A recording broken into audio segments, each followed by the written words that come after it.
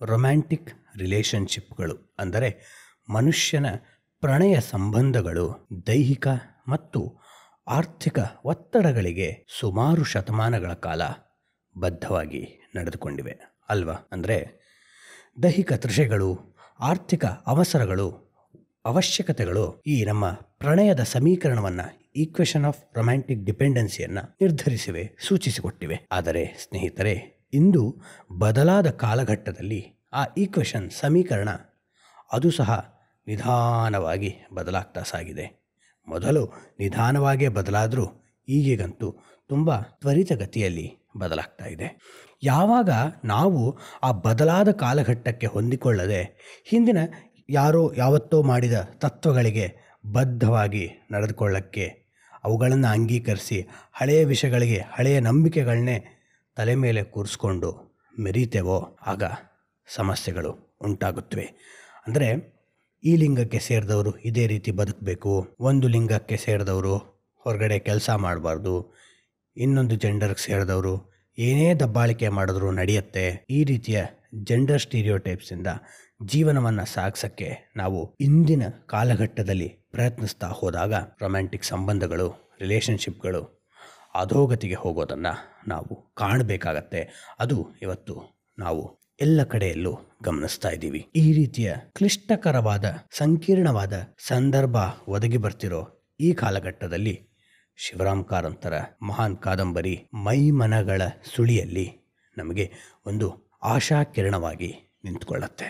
ಸ್ನೇಹಿತರೆ, ಎಲ್ಲ ವ್ಯಕ್ತಿಗಳಲ್ಲೂ ಕಾಮದ ಪ್ರೈಮರಿ ಮತ್ತು ಸೆಕೆಂಡರಿ ಅವಶ್ಯಕತೆಗಳು ಇದ್ದೇ ಇರುತ್ತವೆ. ಅದರ ಮೇಲೆ ಎಷ್ಟೋ ವೃತ್ತಿ ಕ್ಷೇತ್ರಗಳು, ವಹಿವಾಟುಗಳು, ಇಂಡಸ್ಟ್ರಿಗಳು ನಿಂತಿವೆ ಅಲ್ವಾ? ಒಂದಿಷ್ಟು ಗ್ಲ್ಯಾಮರ್ ಕ್ಷೇತ್ರಗಳನ್ನು ನಾವು ಗಮನಿಸಿದ್ರೆ ಅವು ಕಾಮದ ಸಮೀಕರಣದ ಮೇಲೆ ಅವು ಎಷ್ಟು ಅವಲಂಬಿತವಾಗಿವೆ ಅನ್ನೋದನ್ನು ನಾವು ಗಮನಿಸ್ತಾ ಹೋದರೆ ಗೊತ್ತಾಗುತ್ತೆ. ಅವು ಈ ಸಮೀಕರಣದ ನೇರ ಅನುಷ್ಠಾನಗಳಾಗಿವೆ. ಆದರೆ ಇನ್ನು ಎಷ್ಟೋ ಹಲವಾರು ಕ್ಷೇತ್ರಗಳು ಅವುಗಳನ್ನು ನೇರವಾಗಿ ಅನುಷ್ಠಾನ ಮಾಡಿಕೊಳ್ಳದಿದ್ರು ಇಂಡೈರೆಕ್ಟ್, ಪರೋಕ್ಷ ಅಳವಡಿಕೆಯನ್ನು ಮಾಡಿಕೊಂಡಿವೆ. ಈಗ ಉದಾಹರಣೆ ತಗೋಬೇಕಂದ್ರೆ ಫ್ಯಾಷನ್ ಲೋಕ, ಅಡ್ವರ್ಟೈಸ್ಮೆಂಟ್ ಜಗತ್ತು ಅಥವಾ ಶೋಬಿಸ್, ಈ ಇಂಡಸ್ಟ್ರಿಗಳನ್ನ ಗಮನಿಸಿದ್ರೆ ಕಾಮದ ಸಮೀಕರಣ ಆಳವಾಗಿ ಹಾಸುಹೊಕ್ಕಾಗಿರೋದು ಎಲ್ಲ ಮಜಲುಗಳಲ್ಲೂ ನಮಗೆ ಮೇಲ್ಮಟ್ಟದಲ್ಲೇ ಕಂಡುಬಿಡುತ್ತೆ. ಆದರೆ ಬೇರೆ ಕ್ಷೇತ್ರಗಳಲ್ಲೂ ಸಹ ಮಹಾನ್ ಮನಃಶಾಸ್ತ್ರಜ್ಞ ಸಿಗ್ಮಂಡ್ ಫ್ರಾಯ್ಡ್ ಹೇಳೋ ಹಾಗೆ ಎಲ್ಲ ಕ್ಷೇತ್ರಗಳಲ್ಲೂ ಅದು ಗುಪ್ತಗಾಮಿನಿಯ ರೀತಿ ಲೇಟೆಂಟಾಗಿ, ಸಟಲ್ ಹರಿತನೇ ಇರುತ್ತೆ ಅಂತ. ಅದು ಸೂಕ್ಷ್ಮ ಮಟ್ಟದಲ್ಲಿ ತನ್ನ ಪ್ರಮುಖ ಪಾತ್ರವನ್ನು ಹಿನ್ನೆಲೆಯಿಂದ, ಬ್ಯಾಕ್ಗ್ರೌಂಡಿಂದ ವಹಿಸ್ತಾ ಇರುತ್ತೆ ಅಂತ. ಹಾಗಾಗಿ ಈ ಕಾಮವನ್ನು ಬಿಟ್ಟು ವಿಶ್ಲೇಷಣೆ ಮಾಡಲು ಹೊರಟರೆ ಎಷ್ಟೋ ವಿಷಯಗಳು ಅನರ್ಥವಾಗಿಬಿಡುತ್ತವೆ. ಈ ವಸ್ತು ಸತ್ಯವನ್ನು ಕಾರಂತರು ಅಂಗೀಕರಿಸಿದ್ರು, ಒಪ್ಪಿಕೊಂಡಿದ್ರು. ಈ ತಮ್ಮ ಕಾದಂಬರಿ ಮೈಮನಗಳ ಸುಳಿಯಲ್ಲಿ ಒಂದು ಕಾಮಕೇಂದ್ರಿತ ಸಂಕೀರ್ಣವಾದ ವಿಷಯವನ್ನು ತುಂಬ ನವಿರಾಗಿ, ಸೂಕ್ಷ್ಮವಾಗಿ ತೋರಿಸ್ಕೊಡುತ್ತೆ, ಡೀಲ್ ಮಾಡುತ್ತೆ. ಸ್ನೇಹಿತರೆ, ಇದನ್ನು ನಾವು ತೀರಾ ಮಡಿತನದಿಂದ ಕಾಣದೆ ಒಂದು ಸತ್ಯ ದರ್ಶನದ ರೀತಿ, ರಿಯಲೈಸೇಷನ್, ಆ ರೀತಿ ನೋಡ್ತಾ ಹೋದರೆ ನಮಗೆ ವಸ್ತುಸ್ಥಿತಿಯ ಅರಿವಾಗತ್ತೆ. ಈ ಕಾದಂಬರಿಯಲ್ಲಿ ಕಾರಂತರು ನಮಗೆ ಸಹಜವಾಗಿ ಮುನ್ನೆಲೆಯಲ್ಲಿ ಅನುಭವಕ್ಕೆ ಬರದ ಒಂದು ಅತಿ ಮುಖ್ಯವಾದಂತಹ ಹೊಸ ಆಯಾಮವನ್ನು ಕಾಮಕ್ಕೆ ಕಾರಂತರು ಒದಗಿಸ್ಕೊಡ್ತಾರೆ. ಅಂದರೆ ಕಾಮವನ್ನು ಕೇವಲ ಒಂದು ದೈಹಿಕ ವಿಚಾರವಾಗಿ ಕಾಣದೆ ಒಂದು ಶೃಂಗಾರ ಮತ್ತು ಕಲಾವಂತಿಕೆಯ ಮತ್ತು ಆಳವಾದ ಅಂತರಂಗದ ಅನುಭೂತಿಯ ವಿಷಯದ ರೀತಿ ಕಾಣಬಹುದು ಅನ್ನೋದನ್ನು ಕಾರಂತರು ನಮಗೆ ತೋರಿಸ್ಕೊಡ್ತಾರೆ. ಈ ಹಿಂದಿನ ಸೆಂಟೆನ್ಸ್ನ ಮತ್ತೊಂದು ಸಲ ರಿವಿಸಿಟ್ ಮಾಡೋಣ. ಕಾಮವನ್ನು ಕೇವಲ ಒಂದು ದೈಹಿಕ ವಿಚಾರವಾಗಿ, ಫಿಸಿಕಲ್ ಪ್ರಾಸೆಸ್ ಆಫ್ ಮೊನಟನಿ, ಆ ರೀತಿ ಕಾಣದೆ ಒಂದು ಶೃಂಗಾರ ಮತ್ತು ಕಲಾವಂತಿಕೆಯ ಮತ್ತು ಆಳವಾದ ಅಂತರಂಗದ ಅನುಭೂತಿಯ ವಿಷಯದ ರೀತಿ ನಾವು ಕಾಣಬಹುದು ಅನ್ನೋದನ್ನು ಕಾರಂತರು ತೋರಿಸ್ಕೊಡ್ತಾರೆ. ಅಂದರೆ ಕೇವಲ ಏಕತಾನತೆಯಿಂದ ಒಂದು ಮುಗಿಸಿಕೊಳ್ಳಬೇಕಾದ ಒತ್ತಡದ ರೀತಿ ಕಾಮವನ್ನು ಕಾಣದೆ ಅದನ್ನು ಹೇಗೆ ಸಾಮಾಜಿಕ ಕಟ್ಟಳೆಗಳನ್ನು ಮೀರಿ ನಾವು ಒಂದು ಆಂತರಿಕ ಅನುಭೂತಿಯ ಸ್ವಯಂ ವಿಕಾಸದ ಪ್ರಕ್ರಿಯೆಯ ರೀತಿ ಕಾಣಬಹುದು ಅನ್ನೋದನ್ನು ಈ ಕಾದಂಬರಿ ಓದಿದ್ರೆ ತಿಳಿಯುತ್ತೆ. ಇಲ್ಲಿ ಕಾರಂತರು ಈ ಕಾದಂಬರಿಯನ್ನು ಬರೆಯೋ ಸಮಯಕ್ಕೆ ಅಮೇರಿಕದ ಮಹಾನ್ ಮನಃಶಾಸ್ತ್ರಜ್ಞ ಅಬ್ರಹಂ ಮಾಸ್ಲೋ ತನ್ನ ಮ್ಯಾಸ್ಲೋಸ್ ಹೈರಾರ್ಕಿ ಇದರ ಬಗ್ಗೆ ಎಲ್ಲ ಮಾತಾಡಿದ್ದ ತಾವು ಇಂಟರ್ನೆಟ್ನಲ್ಲಿ ಹುಡುಕಿ ನೋಡ್ಬೋದು. ಆತ ಹೇಳೋದು, sexual needs R not just sexual needs but also love needs and self esteem needs ಅಂತ. ಅಂದರೆ ಕಾಮದ ಅವಶ್ಯಕತೆಗಳು ಕೇವಲ ದೈಹಿಕ ಅವಶ್ಯಕತೆಗಳಲ್ಲ, ಪ್ರೇಮದ ಅವಶ್ಯಕತೆಯೂ ಹೌದು. ಜೊತೆಗೆ ಸ್ವಾಭಿಮಾನದ ಅವಶ್ಯಕತೆಯನ್ನು ನಾವು ಅದರಲ್ಲಿ ಕಂಡುಕೋಬೇಕು ಅಂತ. ಈ ವಿಷಯವನ್ನು ಅಬ್ರಹಂ ಮಾಸ್ಲೋ ವಿಚಾರವಾಗಿ ಅಂದರೆ ಥಿಯರಿಟಿಕಲ್ ಆಗಿ ಹೇಳಿದ್ರೆ ಅದನ್ನು ಕಥೆಗೆ ಅಳವಡಿಸಿ ಕಾರಂತರು ಈ ಮೈಮನಗಳ ಸುಳಿಯಲ್ಲಿ ಅನ್ನುವ ಕಾದಂಬರಿಯಲ್ಲಿ ಹೇಳ್ತಾರೆ. ಸ್ನೇಹಿತರೆ, ಒಂದು ಮನವಿ ಏನಂದರೆ, ನಾನು ಯಾವುದೇ ಪುಸ್ತಕಗಳನ್ನು ಇಲ್ಲಿ ನಮೂದಿಸಿದ್ರೆ, ಮೆನ್ಷನ್ ಮಾಡಿದ್ರೆ ದಯವಿಟ್ಟು ಆ ಪುಸ್ತಕಗಳನ್ನು ಕೊಂಡು ಓದಬೇಕಾಗಿ ಮನವಿ. ಅಂದರೆ ನಮ್ಮ ವಿಡಿಯೋಗಳನ್ನ ಸುಮಾರು ಒಂದು 500-600 ಜನ ನೋಡ್ಬೋದು ಅಂದ್ಕೊಂಡ್ರೆ ಅದರಲ್ಲಿ ಒಂದು 10 ಜನ 10 ಕಾಪಿ ಪುಸ್ತಕಗಳನ್ನ ಕೊಂಡುಕೊಂಡ್ರೆ ಕನ್ನಡ ಸಾಹಿತ್ಯಕ್ಕೆ ಒಂದು ಸಣ್ಣ ಪ್ರಾತಿನಿಧ್ಯ ನಮ್ಮ ಅಂತರಂಗದಲ್ಲಿ ಕೊಡೋಕ್ಕೆ ಸಾಧ್ಯವಾಗುತ್ತೆ ಅನ್ನೋದು ಇಂಗಿತ. ಈ ಮೈಮನಗಳ ಸುಳಿಯಲ್ಲಿ ಕಾದಂಬರಿಯನ್ನು ಓದ್ತಾ ನನಗೆ ಒಂದು ವಿಷಯ ಅನುಭವಕ್ಕೆ ಬಂತು. DVG ಅವರ ತತ್ವಗಳಿಗೆ ಕಾರಂತರು ಕಥೆಗಳನ್ನು, ಕಾದಂಬರಿಗಳನ್ನು ಬರೆದಿದ್ರು ಅಂತ ಅನ್ಸಕ್ಕೆ ಶುರುವಾಗಿದೆ. ಅದು ಮುಂಬರುವ ದಿನಗಳಲ್ಲಿ ಕಾರಂತರ ಕಥೆಗಳು ಹೇಗೆ DVG ಅವರ ಒಂದು ಕಗ್ಗವನ್ನು ಅಥವಾ ಜೀವನ ಧರ್ಮಯೋಗದ ಯಾವುದೋ ತತ್ವವನ್ನು ಹೋಲಿಕೆಗೆ ಒಳಪಡಿಸಲು ಶಕ್ತವಾಗಿವೆ. ಅಂದರೆ ಒಬ್ಬರಿಂದ ಇನ್ನೊಬ್ಬರು ಬರೆದ್ರು ಅಂತಲ್ಲ, ಇಲ್ಲಿ ಏನು ತಿಳ್ಕೋಬೇಕು ಅಂದರೆ, ದಾರ್ಶನಿಕರು ಎಲ್ಲರೂ ಒಂದು ಮಹತ್ ಸತ್ಯದ ಹುಡುಕಾಟದಲ್ಲಿರ್ತಾರೆ. ಆದರೆ ಸತ್ ಅನ್ನುವುದು ಒಂದೇ. ಅದನ್ನು ವಿವಿಧ ರೀತಿಯಲ್ಲಿ ವಿವಿಧ ದಾರ್ಶನಿಕರು ಕಂಡುಕೊಂಡಿರ್ತಾರೆ. ಕೊನೆಗೆ the converges on A same truth. ಹಾಗಾಗಿ DVG ಅವರು ಯಾವತ್ತೂ ಕತೆ ಬರೆದಿಲ್ಲ. ಥಿಯರಿಟಿಕಲ್ ಆಗಿ ಹೇಳಿದ ತತ್ವಗಳು, ಮಂಕುತಿಮ್ಮನ ಕಗ್ಗ ಇರ್ಬೋದು, ಜೀವನ ಧರ್ಮಯೋಗ ಇರ್ಬೋದು. ಅಂದರೆ DVG ಅವರು ಕಾದಂಬರಿಗಳನ್ನು ಬರೆದಿಲ್ಲ. ಜ್ಞಾಪಕ ಚಿತ್ರಶಾಲೆ ಅಂತ ನೈಜ ಸಂದರ್ಭಗಳ ಬಗ್ಗೆ ಬರೆದಿದ್ದಾರೆ, ಆದರೆ ಕಾದಂಬರಿಗಳನ್ನ ಬರೆದಿಲ್ವಲ್ಲ. ಆದರೆ ಅವರ ತತ್ವಗಳು ಕಾರಂತರ ಕಾದಂಬರಿಗಳಲ್ಲಿ ನಮಗೆ ಸಿಗ್ತಾ ಹೋಗುತ್ತವೆ. ಇದನ್ನು ನಾವು ಮುಂದಿನ ದಿನಗಳಲ್ಲಿ ಕಂಡುಕೊಡ್ತಾ ಹೋಗೋಣ. ಈ ಅನುಭವ ಒಂದು ಅದ್ಭುತವಾದಂತಹ ಸಂತೋಷವನ್ನು ನನಗೆ ಒದಗಿಸಿದೆ. ಅದನ್ನು ಹಂಚ್ಕೊಳ್ಳೋ ಉದ್ದೇಶ. ಕಾರಂತರು ತಮ್ಮ ಕಾದಂಬರಿಯನ್ನು ಬರೆದ ರೀತಿ ತುಂಬ ವಿಶಿಷ್ಟ. ಅಂದರೆ ಬಹುತೇಕ ಬರಹಗಾರರಿಗೆ ಕಥೆಯನ್ನು ಮುಕ್ತವಾಗಿ ಇಟ್ಕೊಂಡು ಬರೆಯೋಕ್ಕೆ ಕಷ್ಟ ಆಗುತ್ತೆ. ಅಂದರೆ ಕಥೆಯನ್ನು ಬರೆಯುವಾಗ ಕಥೆಯ ಮುಕ್ತಾಯ ಎಲ್ಲಿಗೆ ಹೋಗಿ ಮುಟ್ಟಬೇಕು ಅನ್ನೋದು ಬಹುತೇಕ ದೊಡ್ಡ ಕಥೆಗಾರರಲ್ಲೂ ಇರುತ್ತೆ. ಆದರೆ ಕಾರಂತರ ವೈಶಿಷ್ಟ್ಯ ಏನಂದರೆ, ಕಥೆಯ ಪಾತ್ರಗಳನ್ನು ಅವಾಗೆ ಅವೇ ನಡೆದುಕೊಳ್ಳುವಂತೆ ಬಿಟ್ಟುಬಿಡ್ತಾರೆ. ಮಿರಾಕಲ್ಸ್, ಕೋಇನ್ಸಿಡೆನ್ಸ್, ಕಾಕತಾಳೀಯ ನ್ಯಾಯ ಅಂತಾರಲ್ಲ, ಅವೆಲ್ಲವೂ ಸ್ವಲ್ಪ ಕಡಿಮೆ. ಇಲ್ಲಿ ಕಥೆಗಳು ಹೇಗೆ ನಡೆಯುತ್ತೋ ಹಾಗೆ ನಡೀಲಿ ಅಂತ ಬಿಡ್ತಾರೆ, ಅವುಗಳನ್ನ ಡ್ರೈವ್ ಮಾಡೋದಿಲ್ಲ. ಹಾಗಾಗಿ ಇಂದಿನ ಫಾಸ್ಟ್ ಪ್ರೋಗ್ರೆಸಿಂಗ್ ಜಗತ್ತಿನಲ್ಲಿ ನಮಗೆ ಕಾರಂತರ ಕಥೆಗಳು ಏನಪ್ಪ ಎಂಟರ್ಟೈನಿಂಗ್ ಕೋಶೆಂಟೇ ಇಲ್ವಲ್ಲ, ಸ್ವಲ್ಪ ಸ್ಲೋ ಅನ್ಸುತ್ತೆ ಅಂತ ಅನಿಸ್ಲೂಬಹುದು. ಆದರೆ ಅದೇ ಕಾರಣಕ್ಕೆ ಅವು ವಿಶಿಷ್ಟವಾಗಿ ನಿಂತ್ಕೊಳ್ಳುತ್ತವೆ. ಅಂದರೆ ಇವತ್ತು ನಾವೆಲ್ಲ ಫಾಸ್ಟ್ ಒಂದು ಕಮರ್ಷಿಯಲ್ ಸಿನಿಮಾ ನೋಡ್ತಿದ್ರೆ ಫಸ್ಟ್ ಅರ್ಧ ಗಂಟೆಯಲ್ಲಿ ಒಂದು ಫೈಟಿಂಗು, ಒಂದು ಸಾಂಗು ಆಗಿರಲೇಬೇಕು, ಇಲ್ಲಾಂದರೆ ಸಿನಿಮಾಲಿ ಜನ ಎದ್ದು ಬಂದ್ಬಿಡ್ತಾರೆ ಅನ್ನೋದು ಎಷ್ಟೊಂದು ಜನ ನಂಬ್ಕೊಂಡಿದಾರಲ್ಲ. ಅದೇ ರೀತಿ ಯಾವುದೇ ಒಂದು ಕಥೆ ಇರಲಿ, ಟ್ವಿಸ್ಟ್ಗಳು ಬೇಕು, ಸೆನ್ಸೇಷನಲಿಸಮ್ ಬೇಕು. ಅದು ಇಂದಿನ ಕಾಲಘಟ್ಟದ ಅವಶ್ಯಕತೆಗಳು. ಯಾಕೆ ಮನುಷ್ಯ ಒಂದು ಎಕ್ಸ್ಟ್ರಾರ್ಡಿನರಿ ನೇಚರ್ಗಳನ್ನ ಹುಡುಕ್ತಾ ಇರೋ ಇಂದಿನ ಸಂದರ್ಭ ಅದಕ್ಕೆ ಪ್ರೇರೇಪಣೆ ಕೊಡ್ತಿರುತ್ತೆ. ನಮಗೆ ಕೆಲಸ ಮಾಡಿ ಆಫೀಸಲ್ಲಿ ಬೋರ್ ಆಗ್ತಿರುತ್ತೆ, ಅದಕ್ಕೆ ಯಾರನ್ನೋ ಫೈಟ್ ಮಾಡೋದು, ಯಾರನ್ನೋ ಹೊಡೆದಾಕೋದು ನೋಡಿದ್ರೆ ಆಚೆ ಬಂದ ಮೇಲೆ ನಮಗದನ್ನು ಯೋಚನೆ ಮಾಡಬೇಕಾಗಿಲ್ಲ. ಯಾಕೆ ಒಬ್ಬ 100 ಜನ ಹೊಡೆದಿರ್ಬೋದು, ಅದು ನಮಗೆ ದಿನನಿತ್ಯ ಜೀವನದಲ್ಲಿ ಕಾಣಕ್ಕೆ ಸಿಗಲ್ವಲ್ಲ. So we don't need to think about it.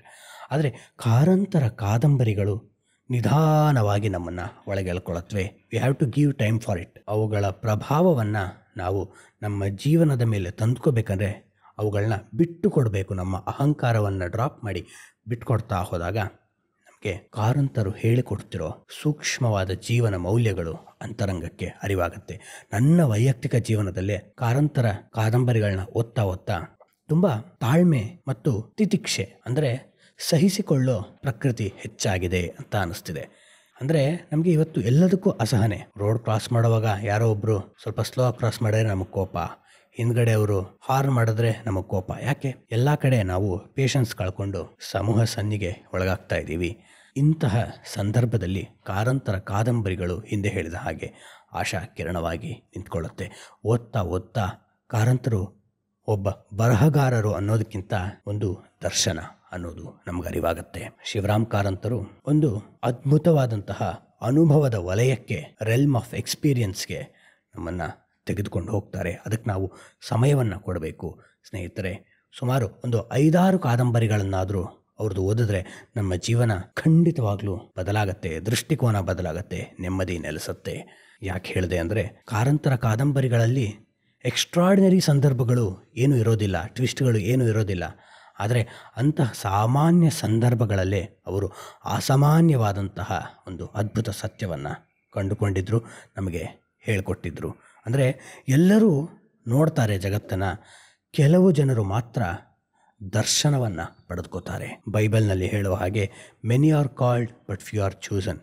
ಎಲ್ಲರನ್ನೂ ಆ ಪಾರಮಾರ್ಥಿಕ ಶಕ್ತಿ ಕರೆಯತ್ತಂತೆ ಬಾ ಅಂತ ಮುಕ್ತ ಮನಸ್ಸಿನಿಂದ ಚಾಚಿದ ಕೈಗಳಿಂದ ಕರೀತಿದ್ರೆ, ಆದರೆ ಕೆಲವು ಜನರನ್ನು ಮಾತ್ರ ಆಯ್ಕೆ ಮಾಡಿಕೊಂಡಿರುತ್ತೆ. ಹಾಗೆ ಕೆಲವು ಜನರಿಗೆ ಮಾತ್ರ ಈ ಅಸ್ತಿತ್ವ ತನ್ನ ಸತ್ಯ ದರ್ಶನವನ್ನು ಮಾಡಿಸುತ್ತೆ ಅನ್ನೋದು ಹೇಳ್ತಾ ಇನ್ನೊಂದು ವಿಷಯವನ್ನು ಸ್ಪಷ್ಟಪಡಿಸ್ಬಿಡ್ತೀನಿ. ನಮಗೆ ಈ ಸಾಮಾನ್ಯ ಮಡಿತನಗಳ ದೃಷ್ಟಿಕೋನದಿಂದ ಕಾಮವನ್ನು ಕಾಣ್ತಾ ಹೋದರೆ ಈ ಕಾದಂಬರಿ ಸ್ವಲ್ಪ ಟ್ಯಾಬು ಅನಿಸುತ್ತೆ. ಏನಪ್ಪ ಹೀಗೆಲ್ಲ ಬರೆದಿದ್ದಾರೆ ಅಂತ ಅನಿಸುತ್ತೆ. ಆಗಿನ ಕಾಲದಲ್ಲೂ ಈಗಿನ ಕಾಲಕ್ಕಿಂತ ಹೆಚ್ಚು ಮಡಿತನ ಇದ್ದಿದ್ದರಿಂದ ಅನಿಸಿತ್ತು. ಆದರೆ ಕಾರಂತರು ಸಾಮಾಜಿಕ ಕಟ್ಟಳೆಗಳನ್ನು ಮೀರಿ ಅವತ್ತೇ ಈ ಸತ್ಯವನ್ನು ನಮಗೆ ಹೇಳಿ ಹೋಗಿದ್ದರು. ಅದಕ್ಕೆ ಮಡಿತನಗಳ ದೃಷ್ಟಿಕೋನದಿಂದ ಕಾಮವನ್ನು ನಾವು ಕಾಣದೆ ವಿಶಾಲ ಮನೋಭಾವದಿಂದ ಕಾಣಬೇಕು ಅನ್ನೋದನ್ನು ಕಾರಂತರು ಇಲ್ಲಿ ಹೇಳ್ಕೊಡ್ತಾರೆ. ಅಂದರೆ ಯಾವುದೋ ಒಂದು ಕಟ್ಟಳೆಗಳಿರುತ್ತೆ, ಅದು ಬಂದಿರುತ್ತೆ, ಸರಿಯಲ್ಲ ತಪ್ಪಲ್ಲ, ಅದನ್ನು ದಾಟಿ ನಾವು ಮನುಷ್ಯ ಸಂವೇದನೆಯ ದೃಷ್ಟಿಕೋನದಿಂದ ಕಾಮವನ್ನು ಕಾಣಬೇಕು. ಯಾಕೆ ಅದೇ ಎಲ್ಲಕ್ಕಿಂತ ಹಳೆಯ ಸತ್ಯ. ಸಾಮಾಜಿಕ ಕಟ್ಟಳೆಗಳು ಎಷ್ಟೋ ವರ್ಷದ ಮನುಷ್ಯನ ವಿಕಾಸದ ನಂತರ ಹುಟ್ಟಿಕೊಂಡಿದ್ದು.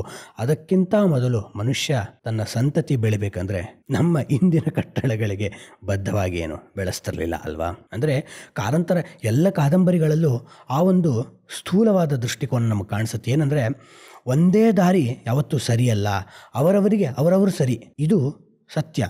ಈ ವಿಸ್ತೃತ ಚಿಂತನೆ ನಮಗೆ ಅವರ ಎಲ್ಲ ಕಾದಂಬರಿಗಳಲ್ಲೂ ಕಾಣಿಸುತ್ತೆ. ಆದರೆ ಈ ಕಾದಂಬರಿಯಲ್ಲಿ ಅದು ಕಾಮದ ಸಮೀಕರಣಕ್ಕೆ ಅನ್ವಯಿಸಿ ಕಥಾಹಂದರವಾಗಿ ಕಾರಂತರು ಹೆಣೆದಿದ್ದಾರೆ ಅನ್ನೋದು ನಮ್ಮ ಗಮನಕ್ಕೆ ಬರುತ್ತೆ. ಇಷ್ಟೆಲ್ಲ ಹೇಳ್ತಿದ್ದೀವಿ, ಆದರೆ ಈ ಮೈಮನಗಳ ಸುಳಿಯಲ್ಲಿ ಕಾದಂಬರಿ ಓದೋದ್ರಿಂದ ಇಂದಿನ ನಮ್ಮ ಜೀವನಕ್ಕೆ ಏನು ಉಪಯೋಗ ಆಗತ್ತೆ ಅಂದಿಗಿಂತ ಸ್ನೇಹಿತರೆ ಯಾವುದೇ ಹಿಂಜರಿಕೆ ಇಲ್ಲದೆ ಹೇಳ್ತೀನಿ, ಇವತ್ತು ಮತ್ತು ಹೆಚ್ಚು ಅನ್ವಯ ಆಗತ್ತೆ ಈ ಕಾದಂಬರಿ. ಮುಕ್ತ ಲೈಂಗಿಕತೆಯ ಬಗ್ಗೆ ಎಲ್ಲ ಕಡೆ ಪ್ರಜ್ಞೆ ಹೆಚ್ಚಾಗ್ತಿರೋ ಇಂದಿನ ಕಾಲದಲ್ಲಿ ನಮ್ಮ ನಡುವೆ ಅಂತರಂಗದಲ್ಲಿ ನಡೆಯುವ ತೊಳಲಾಟಗಳಿಗೆ ಒಂದು ಭಾಷೆಯನ್ನು, ಅಭಿವ್ಯಕ್ತಿಯನ್ನು, ಎಕ್ಸ್ಪ್ರೆಷನ್ನ ಈ ಕಾರಂತರ ಮೈಮನಗಳ ಸುಳಿಯಲ್ಲಿ ಅನ್ನುವ ಅದ್ಭುತವಾದಂತಹ ಕಾದಂಬರಿ ಒದಗಿಸಿಕೊಡತ್ತೆ. ಈ ಕಾದಂಬರಿಯಲ್ಲಿ ಆರಂಭದಲ್ಲೇ ಕಾರಂತರು ಒಂದು ಅದ್ಭುತ ಸತ್ಯವನ್ನು ಹೇಳ್ತಾರೆ. ನಿಸರ್ಗದತ್ತ ಪ್ರೇರಣೆಯನ್ನು ಸಾವಿರದಲ್ಲಿ ಒಬ್ಬ ಕಳಚಿಕೊಂಡು ಸುಖಿಯಾಗಿರಬಲ್ಲ ನೀನು. ನಿಸರ್ಗದತ್ತ ಪ್ರೇರಣೆ ಅಂದ್ರೇನು? ನಿಸರ್ಗ, ಪ್ರಕೃತಿ ಅನ್ನೋದು ತಾನು ಮುಂದುವರಿಯಲು ಕಂಡುಕೊಂಡಂತಹ ಎಷ್ಟೋ ಪ್ರಕ್ರಿಯೆಗಳಲ್ಲಿ ಕಾಮವು ಒಂದು. ಪ್ರಾಣಿ ಸಂಕುಲಕ್ಕೆ ಅದು ಏಕೈಕ ಪ್ರಕ್ರಿಯೆ, ಸಂತತಿಯನ್ನು ಮುಂದುವರಿಸಲು ಅಲ್ವಾ? ಅದಕ್ಕೆ ಅದು ಕಾರಂತ ಹೇಳ್ತಿರೋದು ನಿಸರ್ಗದತ್ತ ಪ್ರೇರಣೆಯನ್ನು ಸಾವಿರದಲ್ಲಿ ಒಬ್ಬ ಕಳಚಿಕೊಂಡು ಸುಖಿಯಾಗಿರಬಲ್ಲ ನೀನು.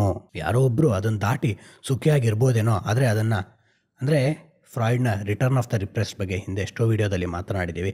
ಕಾಮವನ್ನು ಹತ್ತಿಕ್ಕದಷ್ಟು ಅದು ಹೊರಗೆ ಬರಲು, ಅತಿಯಾದ ರೋಷದಿಂದ ಅಭಿವ್ಯಕ್ತಿ ಆಗಲು ಪ್ರಯತ್ನಿಸ್ತಿರುತ್ತೆ ಅನ್ನೋದನ್ನು. ಹಾಗಾಗಿ ಆ ಕಾಮವನ್ನು ಹತ್ತಿಕ್ಕಿ ಸಾವಿರದಲ್ಲಿ ಒಬ್ಬ ಸುಖಿಯಾಗಿರಬಲ್ಲನೇನೋ, ಆದರೆ ಅದರ ಕಾನ್ವರ್ಸ್ ಏನು? 999 ಜನಕ್ಕೆ ಅದನ್ನು ಹತ್ತಿಕ್ಕುವ ಅವಶ್ಯಕತೆ ಇಲ್ಲ. ಮುಂದೆ ಕಾರಂತ ಹೇಳೋದು, ಆತ ಒಬ್ಬ ಇದಾನಲ್ಲ ಹತ್ತಿಕ್ಕಿ ಸುಖಿಯಾಗಿರಬಲ್ಲನೇನೋ ಅನ್ನಿಸ್ಕೊಂಡ ಆತ ಸುಖಿಯಾದಾನು ಎಂದು ನನಗೆ ಇಂದೂ ಸಹ ಅನಿಸುತ್ತಿಲ್ಲ. ಹತ್ತಿಕ್ಕಿ ಹೊರಗಡೆ ಜಗತ್ತಿನಲ್ಲಿ ನಗ್ತಾ ಇರ್ಬೋದು, ಆದರೆ ಸುಖಿಯಾಗಿದ್ದಾನೆ ಅಂತ ನನಗಂತೂ ಅನ್ನಿಸ್ತಿಲ್ಲ. ಯಾಕೆ? ನಮಗನ್ನಿಸ್ಬಿಡೋದು, ಅಯ್ಯೋ ಏನಪ್ಪ ಹಿಂಗೆಲ್ಲ ಅಂತಿದ್ದಾರೆ, ಅವ್ರಿಗೆ ಹಿಂಗೆ ಅಂದ್ಬಿಟ್ರೆ ಇವ್ರಿಗೆ ಹಿಂಗೆ ಅಂದ್ಬಿಟ್ರೆ. ಕಾರಂತರು ಅದಕ್ಕೆ ಮುಂದೆ ವೈಜ್ಞಾನಿಕವಾದಂತಹ ತಳಹದಿಯನ್ನು ಒದಗಿಸಿಕೊಡ್ತಾರೆ. ಮನುಷ್ಯನು ಒಬ್ಬ ಪ್ರಾಣಿಯೇ, ಅವನಲ್ಲಿರುವ ಹೆಣ್ಣು ಗಂಡು ಪ್ರವೃತ್ತಿಗಳು ಅವನಿಗಾಗಿಲ್ಲ, ಕುಲಪರಂಪರೆಯನ್ನು ಮುಂದುವರಿಸುವ ನಿಸರ್ಗದ ಇಚ್ಛೆಗೆ ಅದು ಸೇರಿದ್ದು. ಎಂಥ ಅದ್ಭುತವಾಗಿದೆ ನೋಡಿ ಈ ತತ್ವ. ಸುಮಾರು 5 ದಶಕಗಳ ಹಿಂದೆ ವಿಜ್ಞಾನ ಕ್ಷೇತ್ರದಲ್ಲಿ ಕ್ರಾಂತಿಯನ್ನು ಮಾಡಿದ ಅದ್ಭುತವಾದಂತಹ ಪುಸ್ತಕವೊಂದು ವಿಕಾಸ ತಜ್ಞ ರಿಚರ್ಡ್ ಡಾಕಿನ್ಸ್ ಬರೆದ್ರು. ಅದರ ಹೆಸರು ದ ಸೆಲ್ಫಿಶ್ ಜೀನ್ ಅಂತ. ಅದರಲ್ಲಿ ಒಂದು ಮುಖ್ಯವಾದಂತಹ ವಿಷಯವನ್ನು ವಿಜ್ಞಾನ ಕಂಡುಕೊಂಡದ್ದನ್ನು ಜಗತ್ತಿಗೆ ಹೇಳಿ ತಿಳಿಸಿದ್ರು.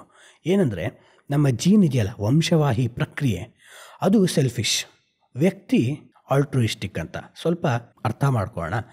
ಏನಂದ್ರೆ, ಒಂದು ಪ್ರಾಣಿ ತನ್ನ ಮುಂದಿನ ಸಂತತಿಯನ್ನ ಬದುಕಿಸಿ ತಾನು ಸಾಯಕ್ಕೆ ಯಾವ ಪ್ರೇರಣೆ ಅದಕ್ಕೆ ಮುಖ್ಯವಾಯಿತು ಅಂದರೆ, ಅದು ಜೀನ್ ಒಳಗಡೆನೆ ಇದೆ. ವಂಶವಾಹಿ ಗುಣ ಜೀನ್ ಯಾವ ಸಂತತಿ ಉಳಿದ್ರೆ ತನಗೆ ಒಳ್ಳೆಯದು, ತನ್ನ ಸೆಲ್ಫಿಶ್ನೆಸ್ಗೆ, ತನ್ನ ಸ್ವಾರ್ಥಕ್ಕೆ ಒಳ್ಳೆಯದು ಅನ್ನೋದನ್ನ ಕಂಡುಕೊಂಡು ಮೊದಲಿನ ಸಂತತಿ ಎರಡನೇ ಸಂತತಿಗೆ ತನ್ನ ಜೀವವನ್ನ ಅರ್ಪಿಸೋ ಪ್ರೇರಣೆಯನ್ನ ಕೊಡುತ್ತೆ. ಅಂದ್ರೆ ಒಂದು ತಾಯಿ ಸಿಂಹ ತನ್ನ ಸಿಂಹದ ಮರಿಗಳ ಸಲುವಾಗಿ ಹೋರಾಡಿ ತನ್ನ ಪ್ರಾಣವನ್ನ ಅರ್ಪಿಸೋದು, ಅಲ್ಲಿ ಆ ನಿಸ್ವಾರ್ಥತೆ ಇರೋದು ವಂಶವಾಹಿ ಗುಣದ ಸ್ವಾರ್ಥತೆ. ಅಂದ್ರೆ ಆ ಸಿಂಹಕ್ಕೆ ಸುಮಾರು ಇನ್ನೊಂದು 10-20 ವರ್ಷ ಆಯಸ್ಸಿರ್ಬೋದು, ಆದರೆ ವಂಶವಾಹಿ ಗುಣಕ್ಕೆ ಗೊತ್ತು, DNA ಗೊತ್ತು, ಜೀನ್ಗೆ ಗೊತ್ತು ಏನಂದರೆ ಅದರ ಮರಿಗೆ ಇನ್ನು 40-50 ವರ್ಷ ಇದೆ, ಅದರಿಂದ ಜೀನ್ ಪ್ರೊಕ್ರಿಯೇಷನ್ಗೆ ಅದು ಮುಖ್ಯ ಆಗತ್ತೆ ಅಂತ. ಇಷ್ಟೆಲ್ಲ ಯಾಕೆ ಸಂಕೀರ್ಣವಾದ ವಿಷಯವನ್ನು ಇಲ್ಲಿ ಹೇಳಬೇಕಾಗಿ ಬಂತು ಅಂದರೆ, ಇಲ್ಲಿ ಕಾರಂತರು ಆ ವಿಷಯವನ್ನು ಎಷ್ಟು ಸರಳವಾಗಿ ಹೇಳ್ತಿದ್ದಾರೆ ನೋಡಿ. ಮನುಷ್ಯ ಒಬ್ಬ ಪ್ರಾಣಿ ಅಲ್ವಾ? ಹೌದು. ಅವನಲ್ಲಿರುವ ಹೆಣ್ಣು ಗಂಡು ಪ್ರವೃತ್ತಿಗಳು ಅವನಿಗಾಗಿಲ್ಲ.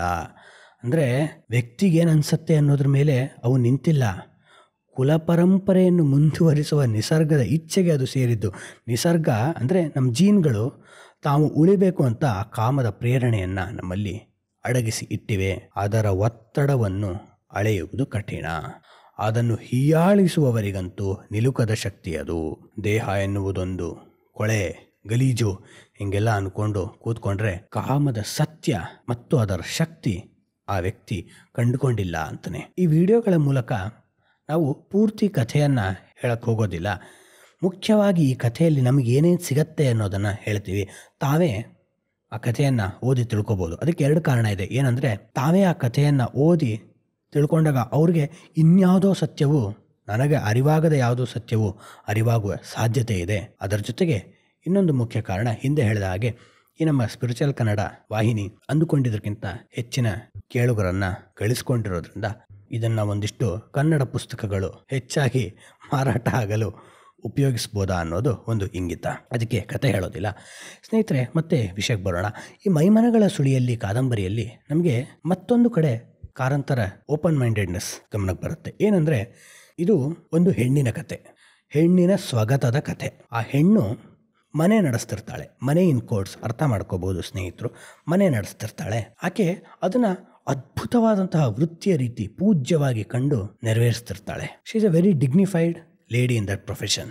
ಆದರೆ ಆಕೆಯ ಮಗಳು ಅದಕ್ಕೊಂದು ಲಾಲಿತ್ಯ ಮತ್ತು ಶೃಂಗಾರ ಇರುತ್ತಲ್ಲ, ಅದನ್ನು ನೆಗ್ಲೆಕ್ಟ್ ಮಾಡಿ ಹೇಗೂ ನಡಿಬಹುದು ಅನ್ನುವ ಧೋರಣೆಗೆ ಬಂದು ಆರೋಗ್ಯವನ್ನು ಕೆಡಿಸ್ಕೋತಾಳೆ, ಸಾಮಾಜಿಕ ಮನ್ನಣೆಯನ್ನು ಹಾಳು ಮಾಡ್ಕೋತಾಳೆ. ಇದು ಎಷ್ಟೊಂದು ಕಥೆಗಳಲ್ಲಿ ನೋಡಿರ್ತೇವಲ್ವಾ.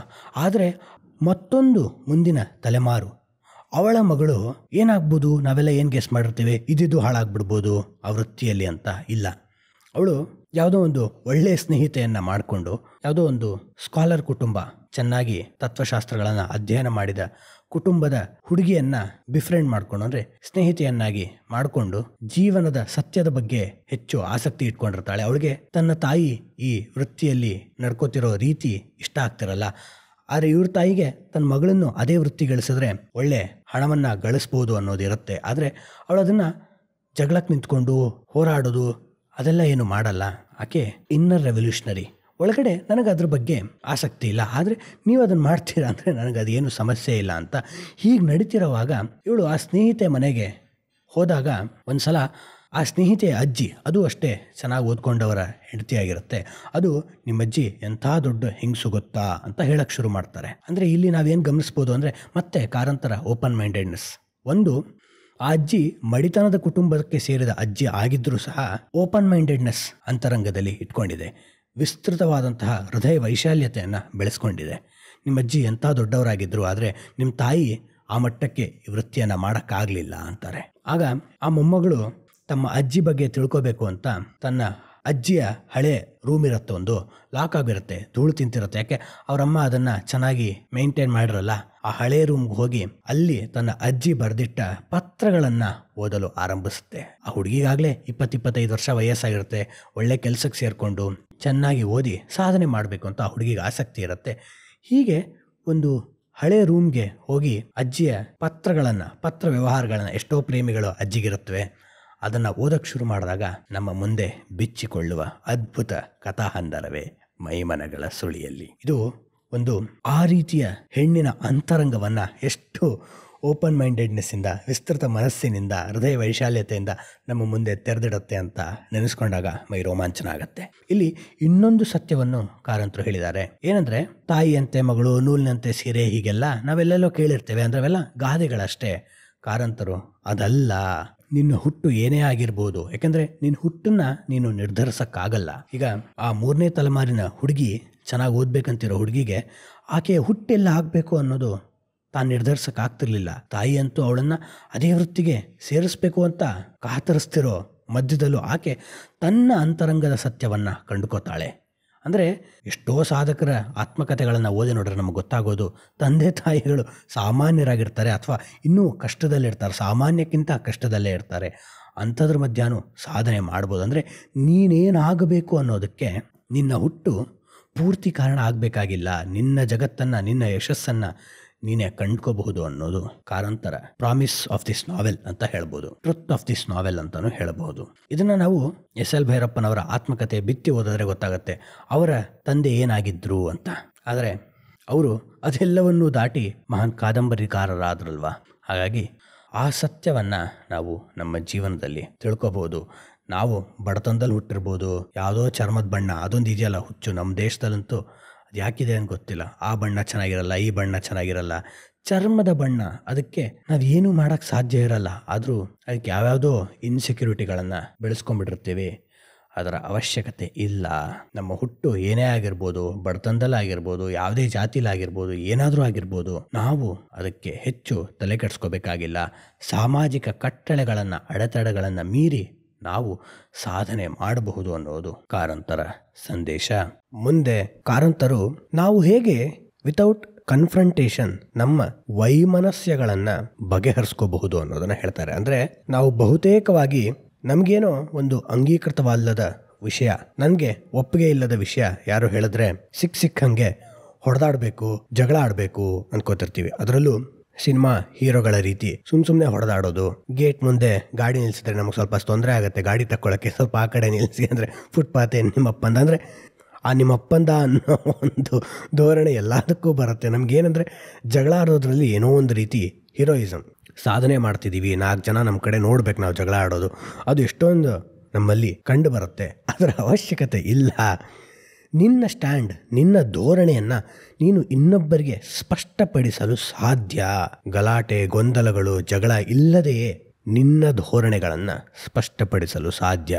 ಇದು ನನ್ನ ವೈಯಕ್ತಿಕ ಜೀವನದಲ್ಲೇ ನಾನು ಸುಮಾರು 3 ವರ್ಷಗಳಿಂದ ಪಾಲಿಸೋಕ್ಕೆ ಆರಂಭಿಸಿದ್ದೀನಿ. ಹಾಗಿರಬೇಕು, ಹೀಗಿರಬೇಕು, ನೀನು ಹೀಗಿರಬೇಕು, ಹಾಗಿರಬೇಕು ಅಂತ ಯಾರೇ ಸಲಹೆ ಕೊಡಲು ಆರಂಭಿಸಿದರೂ ನಾನು ಮೊದಲು ಯಾಕಪ್ಪ ಹಿಂಗೆ ಹೇಳ್ತಿದ್ದಾರೆ ಅಂತ ಅವ್ರ ಜೊತೆ ವಿರಸ ಉಂಟಾಗ್ತಿತ್ತು. ನಿಧಾನವಾಗಿ ಅದರಿಂದ ಹೊರಬರಲು ಯೋಚಿಸಿದಾಗ ಒಂದು ಸಿಸ್ಟಮ್ ಫಾಲೋ ಮಾಡೋಕ್ಕೆ ಸ್ಟಾರ್ಟ್ ಮಾಡಿದೆ. ಏನಂದರೆ, ನಾನು ವೈಯಕ್ತಿಕವಾಗಿ ಯಾರು ನನ್ನನ್ನು ಕೇಳದಿದ್ರೆ ಸಲಹೆಯನ್ನು ಕೊಡಲ್ಲ. ಹಾಗೆ ಯಾರೂ ಸಹ ನಾನು ಅವರನ್ನ ಸಲಹೆಯನ್ನು ಕೇಳದಿದ್ರೆ ಕೊಡಬಾರ್ದು. ಈ ಧೋರಣೆಯನ್ನು ಸ್ಪಷ್ಟಪಡಿಸ್ಕೊಂಡು ಯಾರೇ ನನಗೆ ಬಿಟ್ಟಿ ಸಲಹೆಗಳನ್ನು ಕೊಡಲು ಆರಂಭಿಸಿದ್ರೆ ಅದನ್ನ ಮೊದಲೇ ಹೇಳೋಕ್ಕೆ ಸ್ಟಾರ್ಟ್ ಮಾಡಿಬಿಟ್ಟೆ. ಅಂದರೆ ಸಿಂಪಲಾಗಿ ಹೇಳ್ಬೇಕಾದ್ರೆ ನಾನು ಕೇಳದಿದ್ರೆ ಸಜೆಷನ್ ಕೊಡಬೇಡಿ ಅಂತ. ಯಾಕೆ? ಸಮಾಜದಲ್ಲಿ ಲಕ್ಷಾಂತರ ಜನ ಫ್ರೀ ಕನ್ಸಲ್ಟೆಂಟ್ಸ್ ಇದ್ದೇ ಇರ್ತಾರೆ. ನಾವೆಲ್ಲರ ಮಾತು ಕೇಳೋಕ್ಕೂ ಆಗಲ್ಲ, ಕೇಳೋ ಅವಶ್ಯಕತೆನೂ ಇರಲ್ಲ. ಹೀಗಿರಬೇಕು ಅಂತ ಒಬ್ಬರು, ಹಾಗಿರಬೇಕು ಅಂತ ಒಬ್ಬರು, ಟೋಪಿ ಹಾಕ್ಕೋಬೇಕು ಅಂತ ಒಬ್ಬರು, ಚಪ್ಪಲಿ ಹಾಕ್ಕೋಬೇಕು ಅಂತ ಒಬ್ಬರು, ಶೂ ಹಾಕ್ಕೋಬೇಕು ಅಂತ ಒಬ್ಬರು, ಶಾರ್ಟ್ಸ್ ಹಾಕ್ಕೋಬೇಕು ಅಂತ ಒಬ್ಬರು, ಏನಾದರೂ ಒಂದು ಇದ್ದೇ ಇರುತ್ತೆ. ಅದನ್ನ ಹಾಕ್ಕೊಂಡ್ಮೇಲೂ ಅದು ಸರಿ ಇಲ್ಲ ಅಂತ ಅದೇ ಸಮಸ್ಯೆಯನ್ನು ಅವರೇ ಹೇಳ್ತಿರ್ತಾರೆ. ಹಾಗಾಗಿ ನಾನು ಅದನ್ನು ಸ್ಪಷ್ಟಪಡಿಸ್ಬಿಟ್ರೆ ಅವ್ರಿಗೆ ತಿಳ್ಕೊಳ್ಳೋಗಿರಿದ್ರೆ ತಿಳ್ಕೊತಾರೆ ಅನ್ನೋದು ಗೊತ್ತಾಯಿತು. ಅವಾಗಿಂದ ನನಗೆ ಯಾರ ಜೊತೆಗೂ ವೈಮನಸ್ಯ ಉಂಟಾಗ್ತಿಲ್ಲ. ನನ್ನನ್ನು ಕೇಳದಿದ್ರೆ ನಾನು ಸಲಹೆಯನ್ನು ಕೊಡಲ್ಲ, ಅದೇ ರೀತಿ ನಾನು ಕೇಳದಿದ್ರೆ ನನಗೆ ದಯವಿಟ್ಟು ಸಲಹೆಯನ್ನು ಕೊಡಬೇಡಿ ಅಂತ ಸ್ಪಷ್ಟಪಡಿಸಲು ಸಾಧ್ಯವಾಯಿತು. ಯಾಕೆ ಅದನ್ನು ಹೇಳಿದೆ ಅಂದರೆ, ಇಲ್ಲಿ ಕಾರಂತರ ಒಂದು ಕ್ಯಾರೆಕ್ಟರ್ ಅಷ್ಟು ಪ್ರಭಾವವನ್ನು ನಮಗೆ ಬೀರುತ್ತೆ. ಅದನ್ನು ಕಾರಂತರ ಭಾಷೆಯಲ್ಲೇ ನಾವು ತಿಳ್ಕೊಬಹುದು. ಏನು ಕಾಂಟೆಕ್ಸ್ಟು ಅಂದರೆ, ತಾಯಿಗೆ ತನ್ನ ಮಗಳು ಕಾಲೇಜ್ ಹೋಗೋದು, ಓದೋದು, ಆಧ್ಯಾತ್ಮ, ತಾತ್ವಿಕತೆ ಇದ್ರ ಬಗ್ಗೆ ಆಸಕ್ತಿ ವಹಿಸಿರೋದು ಇಷ್ಟ ಇರಲ್ಲ. ಅವಳಿಗೆ ತನ್ನ ಮಗಳನ್ನ ಯಾವುದಾದ್ರೂ ಒಂದು ನಗರದ ಶ್ರೀಮಂತರಿಗೆ ದೊರಕುವಂತೆ ಮಾಡಿದ್ರೆ ತನಗೂ ಒಳ್ಳೆ ಹಣ ಬರುತ್ತೆ ಅನ್ನೋದು ಆಕೆಯ ಧೋರಣೆ. ಆದರೆ ಅವಳು ಹೇಗೆ ಅದನ್ನು ನಿರ್ವಹಿಸ್ತಾಳೆ ಮಗಳು ಅನ್ನೋದನ್ನ ಇಲ್ಲಿ ನೋಡಿ. ಶಾಲೆಗೆ ಹೋಗುತ್ತಾ ಬರುತ್ತಾ ತನ್ನ ಮಗಳ ಚೆಲುವನ್ನು ಒಬ್ಬಳಲ್ಲ ಒಬ್ಬ ರಸಿಕ ಕಂಡಾನು ಮೆಚ್ಚಿಯಾನು ಎಂದು ಶಾರಿಗೆ ತಿಳಿಯದೆ, ಶಾರಿ ಅಂದರೆ ಅವಳೆ ತಾಯಿ, ತನ್ನ ಮಗಳು ಸಹ ತುಂಬ ಸುಂದರವಾಗಿರ್ತಾಳೆ, ಅವಳು ಇದೇ ಫ್ಯಾಮಿಲಿಗೆ ಅಂದರೆ ಮನೆ ನಡೆಸೋ ಫ್ಯಾಮಿಲಿಗೆ ಸೇರಿದವಳು ಅಂತ ಗೊತ್ತಿರೋ ಜನ ಎಷ್ಟೊಂದು ಜನ ಇರ್ತಾರಲ್ಲ. ಹಾಗಾಗಿ ಅವಳ ಸೌಂದರ್ಯವನ್ನು ಯಾರು ರಸಿಕರು ಕಂಡಿಲ್ಲದೆ ಇರ್ತಾರಾ? ಕಂಡಿರ್ತಾರೆ. ಅದು ಶಾರಿಗೂ ಗೊತ್ತು. ಅಂದರೆ ತನ್ನ ಮಗಳು ಯಾಕೆ ಅದಕ್ಕೆ ಈಡಾಗ್ತಿಲ್ಲ. ಅನೇಕ ಬಾರಿ ಯಾರ್ಯಾರೋ ಊರು ಬಯಲಿನಲ್ಲಿ ಶಾಲೆಗೆ ಹೋಗಿದ್ದ ಮಗಳ ಮುಂದೆ ಮಡಚಿದ ಕಾಗದಗಳನ್ನು ಹಾಕಿ ಹೋಗಿದ್ದುಂಟು. ಲವ್ ಲೆಟರ್ಗಳನ್ನ ಬಿಸಾಕ್ ಹೋಗ್ತಾರಲ್ಲ, ಆಗ ವಾಟ್ಸಪ್ ಮೆಸೇಜಸ್ ಇರಲಿಲ್ವಲ್ಲ, ಹಾಗಾಗಿ ಅವಳಿಗೆ ಲವ್ ಲೆಟ್ರ್ ಕೊಟ್ಟಿದ್ದು ಉಂಟು. ಅದನ್ನು ಕುತೂಹಲದಿಂದ ಚಂದ್ರಿ ತೆಗೆದು ತನ್ನ ಗೆಳತಿಗೆ, ಚಂದ್ರಿ ಅಂದರೆ ಮಗಳು, ಆ ಚಂದ್ರಿ ತೆಗೆದು ತನ್ನ ಫ್ರೆಂಡ್ಗೆ ತೋರಿಸಿದ್ದು ಉಂಟು. ಆಮೇಲೆ ಹರಿದು ಹಾಕಿ ನಕ್ಕದ್ದುಂಟು. ಅಂದರೆ ಯಾರ್ದೋ ಒಂದು ಈ ಥರ ಪ್ರಪೋಸಲ್ ಅಂದ್ಕೊಳ್ಳೆ ಅದು ಕೇವಲ ಪ್ರೇಮ ಪತ್ರ ಆಗಿರಲ್ಲ. ಹಿಂದೆ ಹೇಳಿದ ಹಾಗೆ ಆಕೆಯನ್ನು ಸಮಾಜ ಯಾವ ರೀತಿ ನೋಡಬೇಕು ಅಂತ ನಿರ್ಧರಿಸಿದೆಯೋ ಅದೇ ಧೋರಣೆಯಿಂದನೇ ನೋಡ್ತಿರುತ್ತೆ. ಆ ಪಾತ್ರವನ್ನು ತನ್ನ ಜೀವನದಲ್ಲಿ ವಹಿಸುವಂಥ ಯಾರ್ಯಾರೋ ಶ್ರೀಮಂತರು ಪತ್ರವನ್ನು ಬರ್ಕೊಟ್ಟಿರ್ಬೋದು, ಮನೆ ಆಳುಗಳ ಮೂಲಕ ಕಳಿಸ್ಕೊಟ್ಟಿರ್ಬೋದು. ಆ ಲೆಟರ್ಗಳನ್ನ ಅವಳು ತಗೊಂಡು ಜಗಳಕ್ಕೆ ನಿಲ್ಲದೆ ಹರಿದು ಹಾಕಿ ನಕ್ಕಿದ್ದುಂಟು. ಒಮ್ಮೊಮ್ಮೆ ಬೇಸರಗೊಂಡದ್ದೂ ಉಂಟು. ಆಗ ಅಂತಹ ಪ್ರಸಂಗ ಬಂದರೆ ನಾನು ಊರನ್ನು ಬಿಟ್ಟು ಓಡಿಯೇನು, ಆದರೆ ಹೀಗೆ ಬದುಕುವ ಬಾಳು ನನಗೆ ಬೇಕಿಲ್ಲ ಎಂಬ ನಿರ್ಧಾರವನ್ನು ಅವಳು ತನ್ನ ಗೆಳತಿಗೆ ಸ್ಪಷ್ಟವಾಗಿ ಹೇಳಿದ್ದುಂಟು. ಆದರೆ ತನ್ನ ತಾಯಿಗೆ ಮಾತ್ರ ಅದನ್ನು ಬಾಯಿ ಬಿಟ್ಟು ಹೇಳಿದವಳಲ್ಲ. ಅಂದರೆ ತನ್ನ ತಾಯಿ ತನ್ನ ನಡತೆಯಿಂದಾನೇ ತಾನು ಬೇರೆ ರೀತಿ ಡಿಗ್ನಿಫೈಡ್ ಆಗಿ ನಡ್ಕೋತಿದ್ದೀನಲ್ಲ, ಅದರಿಂದಾನೇ ತಿಳ್ಕೊಳ್ಳಿ, ಸುಮ್ಮನೆ ಅವಳಿಗೇನೋ ಅಂದರೆ ತಾಯಿಗೆ ತನ್ನ ವೃತ್ತಿಗೆ ಅವಮಾನ ಮಾಡ್ತಿದ್ದಾಳೆ ಅನ್ನಿಸ್ಬಿಟ್ಟು ಜಗಳ ಆಗತ್ತೆ ಅಷ್ಟೇ, ಇನ್ನೇನೂ ಆಗಲ್ಲ.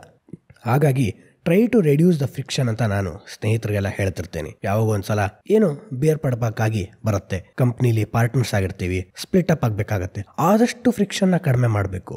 ರಿಲೇಷನ್ಶಿಪ್ಪು, ಡೇಟಿಂಗು ಬ್ರೇಕಪ್ ಆಗುತ್ತೆ, ಡಿವೋರ್ಸ್ ಆಗುತ್ತೆ, ಆದಷ್ಟು ಫ್ರಿಕ್ಷನ್ನ ಕಡಿಮೆ ಮಾಡ್ಕೋಬೇಕು. Friction is not heroism. ಇನ್ನೊಬ್ರಿಗೆ ಅನ್ನೋದು, ಜೋರ ಕೆಟ್ಟ ಮಾತಾಡೋದು, ಅದು ಯಾವುದೇ ರೀತಿಯ ಪ್ರಬುದ್ಧತೆಯನ್ನು ತೋರಿಸೋದಿಲ್ಲ. ಅದೇ ರೀತಿ ಈ ಮಗಳು ಎಷ್ಟು ಪ್ರಬುದ್ಧೆ ಅಂದರೆ, ಸುಮ್ಮನೆ ಜಗಳ ಆದರೆ ತಾಯಿಗೆ ನೋವಾಗುತ್ತೆ, ತನ್ನ ವೃತ್ತಿಗೆ ಅವಮಾನ ಮಾಡ್ತಿದ್ದೀನಿ ಅನ್ಕೋಬಹುದು ಅಂತ ತನ್ನ ಕೃತಿಯ ಮೂಲಕ, ತನ್ನ ನಡವಳಿಕೆ ಮೂಲಕ ತೋರಿಸ್ಕೊಟ್ಟಿದ್ದಾಳೆ. ಆದರೆ ತನ್ನ ಫ್ರೆಂಡ್ಗೆ ಹೇಳಿದಾಳೆ. ಅದೆಲ್ಲಕ್ಕಿಂತ ಮುಖ್ಯವಾಗಿ ನಾವಿಲ್ಲಿ ಏನು ಗಮನಿಸಬೇಕು ಅಂದರೆ, ಅವಳ ಧೋರಣೆ ಸ್ಪಷ್ಟವಾಗಿ ಇದೆ, ಅದನ್ನು ಯಾರೂ ಏನೂ ಬದಲಾಯಿಸೋಕ್ಕಾಗಲ್ಲ ಅನ್ನೋದು ಅವಳು ಕ್ಲಿಯರಾಗಿ ಗೊತ್ತು. ಒಳ್ಳೆ ಮಾತಾಡಿ, ಹೆದರಿಸಿ, ಕೆಟ್ಟ ಮಾತಾಡಿ ಅಥವಾ ಏನೋ ಆಮಿಷ ತೋರಿಸಿ ಏನಾದರೂ ತನ್ನ ಧೋರಣೆಯನ್ನು ತಾನು ಬದಲಾಯಿಸ್ಕೊಳ್ಳೋಕೆ ಸಾಧ್ಯವಿಲ್ಲ. ಯಾಕೆ? ಇದು ನನ್ನ ಧೋರಣೆ, ಅದು ಸರಿಯಾಗಿದೆ ಅನ್ನೋದು ಅವಳು ತಿಳ್ಕೊಂಡಿದ್ದಾಳೆ. ಈ ಪಾತ್ರ ನಮಗೇನು ತಿಳಿಸ್ಬೇಕು ಅಂದರೆ, ನಮ್ಮ ದಾರಿ ಸರಿ ಅಂತ ನಮಗೆ ಆತ್ಮವಿಶ್ವಾಸ ಇದ್ದಾಗ ನೂರಾರು ಬಿಟ್ಟಿ ಸಲಹೆಗಳನ್ನು ಉಪೇಕ್ಷೆ ಮಾಡಬಹುದು, ಇಗ್ನೋರ್ ಮಾಡಬಹುದು. ಮುಂದೆ ಕಾರಂತರು ಗುರು ಅಂದರೇನು ಅದರ ಬಗ್ಗೆ ಹೇಳ್ತಾರೆ. ಈ ಸಾಲು ತುಂಬಾ ಅದ್ಭುತವಾಗಿದೆ. ಗುರುವಿನ ಪಾತ್ರ, ಪ್ರಭಾವ ನಮ್ಮ ಜೀವನದಲ್ಲಿ ಏನು ಪಾತ್ರ ವಹಿಸುತ್ತೆ. ನನ್ನ ವೈಯಕ್ತಿಕ ಜೀವನದಲ್ಲೇ ಅದು ತುಂಬಾ ಆಟೋಬಯೋಗ್ರಫಿಕಲ್ ಆಗಿತ್ತು, ಅದಕ್ಕಾಗಿ ತುಂಬಾ ಇಷ್ಟ ಆಯಿತು. ಅವ್ರು ಹೇಳೋದು, ತಂದೆ ದೇಹ ಕೊಡುತ್ತಾನೆ, ತಾಯಿ ಮನಸ್ಸನ್ನು ಬೆಳೆಸುತ್ತಾಳೆ. ಅಂದ್ರೆ ತಂದೆಯ ವೀರ್ಯದಿಂದ ಪ್ರತಿಯೊಬ್ಬರು ಭ್ರೂಣವಾಗಿ ಬೆಳೆಯಲು ಆರಂಭಿಸ್ತಾರೆ ಅಲ್ವಾ, ಅದರ ಸಮಾಗಮ ಆದಾಗಲ್ವಾ. ಹಾಗಾಗಿ ದೇಹ ಅನ್ನೋದು ತಂದೆಯಿಂದ ಬಂದಿರಬಹುದು, ಆದರೆ ಅಂದರೆ ತಾಯಿ ಪಾತ್ರ ಅನ್ನೋದ್ರಲ್ಲಿ ಈಕ್ವಲಿ ಇಂಪಾರ್ಟೆಂಟ್ ಅಲ್ಲ. ಆದರೆ ಆ ಸಮಾಗಮದಲ್ಲಿ ನಾವು ದೈಹಿಕ ಮಟ್ಟದಲ್ಲಿ ಹುಟ್ಟಲು ಆರಂಭಿಸಿದ್ರೆ ತಾಯಿ ಮನಸ್ಸನ್ನು ಬೆಳೆಸ್ತಾಳೆ. ಅಂದರೆ the nurturing of the mind ಅಂತಾರಲ್ಲ, ಹುಟ್ಟಿದಾಗ ಏನು ಸರಿ ಏನು ತಪ್ಪು, ಬೆರಳಿಗೆ ಗಾಯ ಆದರೆ ಬ್ಯಾಂಡೇಡ್ ಹಾಕೋದು, ಬಿಸಿ ಮುಟ್ಟಿದ್ರೆ ಕೈಗೆ ಬೆಣ್ಣೆ ಹಚ್ಚೋದು, ಈ ರೀತಿ ಪ್ರತಿಯೊಂದು ಹಂತದಲ್ಲೂ ತಾಯಿ ನಮಗೆ ಸರಿತಪ್ಪುಗಳನ್ನು ವಿಶ್ಲೇಷಣೆ ಮಾಡುವ ಸಾಮರ್ಥ್ಯವನ್ನು ಬೆಳೆಸಿಕೊಡ್ತಾಳಲ್ವಾ. ಹಾಗೆ ತಾಯಿ ಮನಸ್ಸನ್ನು ಬೆಳೆಯಿಸುತ್ತಾಳೆ. ಆದರೆ ಇವನ್ನು ಮೀರಿದ ಇನ್ನೇನೋ ಒಂದನ್ನು ಬೆಳೆಯಿಸಿ ನಮ್ಮನ್ನು ಮನುಷ್ಯರನ್ನಾಗಿ ಮಾಡುವುದು ಗುರುವಲ್ಲವೇ? ಎಷ್ಟು ಅದ್ಭುತವಾಗಿದೆ ನೋಡು. ಇವೆರಡನ್ನೂ ಮೀರಿದ, ದೇಹ ಮತ್ತು ಮನಸ್ಸು ಎರಡನ್ನೂ ಮೀರಿದ ಇನ್ನೇನೋ ಒಂದನ್ನು ಬೆಳೆಯಿಸಿ ನಮ್ಮನ್ನು ಮನುಷ್ಯರನ್ನಾಗಿ ಮಾಡುವುದು ಗುರು ಅಲ್ಲವೇ? ಗುರುವಿನ ಪಾತ್ರ ನಮ್ಮ ಜೀವನದಲ್ಲಿ ಅತ್ಯಂತ ಮುಖ್ಯ ಆಗುತ್ತೆ ಅಲ್ವಾ ಸ್ನೇಹಿತರೆ. ಒಳ್ಳೆಯ ಗುರು ಸಿಕ್ಕಾಗ ಅದೊಂದು ರೀತಿ ಸರಿಯಾದ ದಾರಿ ಸಿಕ್ಕ ಹಾಗೆ. ಅದರಲ್ಲೂ ಇವತ್ತು ತಾಂತ್ರಿಕತೆಯ ಓಗದಲ್ಲಿ ನಾವು ಕೊಚ್ಕೊಂಡು ಹೋಗ್ತಿರುವಾಗ ದಿನ ಬೆಳಗ್ಗೆ ಇಂಟರ್ನೆಟ್ ಓಪನ್ ಮಾಡಿದ್ರೆ ನೀನು ಹೇಗೆ 3 ದಿನದಲ್ಲಿ ಸಾವುಕಾರ ಆಗಬೇಕು, 30 ದಿನದಲ್ಲಿ ಸಾವುಕಾರ ಆಗಬೇಕು, ಆಫೀಸ್ ಪಾಲಿಟಿಕ್ಸು ಹೇಗೆ ಬದುಕಬೇಕು, ಈ ರೀತಿ ಸೆಲ್ಫ್ ಹೆಲ್ಪ್ ನಾಯ್ಸ್ ಇದೆಯಲ್ಲ, ಸೆಲ್ಫ್ ಹೆಲ್ಪ್ ಗದ್ದಲದ ಮಧ್ಯ ಒಂದು ಒಳ್ಳೆಯ ಗುರು ಸಿಗುವುದು ತುಂಬಾ ಅಮೂಲ್ಯವಾಗುತ್ತೆ. ಯಾಕೆ? ನಮ್ಮನ್ನ ಅವರ ದಾರಿಗೆ ತೆಗೆದುಕೊಂಡು ಹೋಗೋದು ಗುರು ಅಲ್ಲ. ನನ್ನ ಗುರುಗಳು ಯಾವತ್ತೂ ಹೇಳ್ತಿದ್ರು, ಗುರು ನಮ್ಮನ್ನು ನಮ್ಮ ದಾರಿಗೆ ಅಂಟ್ಕೊಳ್ಳುವಂತೆ ಮಾಡ್ತಾರೆ. ನಮ್ಮ ಆತ್ಮದ ದಾರಿ, ಆತ್ಮ ನಮಗೆ ಒಂದು ದಾರಿಯನ್ನು ತೋರಿಸ್ತಿರತ್ತಲ್ಲ, ಅದನ್ನು ಹೇಗೆ ಮುಟ್ಟಬೇಕು, ಮೊದಲು ಅದಕ್ಕೆ ಹೇಗೆ ಬದ್ಧವಾಗಿ ನಡ್ಕೋಬೇಕು ಅನ್ನೋದನ್ನ ತೋರಿಸ್ಕೊಡೋದು ಗುರುಗಳು. ಭೈರಪ್ಪನವರ ಭಿತ್ತಿ ಕಾದಂಬರಿ ಓದಿದ್ರೆ, ಅಥವಾ ಇತ್ತೀಚೆಗೆ Airbnb ಕಂಪನಿಯ ಸ್ಥಾಪಕ ಬ್ರೈನ್ ಚೇಸ್ಕಿ ಒಂದ್ ಕಡೆ ಹೇಳ್ತಿದ್ರು, ತನ್ನ ಗುರು ಪೌಲ್ ಗ್ರಹಾಂ ಕೊಟ್ಟ ಸಲಹೆಗಳು ತಾನು ದೊಡ್ಡ ಕಂಪನಿಯನ್ನ ಕಟ್ಟಲು ಎಷ್ಟು ಸಹಾಯವಾಯಿತು ಅಂತ. ಅಂದ್ರೆ ಅದೊಂದು ಇನ್ವಿಸಿಬಲ್ ಗೈಡೆನ್ಸ್. ಸ್ನೇಹಿತರೆ, ಅದನ್ನ ನಾವು ಎಂದೂ ಅಳೆಯಲು ಸಾಧ್ಯವಾಗೋದಿಲ್ಲ. ಅದರ ಅನುಭವ ಮಾತ್ರ ನಮ್ಮ ಅಂತರಂಗಕ್ಕೆ ಆಗ್ತಿರತ್ತೆ. ಗುರುವಿನ ಪ್ರಭಾವದ ಅನುಭವ ನಮಗೆ ಸದಾ ಆಗ್ತಿರತ್ತೆ. ಅದಕ್ಕೆ ಗುರುವಿನ ಪಾತ್ರ ನಮ್ಮ ಜೀವನದಲ್ಲಿ ತುಂಬಾ ಮುಖ್ಯ ಆಗತ್ತೆ. ನಾವು ಯಾವಾಗ ಒಂದು 3-4 ವರ್ಷ ಒಂದು ಗುರುವಿನ ಕೆಳಗೆ ಯಾವುದೇ ಒಂದು ಕ್ಷೇತ್ರದಲ್ಲಿ ಕಲಿತೇವೆ, ತೆಂಡೂಲ್ಕರ್ಗೆ ರಮಾಕಾಂತ್ ಆಚ್ರೇಕರ್ ಇರ್ಬೋದು, ಸೆರೆನಾ ವಿಲಿಯಮ್ಸ್ಗೆ ತನ್ನ ತಂದೆ ರಿಚರ್ಡ್ ವಿಲಿಯಮ್ಸ್ ಇರ್ಬೋದು, ಅಥವಾ ನಂತರದ ಕೋಚ್ ಪ್ಯಾಟ್ರಿಕ್ ಜಾನ್ ಆಂಡ್ರೆ ಇರ್ಬೋದು, ತುಂಬಾ ಮುಖ್ಯವಾದಂತಹ ಪಾತ್ರವನ್ನ ನಮ್ಮ ಜೀವನದಲ್ಲಿ ಗುರು ವಹಿಸ್ಬಿಡ್ತಾರೆ. ನಮಗೆ ಅದು ಒಂದು 3-4 ವರ್ಷ ಕಠಿಣ ತರಬೇತಿಯ ನಂತರ ನಾವು ಹೇಗೆ ನಮ್ಮ ಚಿಂತನೆಯಲ್ಲಿ ಬದಲಾವಣೆಯನ್ನ ತಂದುಕೊಂಡಿದ್ದೇವೆ ಅನ್ನೋದು ಗಮನಿಸಲು ಸಾಧ್ಯವಾಗುತ್ತೆ. ಮುಂದೆ ಅವರು ಹೇಳೋದು, ಆ ಏನು ಎಂಬುದು ಮಾತ್ರ ಕೈಗೆ ಸಿಗಲಾರದ, ಏನೆಂದು ಬಿಡಿಸಿ ಹೇಳಲಾರದ ವಿಚಿತ್ರ ಪದಾರ್ಥ. ಅಂದರೆ ಹಿಂದಿನ ಸಾಲು ಪೂರ್ತಿಯಾಗಿ ಓದಿದ್ರೆ ಇನ್ನೂ ಅದ್ಭುತ ಅನಿಸುತ್ತೆ. ಎಲ್ಲವನ್ನೂ ಮೀರಿದ ಇನ್ನೇನನ್ನೋ ಒಂದನ್ನು ಬೆಳೆಯಿಸಿ ನಮ್ಮನ್ನು ಮನುಷ್ಯರನ್ನಾಗಿ ಮಾಡುವುದು ಗುರು. ಆ ಏನು, ಇನ್ನೇನೋ ಇದೆಯಲ್ಲ, ಆ ಏನು ಮಾತ್ರ ಕೈಗೆ ಸಿಗಲಾರದ, ಏನೆಂದೂ ಬಿಡಿಸಿ ಹೇಳಲಾರದ ವಿಚಿತ್ರ ಪದಾರ್ಥ. ಏನ್ ಕಲ್ತ್ಯಪ್ಪ ನಿನ್ ಗುರುವಿಂದ, ಏನ್ ಕಲ್ತ್ಯಮ್ಮ ಅಂದ್ರೆ ಹೇಳಕ್ಕಾಗಲ್ಲ. ನಮ್ಮ ಜೀವನದಲ್ಲಿ ಕಂಡ ಬದಲಾವಣೆಗಳನ್ನ ಜನ ಗಮನಿಸಿದಾಗ ಅದು ಗುರುವಿನ ಪ್ರಭಾವದಿಂದ ಆಗಿದ್ದು ಅನ್ನೋದು ಗೊತ್ತಾಗತ್ತೆ. ಸಂಬಂಧಗಳಲ್ಲಿ, ರೊಮ್ಯಾಂಟಿಕ್ ರಿಲೇಶನ್ಶಿಪ್ ಅಲ್ಲೇ ನಾವು ಎಷ್ಟೊಂದ್ಸಲ ಆರೋಗೆಂಟ್ ಆಗಿರ್ತೀವಿ. ಹೊಸ ತಂತ್ರಜ್ಞಾನ ನಮ್ಮನ್ನ ಆರೋಗೆಂಟ್ ಮಾಡೋ ಕಡೆ ಪ್ರೇರೇಪಿಸ್ತಿರುತ್ತೆ. ಹಾಗಾಗಿ ಕಂಪ್ನಿಗಳಲ್ಲೇ ಸುಮ್ನೆ ಆರೋಗೆನ್ಸ್, ಅದರ ಅವಶ್ಯಕತೆನೇ ಇರಲ್ಲ. ಹಿಂದೆ ಹೇಳಿದ ಹಾಗೆ ನಮ್ಮ ನಿಲುವನ್ನ ನಾವು ಸ್ಪಷ್ಟ ಮಾಡಕ್ಕೆ ಜಗಳ ಆಡೋದು, ಧ್ವನಿ ಏರ್ಸೋದು ಬೇಕಾಗಿರೋದಿಲ್ಲ. ನಾವು ಧ್ವನಿ ಏರ್ಸೋದೇ ನಾವು ದುರ್ಬಲರು ಅಂತ ಅನಿಸ್ದಾಗಲ್ವಾ. ಸಬಲರು ತಮ್ಮ ಧ್ವನಿಲಿ ತಾವು ಮಾತಾಡ್ತಾರೆ. ಯಾಕೆ? ಅದು ಆತ್ಮದ ಧ್ವನಿಯಾಗಿರುತ್ತೆ. ಆತ್ಮದ ಧ್ವನಿ ಅಥವಾ ಆತ್ಮದ ದಾರಿಯನ್ನ ತೋರಿಸಿಕೊಡೋದು ಗುರು. ಮುಂದೆ ಇದೇ ಕಾದಂಬರಿಲಿ ಜೀವನ ಅಂದ್ರೇನು, ಯಶಸ್ಸು ಅಂದ್ರೇನು, ಯಶಸ್ಸಿನ ತತ್ವಗಳಿಗೆ ಬದ್ಧವಾಗಿ ನಡೆದುಕೊಳ್ಳೋದು ಅಂದ್ರೇನು, ನಾನು ಎಷ್ಟೊಂದು ಕಡೆ ಹಿಂದ್ಗಡೆ ಹೇಳಿದ್ದೀನಿ. ಎಲ್ಲ ಕ್ಷೇತ್ರಗಳಲ್ಲೂ ಫಸ್ಟ್ ಪ್ರಿನ್ಸಿಪಲ್ಸ್ ಅಂತ ಇರುತ್ತೆ. ನೀವು ಯಾವುದೋ ಒಂದು ಹೋಟೆಲ್ ಬಿಸ್ನೆಸ್ ಎಂಟರ್ ಆಗಬೇಕು ಅಂದ್ರೆ ಫಸ್ಟ್ ಪ್ರಿನ್ಸಿಪಲ್ಸ್ ಏನು? ಒಳ್ಳೆ ರುಚಿ ಇರಬೇಕು, ಆರೋಗ್ಯ ಕೆಡಬಾರ್ದು. ಅದು ಇನ್ನು 50 ವರ್ಷ ಬಿಟ್ಟ ತಕ್ಷಣ ಇಲ್ಲಪ್ಪ ಈಗ ಆರೋಗ್ಯ ಕೆಟ್ಟರೆ ಪರವಾಗಿಲ್ಲ ಅಂತ ಕಾಲ ಬದಲಾಗಿರಲ್ಲ. ಟೇಸ್ಟ್ ಚೇಂಜ್ ಆಗಿರ್ಬೋದು. ಪಿಜ್ಜಾ ಇರ್ಬೋದು, ಮೆಕ್ಸಿಕನ್ ಫುಡ್ ಇರ್ಬೋದು ಪಾಪ್ಯುಲರು, ಅಥವಾ ಇನ್ನೇನೋ ಇರ್ಬೋದು. ಆದರೆ ಆರೋಗ್ಯ ಕೆಡಲಿ ಅಂತ ಯಾರು ಅನ್ಕೊಳ್ಳಲ್ವಲ್ಲ. ಹಾಗೆ ನಾನೊಬ್ಬ ವೈದ್ಯನಾಗಿದ್ದರೆ ಪೇಷಂಟ್ಗಳಿಗೆ ಕೊಡೋ ಮಾತ್ರೆಗಳು ಬದಲಾಗಿರ್ಬೋದು. ಆದರೆ ಫಸ್ಟ್ ಪ್ರಿನ್ಸಿಪಲ್ ಏನು? ಪೇಷಂಟು ಆರೋಗ್ಯವನ್ನ ಮರುಪಡಿಬೇಕು ಅಂತ ಅಲ್ವಾ. ಹಾಗೆ ಪ್ರತಿ ವೃತ್ತಿಯಲ್ಲೂ ಒಂದು ತತ್ವ ಮತ್ತು ಫಸ್ಟ್ ಪ್ರಿನ್ಸಿಪಲ್ಗಳು ಇದ್ದೇ ಇರುತ್ತವೆ. ಅದು ಯಾವತ್ತೂ ನಮ್ಮನ್ನ ಲಾಂಗ್ ಟರ್ಮ್ ಎಂಡ್ಸ್, ತಕ್ಷಣ ಮೋಸ ಮಾಡಿ ಒಂದಿಷ್ಟು ಲಾಭ ಪಡ್ಕೋಬಹುದು. ಆದರೆ ಅದು ನಮ್ಮನ್ನ ಯಾವುದೇ ಮಟ್ಟದಲ್ಲೂ ಯಶಸ್ವಿ ವ್ಯಕ್ತಿಗಳನ್ನಾಗಿ ಮಾಡಲು ಸಾಧ್ಯವಿಲ್ಲ. ಆಧ್ಯಾತ್ಮಿಕ ಮತ್ತು ಲೌಕಿಕ ಎರಡರಲ್ಲೂ ನಾವು ಸಣ್ಣ ಬುದ್ಧಿಯಿಂದ, ಸಣ್ಣ ದೃಷ್ಟಿಕೋನದಿಂದ ನಡೆದುಕೊಂಡ್ರೆ ಯಶಸ್ಸು ಸಿಗೋದಿಲ್ಲ. ಅಂತ ಹೇಳೋದು, ಸಮುದ್ರ ಈಜಿದಂತೆ ಈ ಬದುಕು. ಅಂದ್ರೆ it's a long marathon. 100 meter race ಅಲ್ಲ, ಹೆಂಗೋ ಓಡ್ಬಿಡ್ತೀನಿ. 4 ಜನರನ್ನ ವಿಶ್ವಾಸಕ್ಕೆ ತೆಗೆದುಕೋಬೇಕು. ನಮಗೆ ಅವ್ರು ಬೇಕಾಗತ್ತೆ, ಅವ್ರು ನಮಗ್ ಬೇಕಾಗತ್ತೆ. ಅದರಲ್ಲೂ ಇವತ್ತು ನಾವು ನಗರದ ಮಧ್ಯ ಬದುಕ್ತಾ ಇದ್ದೀವಿ. ಒಳ್ಳೆ ದುಡ್ಡು ಬರ್ತಿರತ್ತೆ ಅಂತ ಇನ್ನೊಬ್ಬರ ಜೊತೆ ಜಗಳ ಆಡೋದು, I don't need anyone, I can live on my own, ಈ ತರ ಎಲ್ಲ ಬರ್ಕೋತಿರ್ತೀವಲ್ಲ ಲಿಂಕ್ಡ್ಇನ್ ಅಲ್ಲಿ. ಏನು ಉಪಯೋಗ ಇಲ್ಲ. ಮನುಷ್ಯ ಹಲವಾರು ಸಹಸ್ರಮಾನಗಳು, ಶತಮಾನಗಳ ಕಾಲ ಒಂದು ಸಂಕೀರ್ಣ ಸಮುದಾಯದ ರೀತಿ ಬದುಕಿದವನು ಇವತ್ತು ಸಿಟಿಲಿ ಬದುಕ್ತಾ ಇದ್ದಾನೆ ಅಥವಾ ಬದುಕ್ತಿದ್ದಾಳೆ. ಅಂದ್ರೆ ಇವತ್ತು ನಾವು ದೊಡ್ಡ ಸಮುದಾಯದಲ್ಲಿ ಇದೀವಲ್ಲ, ಇಲ್ಲ, ಅದು ಸುಳ್ಳು. ನಾವು ಅನ್ಕೊಂಡಿದ್ದೇವೆ. ಮೊದಲು ಸಂಕೀರ್ಣ ಸಮುದಾಯ ಅಂದ್ರೆ ಹಳ್ಳಿಲಿ ಬದುಕ್ತಿದ್ರು, ಒಬ್ರಿಗೊಬ್ರು ಸುಮಾರು ದಶಕಗಳಿಂದ ಗೊತ್ತಿರ್ತಿದ್ರು. ಇವತ್ತು 2 ವರ್ಷಕ್ಕೊಂದ್ಸಲ ಮನೆ ಚೇಂಜ್ ಮಾಡ್ಕೊಂಡು ಹೊಸ ಅನುಭವಗಳನ್ನೇನೋ ಕೊಡುತ್ತೆ ಅದು. ಆದ್ರೆ ವೇರ್ ಡು ಐ ಬಿಲಾಂಗ್, ನಾನ್ ಯಾರಿಗೆ ಸೇರಿದವನು, ಯಾವ ಜಾಗಕ್ಕೆ ಸೇರಿದ ವ್ಯಕ್ತಿ, ಯಾವ ನೈಬರ್ಹುಡ್ ಅಂದ್ರೆ ಯಾವ ಸಮುದಾಯಕ್ಕೆ ಸೇರಿದ ವ್ಯಕ್ತಿ. ಸಮುದಾಯ ಅಂದ್ರೆ ಇಲ್ಲಿ ಜಾತಿ ಧರ್ಮ ಅದೆಲ್ಲ ಬರಲ್ಲ. ಈಗ ಒಂದು ಏರಿಯಾದಲ್ಲಿ ಇರ್ತೀವಿ, ಅಲ್ಲೊಂದು ಫ್ರೆಂಡ್ ಸರ್ಕಲ್ ಆಗಿರುತ್ತೆ. ಮತ್ತೆ 2 ವರ್ಷಕ್ಕೆ ಎಲೆಕ್ಟ್ರಾನಿಕ್ ಸಿಟಿಯಿಂದ HSR ಎಲ್ಗೋ ಶಿಫ್ಟ್ ಆಗುತ್ತೆ, ಏನೋ ಒಂದು ಆಗ್ತಿರುತ್ತಲ್ಲ, ಅಲ್ಲಿ ಹೋಗಿ ಮತ್ತೆ ಪರಿಚಯ ಮಾಡ್ಕೋಬೇಕು. ಹೌದು, ಇಂದಿನ ಅದು ಅವಶ್ಯಕತೆ ಸಹ ಹೌದು. ಆದರೆ ಮನುಷ್ಯನಿಗೆ ಈ ರೀತಿಯ ಸಣ್ಣ ಸಣ್ಣ ಡಿಸ್ಪ್ಲೇಸ್ಮೆಂಟ್ಗಳು ಬೇಗ ಬೇಗ ಶಿಫ್ಟ್ ಆಗೋ ಸಂದರ್ಭ ಕೊನೆ 100 ವರ್ಷದಲ್ಲಿ ಬಂದಿದೆ ಅಲ್ವಾ ಸ್ನೇಹಿತರೆ. ಅದರಿಂದ ಮನುಷ್ಯನಿಗೆ ನಗರದ ಜೀವನದಲ್ಲಿ ಒಂದು ಅನಾಥ ಪ್ರಜ್ಞೆ ಅಂತರಂಗಕ್ಕೆ ಕಾಡಲು ಆರಂಭ ಆಗತ್ತೆ. ಎಲ್ಲರೂ ಇರ್ತೀವಿ, ಎಲ್ಲದರ ಮಧ್ಯವೂ ಇರ್ತೀವಿ. ಮಹಾನ್ ಕವಿ ಎಲಿಯಟ್ ಹೇಳಿದ ಹಾಗೆ ಒಳಗಡೆ ನಾವೆಲ್ಲ ಖಾಲಿ ಆಗ್ತಾ ಇರ್ತೀವಿ. ಇನ್ಸೆಕ್ಯೂರಿಟಿ ನಮಗೆ ಕಾಡ್ತಿರುತ್ತೆ. ಅದಕ್ಕೆ ಎಲ್ಲೇ ಹೋದರೂ ಒಂದು ಸಮುದಾಯ ಚಿಂತನೆಯನ್ನ ಬೆಳೆಸ್ಕೊಳ್ಳಕ್ಕೆ ಪ್ರಾರಂಭಿಸಬೇಕು. 4 ಜನರನ್ನ ವಿಶ್ವಾಸಕ್ಕೆ ತಗೋಬೇಕು. ಯಾಕೆ? ಜೀವನ ತುಂಬಾ ದೊಡ್ಡ ಮ್ಯಾರಥಾನ್, ಸಮುದ್ರ ಈಜಿದಂತೆ ಈ ಬದುಕು. ಕಾಲು ಭದ್ರವಾಗಿದ್ದರೆ ತೆರೆಗಳನ್ನು ಎದುರಿಸಬಹುದು. ಕಾಲು ಅಂದ್ರೆ ಇಲ್ಲಿ ಮತ್ತೆ ಕಾರಂತರ ಕಾವ್ಯಾತ್ಮಕ ಆಳ ನಮಗೆ ಅನುಭವಕ್ಕೆ ಬರುತ್ತೆ. ಕಾಲು ಅಂದ್ರೆ ಒಂದು ನಮ್ಮ ಅಂತರಂಗ ಪ್ರಜ್ಞೆ ಅನ್ನೋದು ಅರ್ಥ ಬರುತ್ತೆ. ಅದ್ರ ಜೊತೆಗೆ ನಮ್ಮ ತತ್ವಗಳು. 10 ವರ್ಷದಿಂದ ಎಲ್ಲದಕ್ಕೂ ಬಿಗ್ ಡೇಟಾ ಅಂತಿದ್ರು. ಈಗ ಎಲ್ಲದಕ್ಕೂ AI ಅಂತಿದ್ದಾರೆ. ಒಂದು 5 ವರ್ಷದಿಂದ ಸ್ಮಾರ್ಟ್ ಸಿಟಿ, IoT, ಏನೇನೋ ದೊಡ್ಡ ವರ್ಡ್ ಬರ್ತಿರುತ್ತೆ. ಅದಕ್ಕೆ ತಕ್ಕಂಗೆ ವೃತ್ತಿಗಳು ಬದಲಾಗ್ತಿರುತ್ತೆ. ಜೊತೆಗೆ ಸಾಮಾಜಿಕ ಭಯಗಳು ಜಾಸ್ತಿ ಆಗ್ತಿರುತ್ತೆ. ನಾವೇನು ಕಲ್ತ್ಕೋಬೇಕು, ಏನು ಬದಲಾಗ್ತಿದೆ ಅಂತ. ಹೌದು, ಆದರೆ ಅಲ್ಲಿ ಫಸ್ಟ್ ಪ್ರಿನ್ಸಿಪಲ್ ಏನು? ಅದನ್ನೇ ಕಾಲು ಭದ್ರವಾಗಿದ್ದಾರೆ ಅಂತ ಹೇಳಿದ್ದು. ನಾನು ಈ ಕ್ಷೇತ್ರದಲ್ಲಿ ಹೀಗೆ ನಡೆದುಕೊಳ್ಳಕ್ಕೆ ತಯಾರಿದ್ದೀನಿ.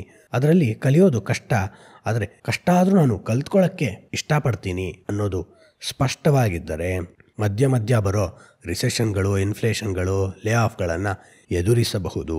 ಅದು ತಪ್ಪಿತಾದರೆ ಇಲ್ಲಪ್ಪ ಒಂದೊಂದ್ಸಲ ಆಗಲ್ಲ, ನಮ್ಮ ಕೈ ಮೀರಿ ದುರ್ಘಟನೆಗಳು ನಡೆದು ಬಿಡುತ್ತೆ. ಆಗ ತೇಲಬೇಕು, ಇಲ್ಲ ಈಜಬೇಕು. ಅಂದರೆ ಸಮುದ್ರದಲ್ಲಿ ಸುಮಾರು ಒಂದು 20-30 ಮೀಟರ್ ಒಳಗಡೆ ಹೋದರೆ ನಮ್ಮ ಕಾಲನ್ನ ಬಿಗಿಯಾಗಿ ಹಿಡ್ಕೊಂಡು ಸಮುದ್ರದಲ್ಲಿ ನಿಂತ್ಕೋಬೇಕಲ್ವಾ. ಒಂದೊಂದ್ಸಲ ಜೋರಾಗಿ ಅಲೆ ಬರ್ಬೋದು, ಸುನಾಮಿ ರೀತಿ. ಮೊನ್ನೆ ಕೋವಿಡ್ ಆದಂಗೆ ಬಂದು ಬಿಡ್ಬೋದು ಏನೋ ಒಂದು ಸಾಮಾಜಿಕವಾಗಿ. ಆಗ ಯಾರು ಅದು ಕೇಳಲ್ಲ. ಅಂತಹ ಸಂದರ್ಭದಲ್ಲಿ ತೇಲಬೇಕು, ಫ್ಲೋಟಿಂಗ್ ಗೊತ್ತಿರಬೇಕು ಅಥವಾ ಈಜೋದು ಗೊತ್ತಿರಬೇಕು. ಕೊಚ್ಚಿಕೊಂಡು ಹೋಗೋದರೊಳಗೆ ದಂಡೆಗೆ ಬಂದು ಸೇರಿ ಬಿಡಬೇಕು. ಅಂದರೆ ಮೊದಲು ನಮ್ಮ ಅಡಿಪಾಯ ಭದ್ರವಾಗಿರಬೇಕು. ಜೊತೆಗೆ ಏನು ಬದಲಾವಣೆಗಳು, ಏನು ಕಷ್ಟಗಳು ಬಂದರೂ ನಾನು ಅವಕ್ಕೆ ಅಡ್ಯಾಪ್ಟ್ ಆಗ್ತೀನಿ, ಹೊಂದ್ಕೋತೀನಿ. ಅಯ್ಯೋ ತುಂಬ ನೆಗೆಟಿವ್ ವೈಬ್ಸು, ಅಯ್ಯ ಅದೆಲ್ಲ ಯಾರು ಕೇಳ್ತಾರೆ? ಹೋಗ್ಬಿಟ್ಟು ಗೌರ್ಮೆಂಟ್ ಹಾಸ್ಪಿಟ್ಲಲ್ಲಿ 1000 ಜನ ಕಷ್ಟಪಡ್ತಿರ್ತಾರಲ್ಲ, ಅದನ್ನ ನೋಡು. ಹಳ್ಳಿಗಳಲ್ಲಿ ನೀರಿರಲ್ವಲ್ಲ, ಈಗ ನಗರದಲ್ಲೇ ನೀರಿಲ್ವಲ್ಲ, ಆದರೆ ಹಳ್ಳಿಗಳಲ್ಲಂತೂ ಸಮಸ್ಯೆಗಳು ತೀರಾ ಉಲ್ಬಣವಾಗಿರುತ್ತೆ. ಅಂತಹ ಸಮಸ್ಯೆಗಳನ್ನ ನೋಡು. ನಿಂಗಲ್ಲಿ ಯಾರಾದರೂ ನೆಗೆಟಿವ್ ವೈಬ್ಸ್ ಅಂತ ಮಾತಾಡ್ತಿದಾರಾ? ಇಲ್ಲ. ಪಿ ಸಾಯಿನಾಥ್ ಅನ್ನುವ ಮಹಾನ್ ಬರಹಗಾರರು everyone loves A good draft ಅಂತ ಒಂದು ಅದ್ಭುತವಾದಂತಹ ಪುಸ್ತಕವನ್ನ ಬರೆದಿದ್ದಾರೆ. ಅದಕ್ಕೆ ಮ್ಯಾಗ್ಸೆಸೆ ಅವಾರ್ಡ್ ಸಹ ಬಂದಿದೆ. ಅಲ್ಲಿ ಅವ್ರು ಹೇಳೋದು, ದಿನಕ್ಕೆ ₹1 ಖರ್ಚಿನಲ್ಲಿ ಬದುಕೋ ಎಷ್ಟೋ ಸಂಸಾರಗಳು ನಮ್ಮ ದೇಶದಲ್ಲಿ ಇನ್ನೂ ಇವೆ ಅಂತ. ಅವ್ರು ನೋಡು, ಅಲ್ಲೇನಾದ್ರು ನೆಗೆಟಿವ್ ವೈಬ್ಸ್ ಇದೆಯಾ? ಇಲ್ಲ. ಹಾಗಾಗಿ ನಿನ್ನ ಅಂತರಂಗ ಪ್ರಜ್ಞೆ ನಿರ್ದೇಶನಗಳನ್ನ ಭದ್ರವಾಗಿಟ್ಕೋ ಅನ್ನೋದು ಕಾರಂತರ ಸಂದೇಶ. ಮುಂದೆ ಸ್ವಲ್ಪ ಸಂಕೀರ್ಣವಾದ ಮಡಿತನ ಇರುವ ವಿಷಯಗಳನ್ನ ಹೇಳ್ತಾ ಹೋಗ್ತಾರೆ ಇಲ್ಲಿಂದ ಕಾರಂತರು. ಇದು ಇಂದಿನ ಪ್ರೇಮ ಸಂಬಂಧಗಳ ಸಮಸ್ಯೆಗಳನ್ನ ನಮ್ಮ ಮುಂದೆ ತೆಗೆದಿಡುತ್ತೆ ಅನ್ಸುತ್ತೆ. ಇವತ್ತು romantic relationships are falling apart ಅಲ್ವಾ. ಅಂದರೆ ವಿವಿಧ ಕಾರಣಗಳು, ಸಾಮಾಜಿಕ ಬದಲಾವಣೆಗಳು ಇದಕ್ಕೆ ಕಾರಣವಾಗಿರುತ್ತೆ. ಆದರೆ ಎಲ್ಲಕ್ಕಿಂತ ಮುಖ್ಯ ಕಾರಣ ಒಂದೇ, ಮನುಷ್ಯ ಸಂವೇದನೆಯ ಸರ್ವನಾಶ ಆಗ್ತಿರೋದು. ಒಬ್ಬ ವ್ಯಕ್ತಿಯನ್ನ ಇನ್ನೊಬ್ಬ ವ್ಯಕ್ತಿ ಮನುಷ್ಯನನ್ನಾಗಿ ಅಥವಾ ಮನುಷ್ಯಳನ್ನಾಗಿ ಕಾಣದ ಸಂದರ್ಭದಲ್ಲಿ ರೊಮ್ಯಾಂಟಿಕ್ ಸಂಬಂಧಗಳು ಅಧೋಪತನವನ್ನ ಕಾಣ್ತಿವೆ. ಜೇಮ್ಸ್ ಹಾಲಿಸ್ ಅನ್ನುವ ಅದ್ಭುತವಾದಂತಹ ಚಿಂತಕ the myth of magical other ಅಂತಾನೆ. ಅಂದರೆ ನಾವು ಈ ಡೇಟಿಂಗ್ ಆ್ಯಪ್ಸ್ ಇರುತ್ತಲ್ಲ, ಅಥವಾ ಮ್ಯಾಟ್ರಿಮೋನಿ ಆ್ಯಪ್ಸು, ಯಾವ್ದಾದ್ರು ರೀತಿಯ ಆ್ಯಪ್ಸ್ ಇರ್ಬೋದು, ಅದ್ರ ಮೂಲಕ ನಮ್ಮ ಸಂಗಾತಿಗಳನ್ನ ಹುಡುಕಕ್ಕೆ ಆರಂಭಿಸ್ತೀವಿ. ಸಿನಿಮಾಗಳು, ಅಡ್ವರ್ಟೈಸ್ಮೆಂಟ್ಗಳು, ಮಾಡಲಿಂಗ್ ಕ್ಷೇತ್ರಗಳು ನಮಗೆ ಯಾವ ರೀತಿಯ ಪ್ರಭಾವವನ್ನು ಮಾಡಿರುತ್ತವೆ ಅಂದರೆ, ಒಂದು ಸೆಟ್ ಫ್ರೇಮ್ ವರ್ಕ್ನ ಕೊಟ್ಬಿಡಿರುತ್ತವೆ. ಹೀಗಿರೋ ವ್ಯಕ್ತಿನೇ ಸರಿ ಅಂತ. ಅದಕ್ಕೆ ತಕ್ಕಂಗೆ ನಾವು ಕುಣಿತಿರ್ತೀವಿ, ಏನೇನೋ ಕನಸುಗಳನ್ನ ಕಟ್ಕೊಂಡಿರ್ತೀವಿ. ಆದರೆ ಎಷ್ಟು ವಿಚಿತ್ರ ಅಂದರೆ ಸ್ನೇಹಿತರೆ, ನಾವು ಆ ಸಂಗಾತಿ ನಮ್ಮ ಜೀವನದಲ್ಲಿ ಬರುವುದರಿಂದ ನಮ್ಮ ಜೀವನದ ಎಲ್ಲ ಸಮಸ್ಯೆಗಳು ಪರಿಹಾರಗೊಂಡು ಬಿಡುತ್ತವೆ ಅಂತ ಅಂದ್ಕೊಂಡಿರ್ತೀವಿ. ಅದರಲ್ಲೂ ಇಂದು ಕೆಲಸಕ್ಕೆ ಹೋಗ್ತಿರ್ತೀವಿ, ಸ್ಟ್ರೆಸ್ ಆಗ್ತಿರುತ್ತೆ. ಫೇಸ್ಬುಕ್ಕಲ್ಲಿ ಎಲ್ಲೋ ಹೋಗಿದ್ದು ಹೊಸ ಥರ ಡ್ರೆಸ್ ಹಾಕ್ಕೊಂಡು, ಹೊಸ ಕಾರು, ಹೊಸ ಟ್ರಾವೆಲ್ ಫೋಟೋಸ್ ಹಾಕ್ತಿರ್ತೀವಿ. ಲೈಕ್ಸ್ ಬರ್ತಿರಲ್ಲ, ಅದು ಬೇಜಾರಾಗ್ತಿರುತ್ತೆ, ಡೆಸ್ಪಿರೇಷನ್ ಜಾಸ್ತಿ ಆಗ್ತಿರುತ್ತೆ. ಎಲ್ಲ ಎಲ್ಲಿವರೆಗೂ ಅಪ್ಪ ನಂಗೊಂದು ಒಳ್ಳೆ ಗರ್ಲ್ ಫ್ರೆಂಡೋ ಬಾಯ್ ಫ್ರೆಂಡೋ ಸಿಕ್ಕರೆ ಸಾಕು ಅಂತ ಕಾಯ್ತಿರ್ತೀವಿ. ಅಂದರೆ ಇಲ್ಲಿ ನಾವು ಸೂಕ್ಷ್ಮವಾಗಿ ಗಮನಿಸಬೇಕಾಗಿರೋದು ಏನಂದರೆ, ನಮ್ಮ ಜೀವನವನ್ನು ನಾವು ಸಮಸ್ಯೆಯ ರೀತಿ ನೋಡ್ತಾ ಇದ್ದೀವಿ. ಏನು ಇಲ್ಲದೆ, ತಿನ್ನಕ್ಕೆ ಸಮಸ್ಯೆ ಇಲ್ಲ, ಉಣ್ಣಕ್ಕೆ ಸಮಸ್ಯೆ ಇಲ್ಲ, ಮನೆ ಇರುತ್ತೆ, ಓಡಾಡಕ್ಕೆ ಸಮಸ್ಯೆ ಇರಲ್ಲ, ಆದರೂ ಏನೋ ಸಮಸ್ಯೆ ಇದೆ ಅನ್ನೋ ರೀತಿ ನಾವು ನಿರ್ಧರಿಸಿ ಪರಿಹಾರಕ್ಕಾಗಿ ಡೇಟಿಂಗ್ ಆ್ಯಪ್ಸ್ ಅಥವಾ ಮ್ಯಾಟ್ರಿಮೋನಿ ಆ್ಯಪ್ಸ್ನಲ್ಲಿ ಸಂಗಾತಿಯನ್ನು ಹುಡುಕ್ತಿರ್ತೇವೆ. ಅಂದರೆ ನಾನೊಂದು ಸಮಸ್ಯೆ, ಸಂಗಾತಿ ಒಂದು ಪರಿಹಾರ ಅಂತ. ಅದಕ್ಕೆ ಜೇಮ್ಸ್ ಹಾಲಿಸ್ ಹೇಳಿದ್ದು the myth of magical other. Myth ಅಂದರೆ ಒಂದು ಭ್ರಾಂತಿ, ಮ್ಯಾಜಿಕಲ್ ಅದರ್ ಅಂದರೆ ಇನ್ನೊಬ್ಬ. ಈಗ ಬೆಟರ್ ಹಾಫ್, ಬೆಟರ್ ಅದರ್ ಅಂತಾರಲ್ಲ ಸಂಗಾತಿಗೆ, ಆ ರೀತಿ ಇನ್ನೊಬ್ಬ ವ್ಯಕ್ತಿ ನನ್ನ ಜೀವನದಲ್ಲಿ ಬರೋದ್ರಿಂದ ಒಂದು ಮ್ಯಾಜಿಕಲ್ ಚೇಂಜ್, ಒಂದು ಪವಾಡ ಆಗಿಬಿಡತ್ತೆ, ಎಲ್ಲ ಸಮಸ್ಯೆಗಳಿಗೂ ಪರಿಹಾರ ಹೆಚ್ಚಾಗತ್ತೆ ಅಂತ. ಅದಕ್ಕೆ ಮೊನ್ನೆ ಅದು ಸ್ನೇಹಿತರಿಗೆ ಹೇಳ್ತಿದ್ದೆ, ನಮ್ದು ಎಷ್ಟೋ ಸಿನಿಮಾಗಳಲ್ಲಿ 95% ಇಂಡಿಯನ್ ಸಿನಿಮಾಗಳಲ್ಲಿ ಎಂಡ್ ಆಗೋದೆ ಲವರ್ಸು ಒಂದಾಗೋದ್ರ ಕಡೆ. ಅಂದರೆ ಏನೋ ಒಂದು ಸಾಮಾಜಿಕವಾದಂತಹ ಕಟ್ಟಳೆಗಳಿರುತ್ತೆ, ಇವನು ಬಡವ ಇರ್ತಾನೆ, ಅವಳು ಸಾವುಕಾರ ಇರ್ತಾಳೆ, ಇಂಥ ಒಂದು 1 ಲಕ್ಷ ಕಥೆಗಳು ಪ್ರತಿ ವರ್ಷ ಬರ್ತಿರುತ್ತಲ್ವ. ಕೊನೆಗೆ ಅವರಿಬ್ಬರು ಒಂದಾಗ್ತಾರೆ, ಏನೋ ಒಂದು ಡೈಲಾಗ್ ಹೊಡಿತಾನೆ ಅಥವಾ ಅಪ್ಪನ ಫ್ರೆಂಡ್ಸ್ ಎಲ್ಲ ಹೊಡಿತಾನೆ, ಏನೋ ಒಂದು ಇರುತ್ತಲ್ಲ ಈ ಥರದ್ದು. ಕೊನೆಗೆ ಅವರಿಬ್ಬರು ಒಂದಾದಮೇಲೆ ಸಮಸ್ಯೆ ಪರಿಹಾರ ಆಯಿತು, ಅಲ್ಲಿಗೆ ಸಿನಿಮಾ ಮುಗಿಯುತ್ತೆ, ಅವರಿಬ್ಬರು ಒಂದಾದ. ಆದರೆ ಪರಿಹಾರ ಅಲ್ಲ ಅದು, ಅಲ್ಲಿಂದನೇ ಸಮಸ್ಯೆಗಳ ಆರಂಭ. ಇವತ್ತು ಸ್ನೇಹಿತರ ಸ್ಪಷ್ಟವಾಗಿ ಹೇಳಬೇಕು ಅಂದರೆ ಹೊರಗಿನ ವಿರೋಧಗಳು ಎಷ್ಟೋ ಸಂಬಂಧಗಳಿಗೆ ಇಲ್ಲವೇ ಇಲ್ಲ, ತುಂಬ ಕಡಿಮೆ ಉದಾಹರಣೆಗಳು. ಆದರೆ ಒಳಗಿನ ಸಮಸ್ಯೆಗಳು ಇದ್ದೇ ಇರುತ್ತವಲ್ಲ, ಅದನ್ನು ಜೇಮ್ಸ್ ಹಾಲಿಸ್ ಹೇಳಿದ್ದು the myth of magical other ಅಂತ. ಅಂದರೆ ನಾನೊಂದು ಸಮಸ್ಯೆ, ನನ್ನ ಸಂಗಾತಿಯೊಂದು ಪರಿಹಾರ ಅಂತ ನಾನು ಯಾವತ್ತು ಭ್ರಾಂತಿಯಲ್ಲಿದ್ದೀನೋ ಒಂದು ಮುಖ್ಯವಾದಂತಹ ವಿಷಯವನ್ನು ನಾನಿಲ್ಲಿ ಮರ್ತಿರ್ತೀನಿ. ಆ ಇನ್ನೊಂದು ಸಂಗಾತಿನೂ ಸಹ ನನ್ನ ಜೀವನದಲ್ಲಿ ಬರಬೇಕಾಗಿರೋ ಗರ್ಲ್ ಫ್ರೆಂಡೋ, ಬಾಯ್ ಫ್ರೆಂಡೋ, ಲಿವಿಂಗ್ ಇನ್ ರಿಲೇಷನ್ಶಿಪ್, ಪಾರ್ಟ್ನರೋ, ಹೆಂಡ್ತಿನೋ, ಗಂಡನೋ, ಆ ವ್ಯಕ್ತಿ ಸಹ ನನ್ನನ್ನು ಪರಿಹಾರದ ರೀತಿ ಕಾಣ್ತಿರ್ತಾನೆ ಅಥವಾ ಕಾಣ್ತಿರ್ತಾಳೆ, ಅವಳು ಅಥವಾ ಅವನು ಸಮಸ್ಯೆ ಆಗಿ ಜೀವನದಲ್ಲಿ ಅಂದ್ಕೊಂಡಿರ್ತಾರೆ. ಅಂದರೆ ಎರಡೂ ಸಮಸ್ಯೆಗಳ ಹತ್ತತ್ರ ಬರ್ತಿವೆ, ಪರಿಹಾರವನ್ನು ಇನ್ನೊಬ್ಬರಲ್ಲಿ ಹುಡುಕುತ್ತಾ. ಇದಕ್ಕೆ ನನ್ನ ಗುರುಗಳು ಕೊಡ್ತಿದ್ದ ಒಳ್ಳೆ ಉದಾಹರಣೆ ಅಂದರೆ, ಇಬ್ಬರೂ ಪೇಷಂಟ್ಗಳು ಡಾಕ್ಟರ್ ಹುಡ್ಕೊಂಡು ಹೋಗಿದ್ದಾರೆ, ಇಬ್ಬರೂ ಪೇಷಂಟ್ಗಳು ಮತ್ತೊಬ್ಬರನ್ನ ಡಾಕ್ಟರ್ ಅಂದ್ಕೊಂಡಿದ್ದಾರೆ, ಆದರೆ ಇಬ್ಬರೂ ಪೇಷಂಟ್ಗಳೇ. ಒಂದು ಪೇಷಂಟ್ ಇನ್ನೊಂದು ಪೇಷಂಟ್ನ ಟ್ರೀಟ್ ಮಾಡಕ್ಕೆ ಹೋದರೆ ಏನಾಗುತ್ತೆ? ಅಷ್ಟೇ ಸಮಸ್ಯೆ. ಇಷ್ಟೆಲ್ಲ ಯಾಕೆ ಹೇಳಿದೆ ಅಂದರೆ, ಅದನ್ನು James Hollis myth of magical other ಅಂದರೆ ಇವತ್ತು ಒಂದು ದೈಹಿಕ ಬಾಹುಳ್ಯಗಳಿವೆ, ಯಾರು ನಮಗೆ ಅಡೆತಡೆಗಳನ್ನ ಉಂಟು ಮಾಡಲ್ಲ. ಎಷ್ಟೊಂದು ರೀತಿಯ ಆಕ್ಸೆಸ್ ಇದೆ ಇನ್ಫಾರ್ಮೇಷನ್ಗಳಿಗೆ, ವಿಡಿಯೋಗಳಿಗೆ, ಏನೇನೆಲ್ಲ ನೋಡ್ತೀವಿ. ಆದರೆ ಅದು ನಮ್ಮ ಮನಸ್ಸಿನಲ್ಲಿ ಒಂದು ಹಾಹಾಕಾರದ ಪ್ರಕೃತಿಯನ್ನು ಎದ್ದು ಕುಣಿಯುವಂತೆ ಮಾಡಿಬಿಟ್ಟಿರುತ್ತೆ. ಹಾಹಾಕಾರದ ರೀತಿ ನಾವು ಯಾವತ್ತು ಸಂಬಂಧವನ್ನು ನೋಡ್ತೇವೋ, ರೊಮ್ಯಾನ್ಸ್ನ ನೋಡ್ತೇವೋ, ಆಗ ಇನ್ನೊಂದು ವ್ಯಕ್ತಿ ಕೇವಲ ಒಂದು ಡ್ರಿಂಕ್, ಒಂದು ಬೀರ್ ಅಥವಾ ಒಂದು ಚಿಕನ್ ಬಿರಿಯಾನಿ ರೀತಿ ತಿಂದು ಮುಗಿಸ್ಬೇಕಾಗಿರೋ ವಸ್ತು ಆಗ್ಬಿಡ್ತಾನೆ ಅಥವಾ ವಸ್ತು ಆಗ್ಬಿಡ್ತಾಳೆ. ಇದು ಇಂದಿನ ಸಂಬಂಧಗಳ ಸಮಸ್ಯೆ. ಕಾರಂತರು 50 ವರ್ಷಗಳ ಹಿಂದೆ ಬರೆದ ಈ ಕಾದಂಬರಿ ಅದನ್ನು ಅಂದೇ ಹೇಳಿತ್ತು. ಇಂದು ಅದರ ಪ್ರಸ್ತುತತೆ ಇನ್ನೂ ಹೆಚ್ಚಾಗತ್ತೆ. ಇಲ್ಲಿ ಅವರ ಕಾವ್ಯಾತ್ಮಕ ಆಳವನ್ನು ನಾವು ಪೊಯೆಟಿಕ್ ಡೆಪ್ತ್ನ ಸಹ ಗಮನಿಸ್ಬೋದು. ಯೂಶಲಿ ಕಾರಂತರು ಅಷ್ಟೊಂದು ಪೊಯೆಟಿಕ್ ಮೆಟಫರ್ಸ್ನ ಉಪಯೋಗಿಸಲ್ಲ, ಸಂಕೇತಗಳನ್ನು ಉಪಯೋಗಿಸಲ್ಲ, ಆದರೆ ಇಲ್ಲಿ ಅದ್ಭುತವಾಗಿ ಉಪಯೋಗಿಸಿದ್ದಾರೆ. ಅವರ ಭಾಷೆಯಲ್ಲೇ ಕೇಳೋಣ ಬನ್ನಿ. ಏನು ಬ್ಯಾಕ್ ಸ್ಟೋರಿ ಅಂದರೆ, ಇಲ್ಲಿ ಅವರು ಒಬ್ಬರು ಬರ್ತಿರ್ತಾರೆ, ಶ್ರೀಮಂತರು ಈಕೆ ಬಳಿ ಬರ್ತಿರ್ತಾರೆ.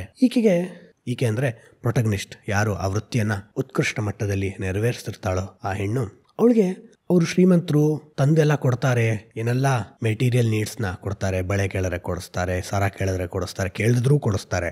ಆದರೆ ದೈಹಿಕವಾಗಿ ಹತ್ರ ಬಂದಾಗ ಮೃಗೀಯವಾಗಿ ಬದಲಾಗ್ಬಿಡ್ತಾರಲ್ಲ, ಈ ಚಿಂತೆ ಅದ್ಭುತವಾಗಿ ಕಾಡಕ್ಕೆ ಆರಂಭಿಸುತ್ತೆ. ಅದನ್ನು ಕಾರಂತರು ಎಷ್ಟು ಅದ್ಭುತವಾಗಿ ಹೇಳಿದ ನೋಡಿ. ಅವರ ಸಮೀಪ ವರ್ತನೆ ನನ್ನನ್ನು ಚಿಂತೆಗೆ ಈಡು ಮಾಡಿತ್ತು. ಅವ್ರು ನನ್ನ ಹತ್ರ ಬಂದಾಗ ಒಂದು ರೀತಿ ನಡ್ಕೋತಿದ್ರಲ್ಲ, ಅದು ನನಗೆ ಚಿಂತೆಗೆ ಈಡು ಮಾಡಿತ್ತು. ಅವರ ಮಾತಿನಲ್ಲಿ ಮಿದು ಉಂಟು, ಅಂದರೆ ಸಾಫ್ಟ್ ಸ್ಪೋಕನ್, ಚೆನ್ನಾಗಿ ಮಾತಾಡಿಸ್ತಾರೆ, ತುಂಬ ಚೆನ್ನಾಗಿ ಮಾತಾಡಿಸ್ತಾರೆ. ಮನಸ್ಸಿನಲ್ಲಿ ಧಾರಾಳತನ ಕಾಣಿಸುತ್ತದೆ. ಏನು ಕೇಳಿದ್ರು ತಂದ್ಕೊಡ್ತಾರೆ, ಮನೆ ಮುಂದೆನೆ ಕಾರ್ ತಂದು ನಿಲ್ಲಿಸಿರ್ತಾರೆ ಸಹ. ಇಷ್ಟೆಲ್ಲ ರೀತಿ ಭೋಗಗಳನ್ನ, ವಸ್ತು ಭೋಗಗಳನ್ನ ನನಗೆ ಕೊಡ್ತಾರೆ.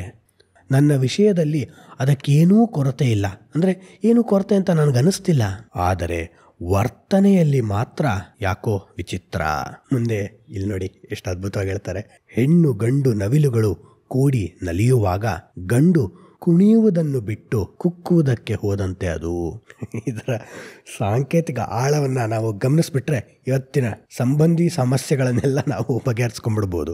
ಹೆಣ್ಣು ಮತ್ತು ಗಂಡು ನವಿಲುಗಳು ಕೂಡಿ ನಲಿಯುವಾಗ, ಅಂದರೆ ರೊಮ್ಯಾಂಟಿಕ್ ಎಕ್ಸ್ಟಸಿ ಅಂತಾರಲ್ಲ, ಹತ್ರ ಬಂದಾಗ ಒಂದು ಸ್ಪಿರಿಚುವಲ್ ಆ್ಯಂಡ್ ಫಿಸಿಕಲ್ ಕನೆಕ್ಷನ್ ಉಂಟಾಗಿರುತ್ತಲ್ಲ, ಆ ಸಂದರ್ಭ ಒಂದು ಅದ್ಭುತವಾದಂತಹ ಅನುಭೂತಿಯನ್ನು ನಮಗೆ ಕೊಡ್ತಿರತ್ತಲ್ವಾ. ಆ ಸಂದರ್ಭವನ್ನು ಇನ್ ಸೈಲೆನ್ಸ್ ಪಡೆದುಕೊಳ್ಳೋದು ಬಿಟ್ಟು, ಗಂಡು ನವಿಲು ಕುಣಿಯೋದನ್ನು ಬಿಟ್ಟು, ಅಂದರೆ ಅನುಭೂತಿಯನ್ನು ಅನುಭವಿಸೋದನ್ನು ಬಿಟ್ಟು ಕುಕ್ಕಲು ನಿಂತುಬಿಟ್ರೆ, ಅಂದರೆ ಕುಕ್ಕಕ್ಕೆ ಶುರು ಮಾಡಿಬಿಟ್ರೆ ಜೋರಾಗ ಹೆಣ್ಣು ನವಿಲನ್ನ, ಆ ಕುಕ್ಕೋದು ಅನ್ನೋದು ಮಲ್ಟಿಲೇಯರ್ಡ್ ಸಿಂಬಲ್ ಆಗಿ ಅರ್ಥ ಮಾಡ್ಕೋಬೋದು, ಸಾಂಕೇತಿಕವಾಗಿ ಅರ್ಥ ಮಾಡ್ಕೋಬೋದು. ಮುಂದೆ ಇನ್ನೊಂದು ಕಡೆ ಹೇಳ್ತಾರೆ ನೋಡಿ.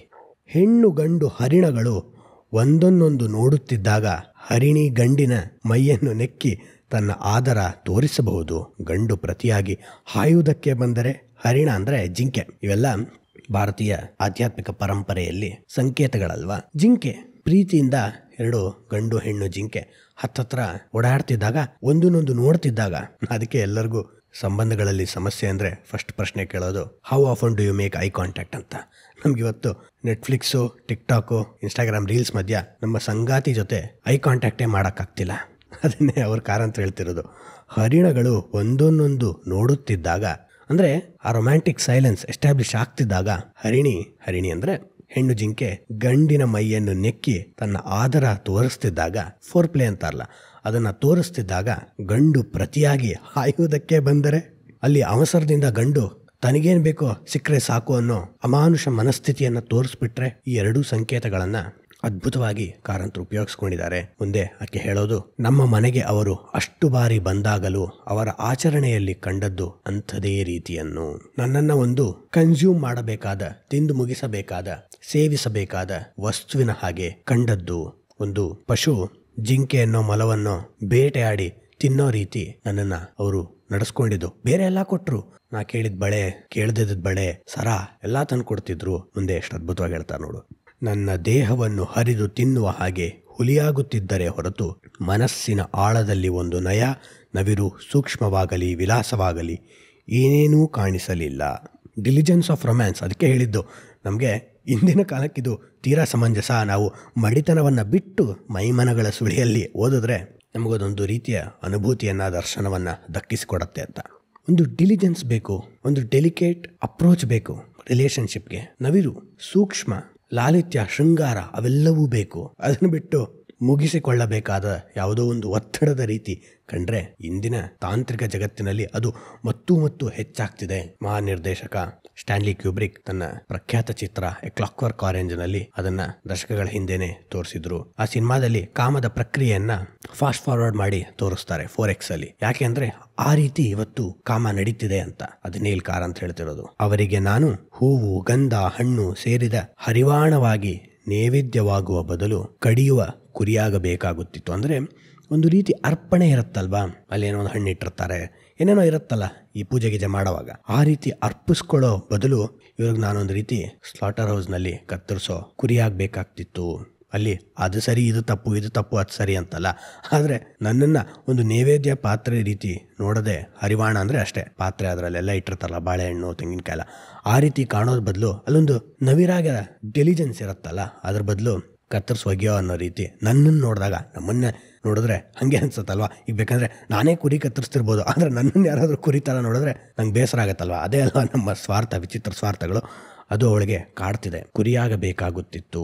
ಬರಿಯ ಮಾಂಸದ ಹಸಿವೊಂದೇ ಅವರನ್ನು ತುಂಬಾ ನಿರಾಶೆ ಮತ್ತು ನಿರಾಕರಣೆಯಿಂದ ನಾನು ನೋಡುವಂತೆ ಮಾಡಿದ್ದು. ಅಂದರೆ ಬರಿಯ ಮಾಂಸದ ಹಸಿವು, ದ ಗ್ರೀಡ್ ಆಫ್ ಫ್ಲೆಶ್ ಅಂತ ಬೈಬಲ್ನಲ್ಲಿ ಹೇಳ್ತಾರೆ. ಮಾಂಸ ಅಂದ ಕೂಡಲೇ ತಿನ್ನೋ ಮಾಂಸ ಅದಲ್ಲ ಇಲ್ಲಿ ಅರ್ಥ. ಆಹಾರ ಯಾವುದು ನಮ್ಮ ದರ್ಶನಕ್ಕೆ, ಆಧ್ಯಾತ್ಮಿಕ ಪಥಕ್ಕೆ ಸಂಬಂಧಪಟ್ಟದಾಗೋದಿಲ್ಲ. ಮಾಂಸದ ಹಸಿವು ಅಂದರೆ ಇಲ್ಲಿ ನನ್ನನ್ನು ಒಂದು ಮಾಂಸದ ರೀತಿ ನೋಡ್ತಿದ್ದಾರೆ, ನನ್ನನ್ನು ಹೆಣ್ಣು ಅಂತ ನೋಡ್ತಿಲ್ಲ, ನನ್ನೊಂದು ಸಂಗಾತಿ ಅಂತ ನೋಡ್ತಿಲ್ಲ. ಅದರಿಂದ ನನಗೆ ನಿರಾಶೆ ಉಂಟಾಗ್ತಿದೆ. ಮುಂದೆ ನೋಡಿ, ಮಹಡಿಯನ್ನೇರಿದ ಗಳಿಗೆಯಿಂದ ಅವರು ನನಗೆ ಸ್ವಂತದ ಒಂದು ಮನಸ್ಸೇ ಇಲ್ಲ ಎಂಬಂತೆ ವರ್ತಿಸುತ್ತಿದ್ದರು. ಮಹಡಿಯನ್ನೇರಿದ ಗಳಿಗೆ, ಮಹಡಿ ಅಂದ್ರೇನು? ಇಲ್ಲಿ ಮನೆ ಎಂಟ್ರಾಗ್ತಾರೆ, ಕೆಳಗಡೆ ಏನು ಸರ ತಂದು ಕೊಡ್ತಾರೆ, ಹಣ್ಣು ತಂದು ಕೊಡ್ತಾರೆ, ಉಂಗುರ ತಂದು ಕೊಡ್ತಾರೆ, ಎಲ್ಲ ರೀತಿ ಚೆನ್ನಾಗಿರ್ತಾರೆ. ಮೇಲ್ಗಡೆ ಕರ್ಕೊಂಡು ಹೋಗ್ತಿದ್ದಂಗೆ ಬೆಡ್ರೂಮಲ್ಲಿ ನನಗೊಂದು ಮನಸ್ಸು ಇಲ್ಲ ಅನ್ನೋ ರೀತಿ ವರ್ತಿಸ್ತಿದ್ರು. ಇಲ್ಲಿ ಮಹಡಿ ಅನ್ನೋದನ್ನ ಕೇವಲ ಮನೆ ಮಹಡಿ ಅಂತ ನಾವು ಗಮನಿಸದೆ, ಕಾಮದ ತಾರಕ ಅವಸ್ಥೆ, ಉತ್ಪ್ರೇಕ್ಷ ಅವಸ್ಥೆಯಲ್ಲಿ ಅವರು ಹೇಗೆ ನಡ್ಕೋತಿದ್ರು ಅಂತ ಕಾರಂತರು ಸಾಂಕೇತಿಕವಾಗಿ ಹೇಳಿದ್ದಾರೆ. ಅದಕ್ಕೆ ಹೇಳಿದ್ದು ಕಾರಂತರ ರೇರ್ ಪೊಯೆಟಿಕ್ ಡೆಪ್ತ್ ಇಲ್ಲಿ ನಮಗೆ ಕಾಣಿಸುತ್ತೆ ಅಂತ. ಸ್ನೇಹಿತರೆ, ಆಧುನಿಕ ಮನುಷ್ಯ ಎಲ್ಲ ಸಮಸ್ಯೆಗಳಿಗೂ ಹಣದಿಂದ ಪರಿಹಾರವನ್ನ ಕಂಡುಕೋಬಹುದು ಅಂತ ಆಳವಾಗಿ ನಂಬ್ಕೊಂಡ್ಬಿಟ್ಟಿದ್ದಾನೆ ಅಥವಾ ನಂಬ್ಕೊಂಡ್ಬಿಟ್ಟಿದ್ದಾಳೆ. ನಿಜ, ಹಣ ತುಂಬಾ ಮುಖ್ಯ. 99% ಸಮಸ್ಯೆಗಳಿಗೆ ಹಣ ಒಳ್ಳೆಯ ಪರಿಹಾರವನ್ನ ಸೂಚಿಸಿಕೊಡತ್ತೆ. ಆದರೆ ಅದು ಕೊನೆಯ ಒಂದು ಮೆಟ್ಟಿಲಿದೆಯಲ್ಲ, ನಮ್ಮ ಜೀವನ ಪೂರ್ಣತ್ವವನ್ನು ಪಡೆಯಲು ಬೇಕಾದ ಕೊನೆಯ ಮೆಟ್ಟಲು, ಆಧ್ಯಾತ್ಮಿಕ ಸಂತೃಪ್ತಿ, ಫುಲ್ಫಿಲ್ಮೆಂಟ್ ಆಫ್ ಸ್ಪಿರಿಚುವಲ್ ವೇಕೆನ್ಸಿ ಇದೆಯಲ್ಲ, ಅದನ್ನು ದಕ್ಕಿಸ್ಕೊಡೋಕ್ಕೆ ಸಾಧ್ಯವಿಲ್ಲ. ಅದನ್ನು ನಾವು ಆಧ್ಯಾತ್ಮಿಕ ಪರಿಶ್ರಮದಿಂದಾನೇ ಗಿಟ್ಟಿಸ್ಕೋಬೇಕಲ್ವಾ. ಅದಕ್ಕೆ ಮುಂದೆ ಕಾರಂತರು ಮನುಷ್ಯನ ಸ್ವಭಾವ ಹೇಗೆ ಈ ರೀತಿ ಯೋಚಿಸುತ್ತೆ ಅನ್ನೋದನ್ನು ನಮಗೆ ತೋರಿಸ್ಕೊಡ್ತಾರೆ. ಮನುಷ್ಯ ಸ್ವಭಾವವನ್ನೂ ತಿಳಿಯುವುದು ಕಷ್ಟ. ನನ್ನದಾದರೂ ಸರಿಯೇ, ಅದು ಇನ್ನೊಬ್ಬರದಾದರಂತೂ ಇನ್ನೂ ಸರಿಯೇ. ಅಂದರೆ ಮನುಷ್ಯರ ಸ್ವಭಾವವನ್ನು ತಿಳಿಯೋದು ಕಷ್ಟ. ನಮ್ಮ ಸ್ವಭಾವನೇ ನಾವು ತಿಳ್ಕೊಳಕ್ಕಾಗಲ್ಲ. ನಾನು ಅದಕ್ಕೆ ಎಲ್ಲರಿಗೂ ಹೇಳ್ತಿರ್ತೀನಿ, ಬಿ ಅವೇರ್ ಫಾರ್ 20 ಮಿನಿಟ್ಸ್ ಅಂತ. ಅದೇ ಕಷ್ಟ. ಯಾಕೆಂದರೆ ನಮ್ಮ ಸ್ವಭಾವ ನಮಗೆ, ನಮ್ಮ ಹಿಪೋಕ್ರಸಿಗಳು ನಮಗೆ ಕಾಣಿಸೋಕ್ಕೆ ಶುರುವಾಗುತ್ತೆ. ನಮಗೆ ಅದು ಕಾಣಿಸೋಕ್ಕೆ ಇಷ್ಟ ಇಲ್ಲ. ಬೇರೆಯವ್ರನ್ನ ಬೈಕೊಂಡು ಜೀವನದಲ್ಲಿ ಆರಾಮಾಗಿದ್ಬಿಟ್ರೆ ಮುಗಿದೋಗ್ಬಿಡತ್ತಲ್ಲ. ಬ್ಲೇಮ್ ನನ್ ಅಂತ ದಾವೋಯಿಸಮ್ನಲ್ಲಿ ಹೇಳ್ತಾರೆ. ಆದರೆ ನಾವು ಯಾರೋ ಒಬ್ಬರನ್ನ ಬ್ಲೇಮ್ ಮಾಡಬೇಕು. ಬ್ಲೇಮ್ 1 or 2, ಯಾರೋ ಒಬ್ಬರನ್ನ ಬ್ಲೇಮ್ ಮಾಡ್ತಿರ್ಬೇಕು. ಟ್ರಾಫಿಕ್ ಜಾಸ್ತಿ ಆದರೆ ಯಾರನ್ನೋ ಬೈಯೋದು, ರೋಡ್ ರಿಪೇರಿ ಮಾಡ್ತಿದ್ರೆ ಯಾರನ್ನೋ ಬೈಯೋದು, ರೋಡ್ ರಿಪೇರಿ ಮಾಡದಿದ್ರೂ ಯಾರನ್ನೋ ಬೈಯೋದು. ಒಟ್ಟಿನಲ್ಲಿ ಜೀವನ ಪೂರ್ತಿ ಯಾರನ್ನೋ ದೂಷಿಸಿ ನಾವು ಮುಗಿಸ್ ಹೋಗ್ತಿರ್ತೀವಿ. ಅದಕ್ಕೆ ಅವ್ರು ಹೇಳೋದು, ಮನುಷ್ಯ ಸ್ವಭಾವವನ್ನು ತಿಳಿಯುವುದು ಕಷ್ಟ. ನನ್ನದಾದರೂ ಸರಿಯೇ, ಅದು ಇನ್ನೊಬ್ಬರದಾದರೂ ಇದ್ದಿದ್ದು ಕಷ್ಟ. ಕೆಲವೊಮ್ಮೆ ನಾನೇ ಒಂದೊಂದು ಸಮಯ ಒಂದೊಂದು ರೀತಿ ನಡೆಯುವುದನ್ನು ಕಂಡಾಗ ನನ್ನ ಮನಸ್ಸು ಗಟ್ಟಿಯಾಗಿಲ್ಲ. ಯಾವ ಕೆಲಸದಲ್ಲಿಯೂ ನನಗೆ ಖಚಿತ ನಿರ್ಧಾರವಿಲ್ಲ. ಅಂಥ ಮನಸ್ಸನ್ನು ಹೊತ್ತು ಬದುಕುವುದನ್ನು ನಡೆಸಿದಾಗ ಹೀಗೂ ಹೊರಳುತ್ತೇವೆ, ಹಾಗೂ ಹೊರಳುತ್ತೇವೆ. ಅಂದರೆ ಇಲ್ಲಿ ಇಡೀ ಕಾದಂಬರಿಯ ಮುಖ್ಯ ದ್ರವ್ಯ ಅಡಗಿರೋದು ಆ ಪಾತ್ರ ಬರೆದಿಟ್ಟ ಲೆಟರ್ಗಳಲ್ಲಿ, ಪತ್ರಗಳಲ್ಲಿ ಅಲ್ವಾ. ಇಲ್ಲಿ ನಾನು ಅಂದರೆ ಆಕೆಯ ಸ್ವಗತದಲ್ಲೇ ನಡೀತಿರೋದು. ಮನುಷ್ಯ ಸ್ವಭಾವವನ್ನು ತಿಳ್ಕೊಳ್ಳೋದು ಕಷ್ಟ. ಅಂದರೆ ಆಕೆಗೆ ಎಷ್ಟೊಂದು ಜನ ಬಿಟ್ರೆ ಮಾಡ್ತಿರ್ತಾರೆ, ಒಳ್ಳೊಳ್ಳೆ ಸಂಗಾತಿಗಳು ಒಂದೊಂದ್ಸಲ ಸಿಕ್ಕಿರ್ತಾರೆ. ಅದೆಲ್ಲ ತುಂಬ ಚೆನ್ನಾಗಿದೆ. ಮನುಷ್ಯ ಸ್ವಭಾವ ಹಂತ ಹಂತಕ್ಕೂ ಬದಲಾಗ್ತಿರುತ್ತೆ. ಈಗ ನಾವು ಯಾರನ್ನೂ ಇಂಪ್ರೆಸ್ ಮಾಡಿ ಹೊಲಿಸ್ಕೋಬೇಕು ಅಂದರೆ ಒಂದು ರೀತಿ ನಡ್ಕೋತಿರ್ತೀವಿ. ಅವ್ರು ಹೊಲಿಸ್ಬಿಟ್ರು ಅಂದರೆ ನಮ್ಮ ರೀತಿನೇ ಬದಲಾಗತ್ತೆ. ಅಂದರೆ ಆ ಸ್ವಭಾವವನ್ನು ಹೇಗೆ ಅರ್ಥಕೊಳ್ಳೋದು? ಆಕೆಗೆ ದ್ವಂದ್ವ ಉಂಟಾಗ್ತಿದೆ. ಇದು ಎಲ್ಲರಿಗೂ ಉಂಟಾಗೋ ದ್ವಂದ್ವ ಅಲ್ಲ. ಕಂಪ್ನಿಗೆ ಹೊಸ ಕೆಲಸಕ್ಕೆ ಹೋಗೋವಾಗ ಏನು ದೊಡ್ಡ ದೊಡ್ಡ ಮಾತಾಡ್ತಿರ್ತಾರೆ, we are family, we are one together ಅಂತ. ಆಮೇಲೆ ಕಿತ್ತು ಬಿಸಾಕಿದಾಗ ಯಾರಾದ್ರು ಫ್ಯಾಮಿಲಿಯಿಂದ ಲೇ ಆಫ್ ಮಾಡ್ತಾರಾ, ಬಿಸಾಕ್ತಾರಾ? ಇಲ್ವಲ್ಲ. ಈ ರೀತಿ ಪ್ರಶ್ನೆಗಳು. ಹಂಗಾರೆ ಜನರನ್ನು ಹೇಗೆ ನಂಬೋದು, ಸಂಬಂಧಗಳಲ್ಲೂ ಹೇಗೆ ನಂಬೋದು, ಸ್ನೇಹಿತರಲ್ಲೂ ಹೇಗೆ ನಂಬೋದು? ಯಾಕೆ ಒಬ್ಬೊಬ್ರು ಒಂದೊಂದು ರೀತಿ ಇರ್ತಾರೆ, ಅದು ನಿಜ. ಒಂದೇ ವ್ಯಕ್ತಿ ಹಲವಾರು ಸಂದರ್ಭಗಳಲ್ಲಿ ಬದಲಾಗ್ತಾರಲ್ಲ, ಯಾರೋ ಯಾಕೆ? ನಾನೇ ಒಂದೊಂದು ಸಮಯ ಒಂದೊಂದು ರೀತಿ ನಡೆಯುವುದನ್ನು ಕಂಡಾಗ ಮನಸ್ಸು ಗಟ್ಟಿಯಾಗಿಲ್ಲ. ಯಾವ ಕೆಲಸದಲ್ಲಿಯೂ ನನಗೆ ಖಚಿತ ನಿರ್ಧಾರವಿಲ್ಲ. ಅಂಥ ಮನಸ್ಸನ್ನು ಹೊತ್ತು ಬದುಕನ್ನು ನಡೆಸುವಾಗ ಒಂದೊಂದ್ಸಲ ಹಾಗೂ ಹೊರಳ್ತೀವಿ, ಹೀಗೂ ಹೊರಳ್ತೀವಿ. ಅದು ಸರಿ ಅಂತೆ ಅಂತ ಯಾರೋ ಹೇಳ್ತಾರೆ, ಇದು ಸರಿ ಅಂತೆ ಅಂತ ಯಾರೋ ಹೇಳ್ತಾರೆ. ಕೇಳ್ತಾನೇ ಇರ್ತೀವಿ. ಒಮ್ಮೆ ಬೇಕೆಂದು ಕಾಣಿಸಿದ್ದು ಮತ್ತೊಮ್ಮೆ ಬೇಡವಾಗಿ ಕಾಣಿಸಬಹುದು. ಎಷ್ಟು ಇಂದಿನ ಕಾಲಕ್ಕೆ ಸಮಂಜಸವಾಗಿದೆ ನೋಡಿ.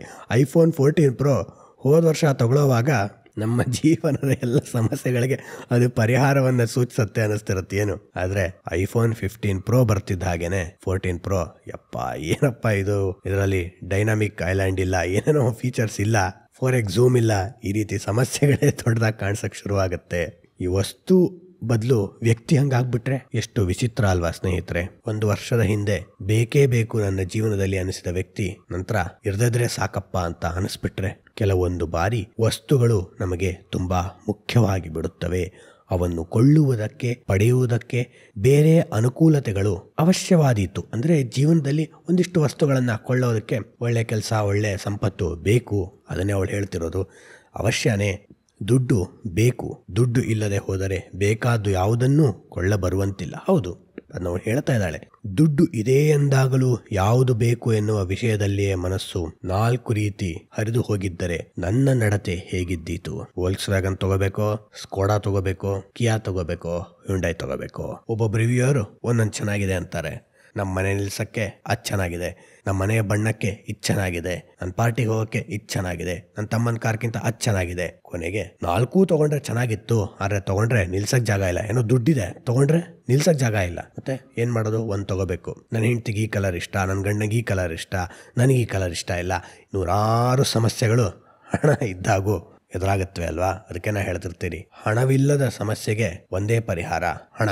ಆದರೆ ಹಣವಿದ್ದವರ ಸಮಸ್ಯೆಗೆ ಪರಿಹಾರವೇ ಇಲ್ಲ. ಯಾಕೆ? ಹಣವೇ ಸಮಸ್ಯೆ ಆಗಿರುತ್ತೆ ಅಷ್ಟೇ. ಅವಶ್ಯಕತೆ ಅಂತ ತಗೊಳ್ತಿರಲ್ಲ, ಯಾರನ್ನೋ ಇಂಪ್ರೆಸ್ ಮಾಡಬೇಕು ಅಂತ ತಗೋತಿರ್ತೀವಿ. ಹಾಗಾಗಿ 4 ಥರ ಆಗಿದ್ದರೆ ಕಾರಂತರು 54 ವರ್ಷದಿಂದನೇ ಬರೆದಿಟ್ಟಿದ್ದಾರೆ. ದುಡ್ಡು ಇಲ್ಲದೆ ಹೋದರೆ ಅದನ್ನು ಗಳಿಸಿಯಾದರೂ ನನಗೆ ಬೇಕೇ ಬೇಕು ಎಂಬ ವಸ್ತುವನ್ನು ಪಡೆಯುವ ಒದ್ದಾಟಕ್ಕೆ ಹೋಗಬಹುದು. ನಮಗೆ ಬೇಕೆನಿಸಿದ ಆ ವಸ್ತು ದುಡ್ಡನ್ನು ಹೊಂದಿಯೇ ಇರದೆ ಅದು ನಮ್ಮ ಮನಸ್ಸನ್ನು ಇನ್ನೇನನ್ನು ಹೊಂದಿಕೊಂಡು ಇದ್ದರೆ ನೋಡಿ, ಎಲ್ಲಿಂದ ಎಲ್ಲಿಗೆ ಲೀಪ್ ಆಗಿಬಿಡುತ್ತೆ, ಜಂಪ್ ಆಗಿಬಿಡುತ್ತೆ ಅರ್ಥ ಕಾರಂತರದು. ನನಗೆ ಬೇಕು ಅನ್ನೋ ವಸ್ತು ಅಂದರೆ ಇಲ್ಲಿ ಏನು ತಿಳ್ಕೊಬೇಕು ಅಂದರೆ, ಅವಳ ಹತ್ರ ಬರ್ತಿದ್ದ ಜನರು, ಗಂಡಸರು ಸಹ ಧನಿಕರೇ ಆಗಿರ್ತಿದ್ರು, ಶ್ರೀಮಂತರೇ ಆಗಿರ್ತಿದ್ರು.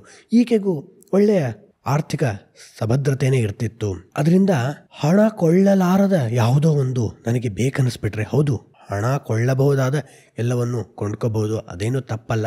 ಆದರೆ ಹಣ ದೊರಕಿಸಿ ಕೊಡದ ಇನ್ನೇನೋ ಒಂದನ್ನು ನಾವು ಬಯಸ್ತಾ ಇದ್ರೆ ಅದು ಸ್ಪಿರಿಚುವಲ್ ಸ್ಯಾಲ್ವೇಷನ್, ಆಧ್ಯಾತ್ಮಿಕ ಅನುಭೂತಿ. ಎಲ್ಲರೂ ನಾವು ಅದನ್ನೇ ಹುಡುಕ್ತಿರ್ತೇವೆ ಅಂತ ಅಬ್ರಹಂ ಮಾಸ್ಲೋ ಹೇಳಿದ್ದು. ಅದನ್ನು ದೊರಕಿಸಿಕೊಳ್ಳದ ಕಾರಣ ಬೇರೆ ಬೇರೆ ವಸ್ತುಗಳಲ್ಲಿ ಅದನ್ನ ಹುಡುಕ್ತಿರ್ತೀವಿ. ತಪ್ಪಲ್ಲ. ವಸ್ತುಗಳು ಸಿಕ್ಕ ಮೇಲೆ ಅವುಗಳನ್ನ ದಾಟಿ ಸೆಲ್ಫ್ ಆಕ್ಚುಯಲೈಸೇಷನ್ ಪೊಟೆನ್ಷಿಯಲ್ ಅಂತಾನೆ ಮಾಸ್ಲೋ ಅದನ್ನ ನಾವು ಮುಟ್ಟಬೇಕು. ಅದನ್ನೇ ಇಲ್ಲಿ ಕಾರಣ ಅಂತ ಹೇಳ್ತಿರೋದು. ನಮಗೆ ಬೇಕೆನಿಸಿದ ಆ ವಸ್ತು ದುಡ್ಡನ್ನು ಹೊಂದಿಯೇ ಇರದೆ, ಅದಕ್ಕೆ ದುಡ್ಡಿಂದ ಬರ್ದೇನೆ ಇದ್ರೆ ಅದು ಎಷ್ಟು ವಿಚಿತ್ರ ನೋಡಿ. ಕಾರು ದುಡ್ಡು ಕೊಟ್ರೆ ಬರುತ್ತೆ, ಝೊಮ್ಯಾಟೊ ಡೆಲಿವರಿ ದುಡ್ಡು ಕೊಟ್ರೆ ಬರುತ್ತೆ, ಅಮೆಝಾನ್ ಪ್ರೈಮ್ ಮೆಂಬರ್ಶಿಪ್ ದುಡ್ಡು ಕೊಟ್ರೆ ಬರುತ್ತೆ, ನೆಟ್ಫ್ಲಿಕ್ಸ್ ದುಡ್ಡು ಕೊಟ್ರೆ ಬರುತ್ತೆ. ಸಂತೋಷ ಅದರಿಂದ ಬಂದರೆ ಹೋಯ್ತು. ಬರಲೇ ಇಲ್ಲ ಅಂದರೆ ಆಯಿತು, ಮತ್ತು ಸಂತೋಷಕ್ಕೆ ಏನಾದ್ರು ದುಡ್ಡು ಕೊಡ್ತೀನಿ? ಇಲ್ಲಿ ಸಾಧ್ಯನೇ ಇಲ್ಲ. ಸಂತೋಷವನ್ನು ಒಳಗೆ ಕಂಡುಕೋಬೇಕಾಗಿದ್ದು. ಮುಂದೆ ಇದು ಇನ್ನೂ ಅದ್ಭುತವಾಗುತ್ತೆ. ಅವಳು ಒಂದು ಬಡ ಮುದುಕಿನ ಕಾಣ್ತಾಳೆ. ಅದನ್ನು ಬಂದಾಗ ಹೇಳೋಣ. ಅವಳಿಗೆ ಅವಾಗಿಂದ ನನ್ನ ಜೀವನದಲ್ಲಿ ಅಂಥ ಸಾಂಗತ್ಯ ಇಲ್ವಲ್ಲ, ಕೇವಲ ದೈಹಿಕ ಮಟ್ಟದ ಸಾಂಗತ್ಯ, ಮೆಟೀರಿಯಲ್ ಪ್ಲೆಷರ್ಸ್, ಎಷ್ಟೆಲ್ಲ ಸೆಲ್ಫಿಗಳು ಹಾಕ್ಕೊಂಡಿರ್ಬೋದು, ಇನ್ಸ್ಟಾಗ್ರಾಮ್ ರೀಲ್ಸ್ ಮಾಡಿರ್ಬೋದು ಕುಣಿದು ಜೊತೆಗೆ. ಆದರೆ ಆಳವಾದ ಸ್ಪಿರಿಚುವಲ್ ಕನೆಕ್ಷನ್ ನಾನು ನನ್ನ ಸಂಗಾತಿ ಜೊತೆ ಕಂಡುಕೊಳ್ಳಕ್ಕೆ ಸಾಧ್ಯವಾಗಿದೆಯಾ? ಈ ಪ್ರಶ್ನೆ ಎಷ್ಟು ದೊಡ್ಡ ಪ್ರಶ್ನೆ ಅಲ್ವಾ ಸ್ನೇಹಿತರೆ? ಅದನ್ನೇ ಇಲ್ಲಿ ಸೂಕ್ಷ್ಮವಾಗಿ ಕೇಳ್ತಾಳೆ, ಮುಂದೆ ಸ್ಥೂಲವಾಗಿ ಕೇಳ್ಕೋತಾಳೆ. ಅದು ವಸ್ತುವಿನ ಬದಲು ವ್ಯಕ್ತಿಯಾಗಿದ್ದು, ಆ ವ್ಯಕ್ತಿ ದುಡ್ಡು ಕೊಟ್ಟರೂ ಬರಲಾರದ ವ್ಯಕ್ತಿ. ನನ್ನ ಜೀವನದಲ್ಲಿ ದುಡ್ಡು ಕೊಟ್ಟರೆ ಬರುತ್ತೆ ಅನ್ಕೊಂಡಿರ್ತೀವಿ, ಸಂಗಾತಿನೂ ಗಿಟ್ಟಿಸ್ಕೋಬಹುದು ಅನ್ಕೊಂಡಿರ್ತೀವಿ. ಆದರೆ ಹಣಕ್ಕೆ ಮೀರಿದ, ದೈಹಿಕತೆಯನ್ನ ಮೀರಿದ ಆ ಸಾಂಗತ್ಯವನ್ನ ನಾನು ಪಡಿಬೇಕು ಅಂದ್ರೆ ಎಷ್ಟು ಕಷ್ಟ ಅಲ್ವಾ? ಮತ್ತೆ ಆ ಸಾಲನ್ನ ಹೇಳೋಣ. ಆ ವಸ್ತು ದುಡ್ಡನ್ನು ಹೊಂದಿಯೇ ಇರದೆ ಅದು ನಮ್ಮ ಮನಸ್ಸನ್ನೋ ಇನ್ನೇನನ್ನೋ ಹೊಂದಿಕೊಂಡು ಇದ್ದರೆ, ಆಗ ಎಕ್ಸ್ಪೆನ್ಸಿವ್ ರೆಸಾರ್ಟ್ ಮೇಲೆ ಕೂತಾಗ, ಬೀಚಲ್ಲಿ ಕೂತಾಗೂ ನನಗೆ ಸಂತೋಷ ಆಗ್ತಿಲ್ಲ, ಮುಂದಿನ ವಾರ ಇರೋ ಆಫೀಸ್ ಮೀಟಿಂಗ್ ಬಗ್ಗೆ ಮನಸ್ಸು ಎಳಿತಾ ಇದೆ ಅಂದ್ರೆ ಇನ್ನೆಷ್ಟು ದುಡ್ಡಿದ್ರೆ ನಾನು ಸಂತೋಷವಾಗಿರ್ತಿದ್ದೆ. ಆಯ್ತು, ಅತ್ಯಂತ ಶ್ರೇಷ್ಠ ಸಂಗಾತಿಯನ್ನೇ ಪಡೆದಿದ್ದೀನಿ ಅನ್ಕೊಳ್ಳೋಣ. ಅಂದ್ರೆ ಸಾಮಾಜಿಕ ಕಟ್ಟಳೆಗಳ ಪ್ರಕಾರ ಏನೇನೋ ಇರತ್ತಲ್ಲ, ಹಂಗಿದ್ರೆ ಚೆನ್ನಾಗಿ, ಇಷ್ಟು ಉದ್ದ ಇದ್ರೆ ಚೆನ್ನಾಗಿ, ಏನೋ ಒಂದು ಇರತ್ತಲ್ಲ, ಅಷ್ಟು ಸಾವುಕಾರ ಇರಬೇಕು, ಇಷ್ಟು ನೋಡಕ್ಕೆ ಹಿಂಗಿರ್ಬೇಕು, ದೇಹದ ಆ ಭಾಗ ಹಿಂಗಿರ್ಬೇಕು, ಏನೇನೋ ಇರುತ್ತಲ್ಲ. ಅದ್ರ ಬಗ್ಗೆ ಎಷ್ಟೆಷ್ಟು ಬ್ಲಾಗ್ ಆರ್ಟಿಕಲ್ಸ್ ಸಹ ಇರುತ್ತಲ್ಲ. ಅದೇ ರೀತಿ ಇರುವ ವ್ಯಕ್ತಿನೂ ಸಿಕ್ಕಾಗ ಆ ವ್ಯಕ್ತಿಯ ಮನಸ್ಸು ಅದೇ ರೀತಿ ನಮ್ಮಿಂದ ಬಯಸ್ತಾ ಇದ್ರೆ, ಆಗ ನಮ್ಮ ನಡವಳಿಕೆ ಎಷ್ಟು ತರ ಆಗುತ್ತದೆಯೋ. ನಾನು ನನ್ನ ಸಂಗಾತಿಯನ್ನ ಒಂದು ರೀತಿ ಪರಿಹಾರದ ರೀತಿ ಕಾಣ್ತಿರೋ ಹಾಗೆ, ನನ್ನ ಸಂಗಾತಿನೂ ನನ್ನ ಒಂದು ತಿಂದು ಮುಗಿಸಬೇಕಾದ, ಖಾಲಿ ಮಾಡಬೇಕಾದ, ಕನ್ಸ್ಯೂಮ್ ಮಾಡಬೇಕಾದ, ಸೇವಿಸಬೇಕಾದ ವಸ್ತುವಿನ ರೀತಿ ಕಾಣ್ತಿದ್ದಾಗ ನನ್ನ ನಡವಳಿಕೆ ಏನಾಗತ್ತೆ? ಇದು ಇಂದಿನ ಸವಾಲು ಅಲ್ವಾ ಸ್ನೇಹಿತರೆ? ಅದಕ್ಕಾಗಿ ಮೈಮನಗಳ ಸುಳಿಯಲ್ಲಿ ಕಾದಂಬರಿ ನಮಗೆ ಲೌಕಿಕ ಮತ್ತು ಆಧ್ಯಾತ್ಮಿಕ, ಅಂದರೆ both in terms of material and metaphysical needs, ಜೀವನದಲ್ಲಿ ಹೇಗೆ ನಮ್ಮ ಆಯ್ಕೆಗಳು ಇರಬೇಕು ಅನ್ನೋದನ್ನ ತೋರಿಸಿಕೊಡುತ್ತೆ. ಇಲ್ಲಿ ನಾವೇನು ಗಮನಿಸಬೇಕು ಅಂದರೆ, ನಮ್ಮ ಸಮಾಜ ಒಂದು ಡ್ರೈ ಕನ್ಸ್ಯೂಮರಿಸಮ್, ಅರ್ಥಹೀನ ಕೊಳ್ಳುಬಾಕ ಸಂಸ್ಕೃತಿಗೆ ಈಡಾಗ್ತಿದೆಯಲ್ಲ. ಅಂದರೆ ಒಂದು ಮೊತ್ತವನ್ನು ಸಂದಾಯ ಮಾಡಿದ್ರೆ, ಕೊಟ್ಟರೆ ನಮಗೆ ಎಲ್ಲ ರೀತಿಯ ಅನುಭೂತಿಗಳು, ಸಂತೋಷಗಳು ಸಿಗತ್ತೆ ಅಂತ ಅಂದ್ಕೊಂಡಿದ್ದೀವಲ್ಲ. ಅದರ ಉತ್ಪ್ರೇಕ್ಷಿತ ಅಂದರೆ ಎಕ್ಸ್ಟೆಂಡೆಡ್ ಐಡಿಯಾನೇ ಸಂಬಂಧಗಳ ಮೇಲೆ ಪ್ರಭಾವ ಬೀರಿದಾಗ ಸಂಬಂಧಗಳು ಅರ್ಥಹೀನ ಅಂತ ಅನ್ಸಕ್ಕೆ ಶುರುವಾಗುತ್ತೆ. ಯಾಕೆ? ಅದೊಂದು ಟ್ರಾನ್ಸಾಕ್ಷನಲ್, ವ್ಯಾವಹಾರಿಕವಾದಂತಹ ವಿಷಯ ಅನ್ನೋದು ಗೊತ್ತಾದಾಗ ಅಭದ್ರತೆಗಳು ನಮಗೆ ಕಾಡಕ್ಕಾರಂಭ ಆಗುತ್ತೆ. ಈ ಕನ್ಸ್ಯೂಮರಿಸಮ್, ಕೊಳ್ಳುಬಾಕ ಸಂಸ್ಕೃತಿ ಎಲ್ಲ ಮಜಲುಗಳು ನಮ್ಮ ಜೀವನವನ್ನು ಪ್ರವೇಶಿಸಿವೆ. ಅದು ಸಂಬಂಧಗಳಿಗೂ ಉಂಟಾಗಿದೆ. ಅದು ಕಾಮದ ಮೇಲೂ ತನ್ನ ಪ್ರಭಾವವನ್ನು ಬೀಳ್ತಿದೆಯಲ್ಲ. ಅದಕ್ಕೆ ಆಕೆ ಒಂದು ಸಾಲು ಬರ್ಕೊಂಡಿದ್ದಾಳೆ ನೋಡಿ. ಅದು ಅವತ್ತಿಗಿಂತ ಇವತ್ತು ಸಮಂಜಸ ಅನಿಸುತ್ತೆ. ಒಂದು ಕೊಡದ ತುಂಬ ಹಂಬಲವುಳ್ಳ ನನ್ನ ಮನಸ್ಸಿಗೆ ಯಾವ ಬಾವಿಯ ನೀರು ತಂಪನ್ನು ಕೊಟ್ಟಿತು. ಅಂದರೆ ಪೂರ್ತಿ ಹಂಬಲಗಳು, ಆಸೆಗಳು, ಕಾಮನೆಗಳು ತುಂಬಿರೋ ನನ್ನ ಮನಸ್ಸಿಗೆ ಯಾವ ಬಾವಿಯ ನೀರು, ಅಂದರೆ ಇಲ್ಲಿ ಬಾವಿಯ ನೀರು ಅಂದರೆ ಆಕೆಗೆ ಸಂಕೇತ ತನ್ನನ್ನು ಅರಸಿ ಬರೋರು ಅಂತ, ಶ್ರೀಮಂತರು ಅಂತ ಅನಿಸಿದ್ರು. ನಮ್ಮ ಜೀವನಕ್ಕೆ ಇದು ಹೇಗೆ ಸಮಂಜಸ ಆಗುತ್ತೆ ಅಂದರೆ, ಯಾವ ಕಂಪನಿಯಲ್ಲಿ ನನಗೆ ಸಂತೋಷ ಉಂಟಾಗ್ಬೋದು, ಯಾವ ದೇಶಕ್ಕೆ ಹೋದರೆ ಸಂತೋಷ ಇರ್ಬೋದು, ಯಾವ ರಾಜ್ಯದಲ್ಲಿದ್ದರೆ, ಆಸ್ಟಿನಲ್ಲಿರಬೇಕಾ, ಕ್ಯಾಲಿಫೋರ್ನಿಯಾಲಿರಬೇಕಾ, ಅಲ್ಲೇನೋ ಚಳಿ ಕಡಿಮೆ, ಇಲ್ಲೇನೋ ಸೆಕೆ ಜಾಸ್ತಿ, ಎಲ್ಲಿರಬೇಕು, ಬೆಂಗಳೂರಲ್ಲಿರ್ಬೇಕಾ, ಡೆಲ್ಲಿಲಿರಬೇಕಾ, ತುಮಕೂರಲ್ಲಿರಬೇಕಾ, ಎಲ್ಲಿರಲಿ, ಯಾವ ಬಾವಿಯ ನೀರು ಅಂದರೆ ಅದರ್ಥ. ಅಷ್ಟೇ ಅಲ್ಲದೆ ನಾವೇನೇ ಒಂದು ಕೊಳ್ಳೋವಾಗೂ ಸಹ ಈ ದ್ವಂದ್ವವನ್ನು ಇವತ್ತು ಅನುಭವಿಸ್ತೇವಲ್ವಾ. ಹಿಂದೆ ಅಂಗಡಿಗೆ ಹೋಗ್ತಿದ್ವಿ, 2-3 ಇರ್ತಿದ್ವು, ಯಾವುದೋ ಒಂದು ತಗೋತಿದ್ವಿ. ಇವತ್ತು ಇನ್ಫೈನೈಟ್ ಚಾಯ್ಸಸ್, ಅಸಂಖ್ಯಾತವಾದಂತಹ ಆಯ್ಕೆಗಳು ನಮ್ಮ ಮುಂದೆ ನಿಂತಾಗ ಎರಡರ ಮಧ್ಯೆ ತುಂಬ ವ್ಯತ್ಯಾಸನೇ ಇರಲ್ಲ. ಒಂದು ಲ್ಯಾಪ್ಟಾಪ್ ತೊಗೊಳೋದಿರಲಿ, ಡ್ರೆಸ್ ತೊಗೊಳೋದಿರಲಿ, ಶೂಸ್ ತೊಗೊಳ್ಳೋದಿರಲಿ, ಕಾರ್ ತೊಗೊಳ್ಳೋದಿರಲಿ, ಆಟೋಮೇಟೆಡ್ ಸನ್ರೂಫು, ಟಿಂಟೆಡ್ ಸನ್ರೂಫ್ ಏನೆಲ್ಲ ಇರುತ್ತೆ ಅವೆಲ್ಲ ನಿಜವಾಗ್ಲೂ ನಮಗೆ ಬೇಕಾ? ಸಿಕ್ಕಾಗೇನು ನಮ್ಮ ಜೀವನ ತುಂಬ ಸಂತೋಷವಾಗಿರುತ್ತಾ ಅಂದರೆ ಆ ಪ್ರಶ್ನೆಗೆ ಉತ್ತರ ನಮ್ಮಲ್ಲೇ ಇದೆ. ಆದರೆ ಎಷ್ಟು ದ್ವಂದ್ವವನ್ನು ನಾವು ಅನುಭವಿಸ್ತೇವೆ. ಅದರ ಜೊತೆಗೆ ಸಂಗಾತಿಯನ್ನು ಹುಡ್ಕೋಬೇಕು ಅಂದಾಗಲೂ ಅದೇ ರೀತಿ ದ್ವಂದ್ವ ಅಲ್ವಾ? ಸಾವಿರಾರು ಆಯ್ಕೆಗಳು ನಮ್ಮ ಮುಂದೆ ಇರುತ್ತವೆ.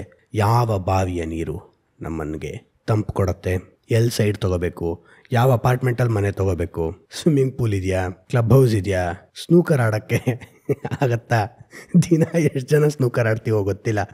ಆದರೆ ಅದು ತುಂಬ ಮುಖ್ಯವಾದಂತಹ ಅಂಶ ಆಗಿಬಿಡುತ್ತೆ. ಸ್ನೂಕರು ನಾವೇನು ಹುಟ್ಟದಾಗಿಂದ ಆಡ್ತಾ ಬಂದಿದ್ದೀವಿ ಅನ್ನೋ ಥರ. ಆದರೆ ನೀರೇ ಇರಲ್ಲ.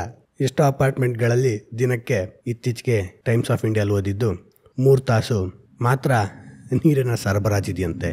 ಇನ್ನೊಂದಿಷ್ಟು ಅಪಾರ್ಟ್ಮೆಂಟ್ಗಳಲ್ಲಿ ಪಕ್ಕದಲ್ಲಿರೋ ಯಾವುದೋ ಮಾಲ್ಗೆ ಹೋಗ್ಬಿಟ್ಟು ಟಾಯ್ಲೆಟ್ ಉಪಯೋಗಿಸಿ ಅಂತ ಹೇಳಿದಾರಂತೆ. ಆದರೆ ನಮಗೆ ಕ್ಲಬ್ ಹೌಸ್ ಇರಬೇಕು, ಸ್ನೂಕರ್ ಇರಬೇಕು, ಸ್ವಿಮ್ಮಿಂಗ್ ಪೂಲ್ ಇರಬೇಕು, ಕುಡಿಯೋಕ್ಕೆ ನೀರಿರಲ್ಲ, ಸ್ವಿಮ್ಮಿಂಗ್ ಪೂಲ್ ಇರಬೇಕು. ಇದು ನಮ್ಮ ಇಂದಿನ ಸಮಸ್ಯೆ.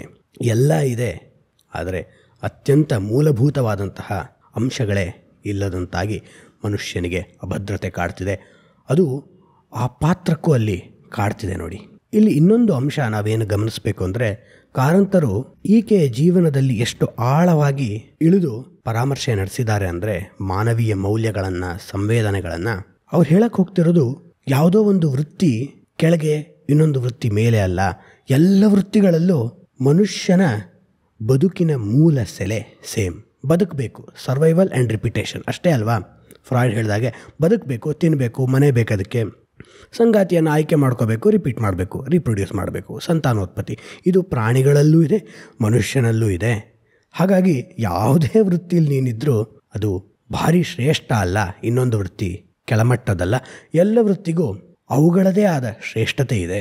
ಶ್ರೇಷ್ಠತೆಯಿಂದ ನೀನು ಅದರಲ್ಲಿ ಪಾಲ್ಗೊಳ್ಳಲು ಸಾಧ್ಯವಾದರೆ, ಇನ್ನೊಬ್ಬರ ವೃತ್ತಿನ ತಪ್ಪು ಅನ್ನೋ ಮೊದಲು ನಾವೇನು ಸರಿ ಅನ್ನೋ ಪ್ರಶ್ನೆಯನ್ನು ನಾವು ಹಾಕ್ಕೊಂಡ್ಬಿಟ್ರೆ, ಅದು ಪ್ರಶ್ನೆ ಸ್ವಗತದ ಪ್ರಶ್ನೆ, ಕ್ವೆಸ್ಟ್ ಅಂತಾರಲ್ಲ, ಆ ಪ್ರಶ್ನೆ ನಮಗೊಂದು ಸತ್ಯವನ್ನು ತೆರೆದು ಬಿಚ್ಚಿ ತೋರಿಸುತ್ತೆ.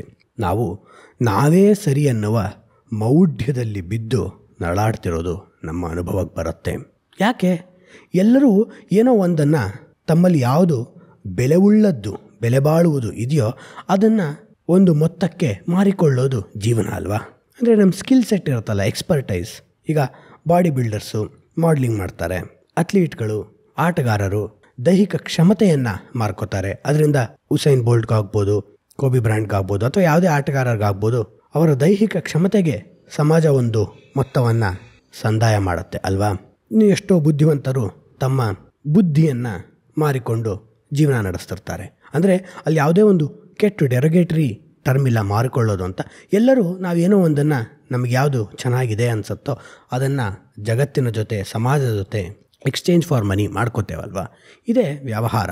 ಹಾಗಿದ್ದಾಗ ಯಾವ ವೃತ್ತಿ ತಪ್ಪು, ಯಾವ ವೃತ್ತಿ ಸರಿ ಅನ್ನೋದು ಇನ್ನೊಬ್ಬರ ಪರವಾಗಿ ನಾವು ನಿರ್ಧರಿಸುವ ಹಕ್ಕು ನಮಗಿಲ್ಲ.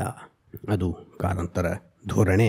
ಮುಂದೆ ಆಕೆ ಹೇಳ್ತಾಳೆ, ನೀನು ಬಯಸಿದರೆ ನಿನ್ನ ಎಟುಕಿನಲ್ಲಿ ಸಿಗದ ಹೂವಿಲ್ಲ, ಹಣ್ಣಿಲ್ಲ ಎಂದು ಹೇಳುವುದುಂಟು. ಜನ ಎಲ್ಲ ಹೇಳ್ತಾರೆ, ನೀನೇನು ತುಂಬ ಸ್ಫುರದ್ರೂಪಿಯಾಗಿದೆಯಾ, ವಯಸ್ಸಿದೆ, ಏನು ಬೇಕೋ ಅದು ನಿನಗೆ ಸಿಗತ್ತೆ, ಎಲ್ಲವನ್ನೂ ದಕ್ಕಿಸಿಕೊಳ್ಳೋ ಅಂಶಗಳು ನಿನ್ನಲ್ಲಿ ಇವೆ ಅಂತ ಜನ ಹೇಳ್ತಾರೆ. ಆದರೆ ಆಕೆ ಹೇಳೋದು, ನಾನು ಹಾಗೆ ಕೈಯನ್ನು ಹೊರಕ್ಕೆ ಚಾಚಿ ಬೆರಳಿಗೆ ಸಿಕ್ಕಿದ್ದನ್ನೆಲ್ಲ ಬಾಚಿ ಹತ್ತಿರ ಹಿಡಿದುಕೊಂಡು ಈಚು, ಎಲೆ, ಕಾಯಿ, ಕಸವನ್ನು ಎಸೆದು ಹಣ್ಣನ್ನು ಮಾತ್ರ ಉಳಿಸಿಕೊಂಡು ಒಂದೊಂದನ್ನೇ ಬಾಯಿಗಿಟ್ಟು ಕಚ್ಚಿ ನಾಲಿಗೆಗೆ ಒಗ್ಗದ್ದನ್ನು ಉಗಿದು ಒಗ್ಗಿದ್ದನ್ನು ಸವಿಯುವ ಆಟವಲ್ಲ ಇದು ಸಂಬಂಧ. ಎಂಥ ಅದ್ಭುತವಾಗಿದೆ ನೋಡಿ ಅದು ಸಾಲು. ಇವತ್ತಿನ ಸಂದರ್ಭಕ್ಕೆ ಎಷ್ಟು ಅನ್ವಯವಾಗತ್ತೆ ನೋಡಿ. ಅಂದರೆ ಇಟ್ ಟೇಕ್ಸ್ ಟೈಮ್ ಅಲ್ವಾ? ಒಂದು ಸಂಬಂಧ ಉಂಟಾಗಬೇಕಂದ್ರೆ, ಒಂದು ಕನೆಕ್ಷನ್ ಎಸ್ಟಾಬ್ಲಿಷ್ ಆಗಬೇಕಂದ್ರೆ, ಡೇಟಿಂಗ್ ಆಗಿರ್ಬೋದು, ಲಿವಿಂಗ್ ಇನ್ ಇರ್ಬೋದು, ಮ್ಯಾರೇಜ್ ಇರ್ಬೋದು, ಇಟ್ ಟೇಕ್ಸ್ ಟೈಮ್. 1 ದಿನಕ್ಕೆ 2 ದಿನಕ್ಕೆ ಸಿನಿಮಾದ ರೀತಿ ಆಗಕ್ಕೆ ಸಾಧ್ಯವೇ ಇಲ್ಲ. ಅದಕ್ಕೆ ಅವಳು ಹೇಳ್ತಿರೋದು, ನೀನು ಕೈ ಚಾಚಿದ್ದೇ ಆದರೆ ನಿನಗೆಲ್ಲ ಸಿಗತ್ತೆ, everything is in your stretch or reach ಅಂತ ಹೇಳಬಹುದು. ಆದರೆ ಹಾಗೆ ನಾನು ಹೊರಗೆ ಕೈ ಹಾಕಿ ಚಾಚಿ ಬೆರಳಿಗೆ ಕೈಗೆ ಸಿಕ್ಕಿದ್ನೆಲ್ಲ ಬಾಚಿಕೊಂಡು, ಅದು ಎಲೆನೋ ಹಣ್ಣೋ ಕಾಯೋ ಇದು ಬಂದಿದ್ದೆಲ್ಲ ಬಾಚಿಕೊಂಡು ಅದರಲ್ಲಿ ಬೇರೆ ಕಸವನ್ನು ಬಿಸಾಕಿ, ಅಂದರೆ ಸಂಬಂಧಗಳಿಗೆ ಅದನ್ನ ಅರ್ಥ ಮಾಡ್ಕೋತಾ ಹೋಗೋಣ. ಬೇರೆ ಕಸ ಇದು ಸರಿ ಇಲ್ಲ, ನನಗಿದು ಸರಿ ಬರಲ್ಲ ಅಂತ ಬಿಸಾಕಿ ಹಣ್ಣುಗಳನ್ನು ಮಾತ್ರ ಉಳಿಸಿಕೊಂಡು, ಅಂದರೆ ಶಾರ್ಟ್ ಲಿಸ್ಟ್ ಮಾಡಿರ್ತಾರಲ್ಲ, ಅಂದರೆ ಮನುಷ್ಯ ಯಾವತ್ತೂ ಸೇಮೆ. ತಾಂತ್ರಿಕತೆ ಬದಲಾಗ್ಬೋದು, ಮನುಷ್ಯ ಯಾವತ್ತೂ ಒಂದೇ. ಮನುಷ್ಯ ದೌರ್ಬಲ್ಯಗಳು ಒಂದೇ. ಹಣ್ಣುಗಳನ್ನು ಮಾತ್ರ ಉಳಿಸಿಕೊಂಡು ಒಂದೊಂದನ್ನೇ ಬಾಯಿಗಿಟ್ಟು ಕಚ್ಚಿ ನಾಲಿಗೆಗೆ ಒಗ್ಗದ್ದನ್ನು ಉಗಿದು ಒಗ್ಗಿದ್ದನ್ನು ಸವಿಯುವ ಆಟವಲ್ಲ ಸಂಬಂಧ. ಅಷ್ಟು ಬೇಗ ಡಿಸ್ಪೋಸ್ ಮಾಡೋಕ್ಕಾಗಲ್ಲ. ನಾವು ಒಂದು ಸಂಬಂಧ ಅಂತ ಎಸ್ಟಾಬ್ಲಿಷ್ ಮಾಡ್ತಿದ್ದಾಗ ಅದ್ರ ಜೊತೆ ಇನ್ನೂ ಎಷ್ಟೋ ಸಾಮಾಜಿಕ ಅಂಶಗಳು, ಆರ್ಥಿಕ ಅಂಶಗಳು, ದೈಹಿಕ ಅಂಶಗಳು ಕ್ಯಾರಿ ಫಾರ್ವರ್ಡ್ ಆಗಿರುತ್ತವೆ, ಪಡೆದುಕೊಂಡು ಬಂದುಬಿಟ್ಟಿರುತ್ತವೆ, ಅಂಟ್ಕೊಂಡು ಬಂದುಬಿಟ್ಟಿರುತ್ತವೆ ಅಲ್ವಾ. ಅದಕ್ಕೆ ಸಮಯ ಬೇಕು. We need to connect at a very deeper level, at a very spiritual level. Mutual compatibility ನೋಡಬೇಕಂದ್ರೆ ಅದು ಸಮಯವನ್ನು ತೆಗೆದುಕೊಳ್ಳತ್ತೆ. ಮುಂದೆ ಯಾಕೆ ಹೇಳೋದು ನೋಡಿ. ನನ್ನ ಮನದ ಎಟುಕು ಬಾನಿಗೆ ಚಾಚಬಹುದು. ಮನಸ್ಸು ನೂರಾರು ರೀತಿಯ ಆಸೆಗಳನ್ನು ಸಂಗಾತಿಯ ಮೂಲಕ ಬಿತ್ತಬಹುದು. ಕಣ್ಣಿನ ಎಟುಕು ಯೌವನದ ಹಲವಾರು ಕಡೆ ನಾಟಬಹುದು. ಕಣ್ಣಿನ ಎಟುಕು ಅಂದರೆ ಬಹುತೇಕವಾಗಿ ಸಂಬಂಧಗಳು ಹೊರಗೆ ಏನು ಕಾಣುತ್ತೋ ದೈಹಿಕ ಸೌಂದರ್ಯಗಳು ಅಥವಾ ವ್ಯವಸ್ಥೆಗಳು ಅವ್ರ ಹತ್ರ ಏನಿದೆ ಇದರ ಮದುವೆ ಸಂಬಂಧ ನಡೆಸೋವಾಗೂ ಅದು ಉಂಟಾಗತ್ತಲ್ವಾ. ಅಂದರೆ ಇವತ್ತು ಪ್ಯಾರಾಮೀಟರ್ಸ್ ಇರುತ್ತಲ್ಲ ಈ ಮ್ಯಾಟ್ರಿಮೋನಿ ಸೈಟ್ಸಲ್ಲೆಲ್ಲ, ಸಂಬಳ ಎಷ್ಟು, ಓನ್ ಹೌಸ್, ಫಾದರ್ ವರ್ಕಿಂಗ್, ಏನೇನಾದ್ರು ಇರುತ್ತಲ್ಲ ಈ ಥರದ್ದೆಲ್ಲ. ಅದು ಇವತ್ತು ಬಂದಿದ್ದಲ್ಲ, ನಮ್ಮ ಮನಸ್ಸಿನಲ್ಲಿ ಮೊದಲಿಂದಾನೂ ಇದ್ದಿದ್ದು. ಹೈಟ್ ಎಷ್ಟು, ಚರ್ಮದ ಬಣ್ಣ ಏನು, ಹೊರಗಿನ ರೆಪ್ರೆಸೆಂಟೇಷನ್, ಕಾಣುವಿಕೆ ಬಹುಮುಖ್ಯ ಪಾತ್ರವನ್ನೇನೋ ವಹಿಸ್ಬಿಡತ್ತೆ. ಅದು ಯೌವನದ ಓಘ, ಯೌವನದ ಶಕ್ತಿ. ಆಕೆ ನೋಡಿ ಎಷ್ಟು ಆಳವಾಗಿ ಇಳಿಯೋಕ್ಕೆ ಪ್ರಯತ್ನ ಮಾಡ್ತಾಳೆ. ಅವಳಿಗೆ ಗೊತ್ತು ಇದು ಕಾಮ ತಾರಕಾವಸ್ಥೆಯಲ್ಲಿ ಇದ್ದಾಗ ಉಂಟು ಮಾಡೋ ಪ್ರಭಾವ. ಆದರೆ ಅದನ್ನು ದಾಟಕ್ಕಾಗ್ತಿಲ್ಲ. ಹಲವಾರು ಕಡೆ ನಾಟಬಹುದು, ನೂರಾರು ನೋಡ್ತೀವಿ.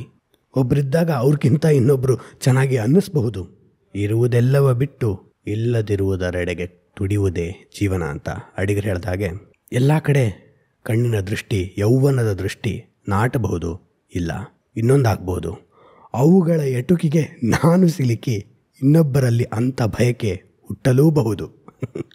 ನಮಗೆ ಇನ್ನೊಬ್ಬರು ಬೇಕಂದ ಹಾಗೆ ಇನ್ನೊಬ್ಬರಿಗೆ ನಾವು ಬೇಕಾಗೋ ಹಾಗೆ ಚೆನ್ನಾಗಿ ಡ್ರೆಸ್ ಮಾಡ್ಕೋಬೋದು, ಚೆನ್ನಾಗಿ ತೋರಿಸ್ಕೋಬೋದು. ಎಲ್ಲ ರೀತಿಯ ಹೊರಮುಖ ಸೌಂದರ್ಯಗಳಿಂದ ಅದರಿಂದ ಆಯ್ತೇನು? ಹೊರಗಿನ ಸೌಂದರ್ಯಕ್ಕೆ ಸಿಕ್ಕಿದ ಹೊರಗಿನ ಅಂಶಗಳು, ಮೆಟೀರಿಯಲ್ ಆಸ್ಪೆಕ್ಟ್ಸ್, ಅದು ಒನ್ ಆಫ್ ದ ಅಂಶ ಆಗಿದ್ದರೆ ಸಮಸ್ಯೆ ಇಲ್ಲ. ಆದರೆ ಭೌತಿಕ ಅಂಶಗಳು, ಮೆಟೀರಿಯಲ್ ಆಸ್ಪೆಕ್ಟ್ಸ್, ಸಂಬಂಧಗಳನ್ನು ನಿರ್ಧರಿಸುವ ಸೋಲ್ ಆಸ್ಪೆಕ್ಟ್ಸ್ ಆದರೆ ಅಂದರೆ ಮಾತ್ರ ಅಂಶಗಳು, ಕೇವಲ ಅದೊಂದೇ ಅಂಶ ನಿರ್ಧರಿಸಿದ್ರೆ ಆಯ್ತೇನು? ಯಾಕೆ ಅದಿರೋವರೆಗೂ ಮಾತ್ರ ಆ ವ್ಯಕ್ತಿ ನಮ್ಮ ಜೊತೆ ಇರಕ್ಕೆ ಸಾಧ್ಯ ಅಲ್ವಾ? ಆ ವ್ಯಕ್ತಿ ಅಂತರಂಗದ ನಿತ್ಯ ನಿರಂಜನವಾದ ಆತ್ಮವನ್ನು ಒಂದು ಸ್ವಲ್ಪನಾದರೂ ಕಾಣಕ್ಕೆ ಸಾಧ್ಯವಾಗ್ತಿದೆಯಾ? ಕಾಣಕ್ಕೆ ಸಾಧ್ಯವಾಗಿದ್ದರೆ ಸಂಬಂಧಗಳು ಇವತ್ತು ಈ ಮಟ್ಟದ ಅಧೋಗತಿಗೆ ತಲುಪ್ತಿದ್ವಾ? ಇದು ಗಂಡು ಹೆಣ್ಣು ಸಮೀಪ ಬರುವುದಕ್ಕೊಂದು ನೆಪ. ಮನಸ್ಸನ್ನು ತಿಳಿಯುವುದಕ್ಕೆ, ಆನಂದ ಪಡುವುದಕ್ಕೆ, ಹೊಂದಿದ್ದರೆ ಹಿಗ್ಗುವುದಕ್ಕೆ, ಹೊಂದದೆ ಹೋದರೆ ನರಳುವುದಕ್ಕೆ ಸಮಯ ಬೇಕು. ಯಾವುದೇ ಆಗಲಿ ಸರಿಯಿಲ್ಲ ಸರಿ ಇದೆ ಅನ್ನೋದಕ್ಕಾದರೂ ಒಂದು ಸಮಯ ಬೇಕಲ್ಲ. ಕೈಯಲ್ಲಿ ಹಿಡಿದ ಕಾಯಿ ಕಸುಗಾಯಿಯಾದರೆ ಅದನ್ನು ಹಲ್ಲಿನಿಂದ ಕಚ್ಚಿ ನಾಲಿಗೆಯಿಂದ ಸವರಿ ಇದು ಬೇಡ ಎಂದು ಎಸೆಯುವಷ್ಟು ಅದು ಸುಲಭದ ಕೆಲಸವಲ್ಲ.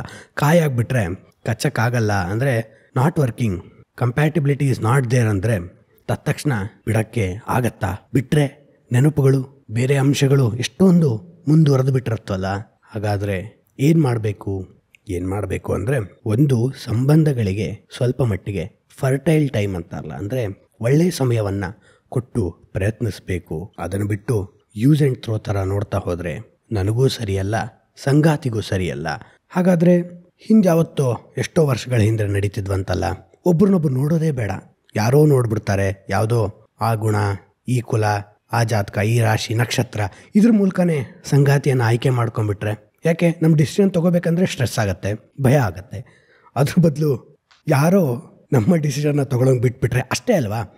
ಜಾತಕ ಆಗಿರ್ಬೋದು, ತಂದೆ ತಾಯಿ ಆಗಿರ್ಬೋದು, ನಕ್ಷತ್ರ, ಜಾತಿ, ಕುಲ, ಇವೆಲ್ಲ ಅಂಶಗಳು ನಮ್ಮ ರೆಸ್ಪಾನ್ಸಿಬಿಲಿಟಿನ ಇನ್ನೊಬ್ಬರಿಗೆ ಆಫ್ಲೋಡ್ ಮಾಡೋದು, ಬಿಟ್ಕೊಡೋದು ಅಷ್ಟೇ. ನಮಗದನ್ನು ಭರಿಸೋಕ್ಕಾಗಲ್ಲ. ಅಂದರೆ ಹಿಂದಿನ ಕಾಲದಲ್ಲಿ ಸಾಮಾಜಿಕ ಪರಿಧಿಗಳಷ್ಟಿದ್ದು ಆಗೇನು ಮಾಡೋಕ್ಕಾಗ್ತಿರಲಿಲ್ಲ. ಆದರೆ ಇವತ್ತು ನಾವು ಅದಕ್ಕೆ ಬದ್ಧವಾಗಿರಬೇಕಾ? ಗ್ರಹಗತಿಯ ತಿದ್ದುವನೇ ಜೋಯಿಸನು ಜಾತಕದಿ ಅಂತ DVG ಕಗ್ಗಗಳಲ್ಲಿ ಹೇಳಿದಾಗೆ ಯಾವ್ಯಾವುದೋ ಅಂಶಗಳು ಇನ್ನೊಬ್ಬರನ್ನ ಡಿಸೈಡ್ ಮಾಡೋಕ್ಕೆ ನೀನು ಬಿಟ್ಕೊಟ್ಟಾಗ ಇದ್ದಿದ್ದು ನಿನ್ನ ದೌರ್ಬಲ್ಯವನ್ನು ನೀನು ತೋರಿಸ್ಕೋತಿರ್ತೀಯ. ಏನಪ್ಪ ಹಿಂದೆ ನನಗೆ ನಿರ್ಧಾರ ಮಾಡೋಕ್ಕಾಗಲ್ಲ ಅಂತ ಅವಳಿಗೆ ಆಂಗ್ಸೈಟಿ, ಸ್ಟ್ರೆಸ್, ಖಿನ್ನತೆ ಉಂಟಾಗ್ತಿರೋ ಜೊತೆಗೆ ಈಗ ಬೇರೆಯವರು ನಿರ್ಧಾರ ಮಾಡಬಾರ್ದು ಅಂದರೆ ಏನು ಮಾಡಬೇಕು? ಇದ್ರ ಬಗ್ಗೆ ಒಂದು ಕಮೆಂಟ್ರಿ ಇದೆ ನೋಡಿ. ಈಗ ಕಾರಂತರದು ಬರೀ 2 ಜಾತಕದ ಓಲೆಗಳು ಜೋಡಿಸಿದ ನಂಟುತನದಿಂದ ಏನಾದೀತು? ಅವರ ಜಾತಕವನ್ನು ನೋಡಬೇಕು, ಇವರ ಜಾತಕವನ್ನು ನೋಡಬೇಕು, ಇದರಿಂದ ಏನಾದೀತು? 2 ಕುಂಡಲಿಗಳ ಕೂಟ ಬೆರೆಯಬೇಕು, ಒಂದು ಗ್ರಹಕ್ಕೆ ಇನ್ನೊಂದು ಹೊಂದಿಕೆಯಾಗಬೇಕು, ಇಬ್ಬರಲ್ಲಿಯೂ ಅದು ಕೂಡಬೇಕು, ಇದು ಬಿಡಬೇಕು. ಇದು ಯಾಕೋ ನನ್ನ ಮನಸ್ಸನ್ನು ಕೆಣಕುತ್ತಿದೆ. ಇದ್ಯಾವುದೋ ಅಂಶಗಳು ನಮ್ಮ ಸಂಬಂಧಗಳನ್ನು ಡಿಸೈಡ್ ಮಾಡೋದು ನನಗೆ ಇದು ಸಹ ಮನಸ್ಸಿಗೆ ತುಂಬ ಸರಿ ಅನ್ನಿಸ್ತಿಲ್ಲ ನೋಡಿ. ಆಕೆ ಚಿಂತನೆಯ ಆಳ, ಆಧ್ಯಾತ್ಮಿಕ ಆಳ ಎಷ್ಟಿದೆ. ಅದಕ್ಕೆ ಇದು ಇಂದಿಗೆ ಸಮಂಜಸ ಅನಿಸಿದ್ದು. ಆಕೆಗೆ ಪೂರ್ಣ ಸ್ವಾತಂತ್ರ್ಯ ತನ್ನ ಸಂಗಾತಿಯನ್ನು ಆಯ್ಕೆ ಮಾಡ್ಕೊಳ್ಳೋಕ್ಕೆ ಸಿಕ್ಕಿದೆ. ಇವತ್ತು ನಮ್ಮೆಲ್ಲರಿಗೂ ಅದು ಬಹುತೇಕವಾಗಿ ಒಂದು ಮಟ್ಟಿಗೆ ದಕ್ಕಿದೆಯಲ್ಲ. ಹಾಗಿದ್ದಾಗ ಹಿಂದಿನ ಯಾವುದೋ ಅಂಶದಿಂದ ನಾವು ನಿರ್ಧರಿಸಕ್ಕೆ ಸಾಧ್ಯವಿಲ್ಲ. ಆಕೆಯ ತಾರ್ಕಿಕ ಚಿಂತನೆ ಎಷ್ಟು ಚೆನ್ನಾಗಿದೆ ನೋಡಿ. ಆಕೆ ಒಂದು ಸಲ ಕೇಳಿದ್ಲಂತೆ ಪಂಡಿತರಿಗೆ, ಹಾಗಿದ್ದರೆ ಒಂದು ಕೇಳುತ್ತೇನೆ, 100 ಜನ ನಿಮ್ಮಲ್ಲಿಗೆ ಲಗ್ನ ನಿಶ್ಚಯಿಸುವ ಮೊದಲು ಬಂದು ಕೇಳಿ ಇಬ್ಬಿಬ್ಬರ ಗ್ರಹಗತಿಗಳನ್ನು ಹೊಂದುತ್ತಾ ಬಂದು ನೀವು ಹೇಳಿದ ಮೇಲೆಯೇ ಲಗ್ನ ಮಾಡುತ್ತಾರೆ ಅಲ್ವಾ? ಅಡಿಗಳೇ ಅಂದರೆ ಅಲ್ಲಿ ಆ ಪಾತ್ರದ ಹೆಸರದು. 100 ಮದುವೆಗಳನ್ನಾದರೂ ನಿಮ್ಮ ಲೆಕ್ಕದಿಂದ ನೀವು ಮಾಡಿಸಿರಬಹುದು. ನೀವು ಅಷ್ಟು ಅಂದ ಮೇಲೆಯೇ ಆಗಿರಲೂಬಹುದು. ಮುಂದೆ ಆಕೆ ಪ್ರಶ್ನೆ ನೋಡಿ, ಅಂತಹವುಗಳಲ್ಲಿ ಕಷ್ಟ ಕಾರ್ಪಣ್ಯಗಳು ಇಲ್ಲವೇ? ಗಂಡ ಕಳೆದುಕೊಂಡವರಿಲ್ಲವೇ? ವಿಧವೆಯರಿಲ್ಲವೇ? ಹೆಂಡತಿ ಸತ್ತವರಿಲ್ಲವೇ? ಅಕಾಲಿಕ ಮೃತ್ಯುಗಳಿಲ್ಲವೇ? ಅಂದರೆ ಯಾರಾದರೂ ಈಗಿನ ಕಾಲದಲ್ಲಿ ಸ್ವಲ್ಪ ಏನಾದರೂ ಸಂಬಂಧದಲ್ಲಿ ಸಮಸ್ಯೆ ಆಗ್ತಿದ್ದಂಗೆ ನಾ ಹೇಳಿದ್ದೆ ಅವ್ರಿಗೆ, ಅದೇನೂ ಕೂಡಲ್ಲ ಅಂತ, ಅದಕ್ಕೆ ಮಾಡಿಕೊಂಡ್ರು, ಅದಕ್ಕೆ ಹಾಳಾಗೋದ್ರು ಅಂತ. ಸ್ನೇಹಿತರೆ, ಜಗತ್ತಿನಲ್ಲಿ ಸುಮಾರು 600 ಕೋಟಿ ಜನ ಅಥವಾ 500 ಕೋಟಿ ಜನ ಭಾರತದಿಂದ ಹೊರಗಿದಾರಲ್ಲ, ಅವ್ರಿಗೆ ಈ ಅಂಶಗಳು ಯಾವುದೂ ಗೊತ್ತಿಲ್ಲದೇನೂ ಸಹ ಮದುವೆ ಆಗಿರ್ತಾರೆ ಅಲ್ವಾ? ಅದರಲ್ಲಿ ಸುಖಾನೇ ಇಲ್ವಾ? ಅಥವಾ ನಮ್ಮ ದೇಶದಲ್ಲಿ ಅಥವಾ ಯಾವುದೋ ಒಂದು ಸಾಮಾಜಿಕ ಕಟ್ಟಳೆಗೆ ಬದ್ಧವಾಗಿ ನಡೆದ ವಿವಾಹಗಳಲ್ಲಿ, ಸಂಬಂಧಗಳಲ್ಲಿ ಸಮಸ್ಯೆಗಳೇ ಇಲ್ಲದಂತಹ ಸುಖೀಭವಿತ ಸಂಬಂಧಗಳೇ ಇವೆಯಾ? ಅಂದರೆ ಇಲ್ಲಿ ಒಂದು ರೀತಿಯ ಕಾರಂತರ ಚಿಂತನೆ ಎಕ್ಸಿಸ್ಟೆನ್ಷಿಯಲಿಸಮ್ ಅಂತಾರಲ್ಲ, ನನಗೆ ಗೊತ್ತಾಗ್ತಿಲ್ಲ ಏನು ಮಾಡಬೇಕು ಅನ್ನೋದು. ಇದು ಇಂದಿನ ಮನುಷ್ಯನ ಸಮಸ್ಯೆನೇ ಅಲ್ವಾ? We have more options but don't know how to choose. ಅಥವಾ ನನಗೆ ಬೇಕಾದ ಪಾಠವನ್ನು ನೆರೆಕೆರೆಯವರಿಂದ ತಿಳಿಯಬಹುದು, ಅದೂ ಪೂರ್ಣವೇ? ಇನ್ನೊಬ್ಬರನ್ನು ಕೇಳಿ ಹೇಳ್ತಾರಲ್ಲ, ಮೊದಲೆಲ್ಲ ವೆರಿಫಿಕೇಷನ್ ಮಾಡ್ತಿದ್ರು, ಎಷ್ಟೊಂದು ಸುಳ್ಳು ಮದುವೆಗಳಾಗುತ್ತೆ ಅಂತ ಹುಡುಕೊಂಡು ಹೋಗಿ ಅವರ ನಿಜವಾಗ್ಲೂ ಆ ಕೆಲಸದಲ್ಲಿದ್ದಾರೆ. ಈಗೂ ಎಷ್ಟೊಂದು ಮಾಡ್ತಾರಲ್ವ.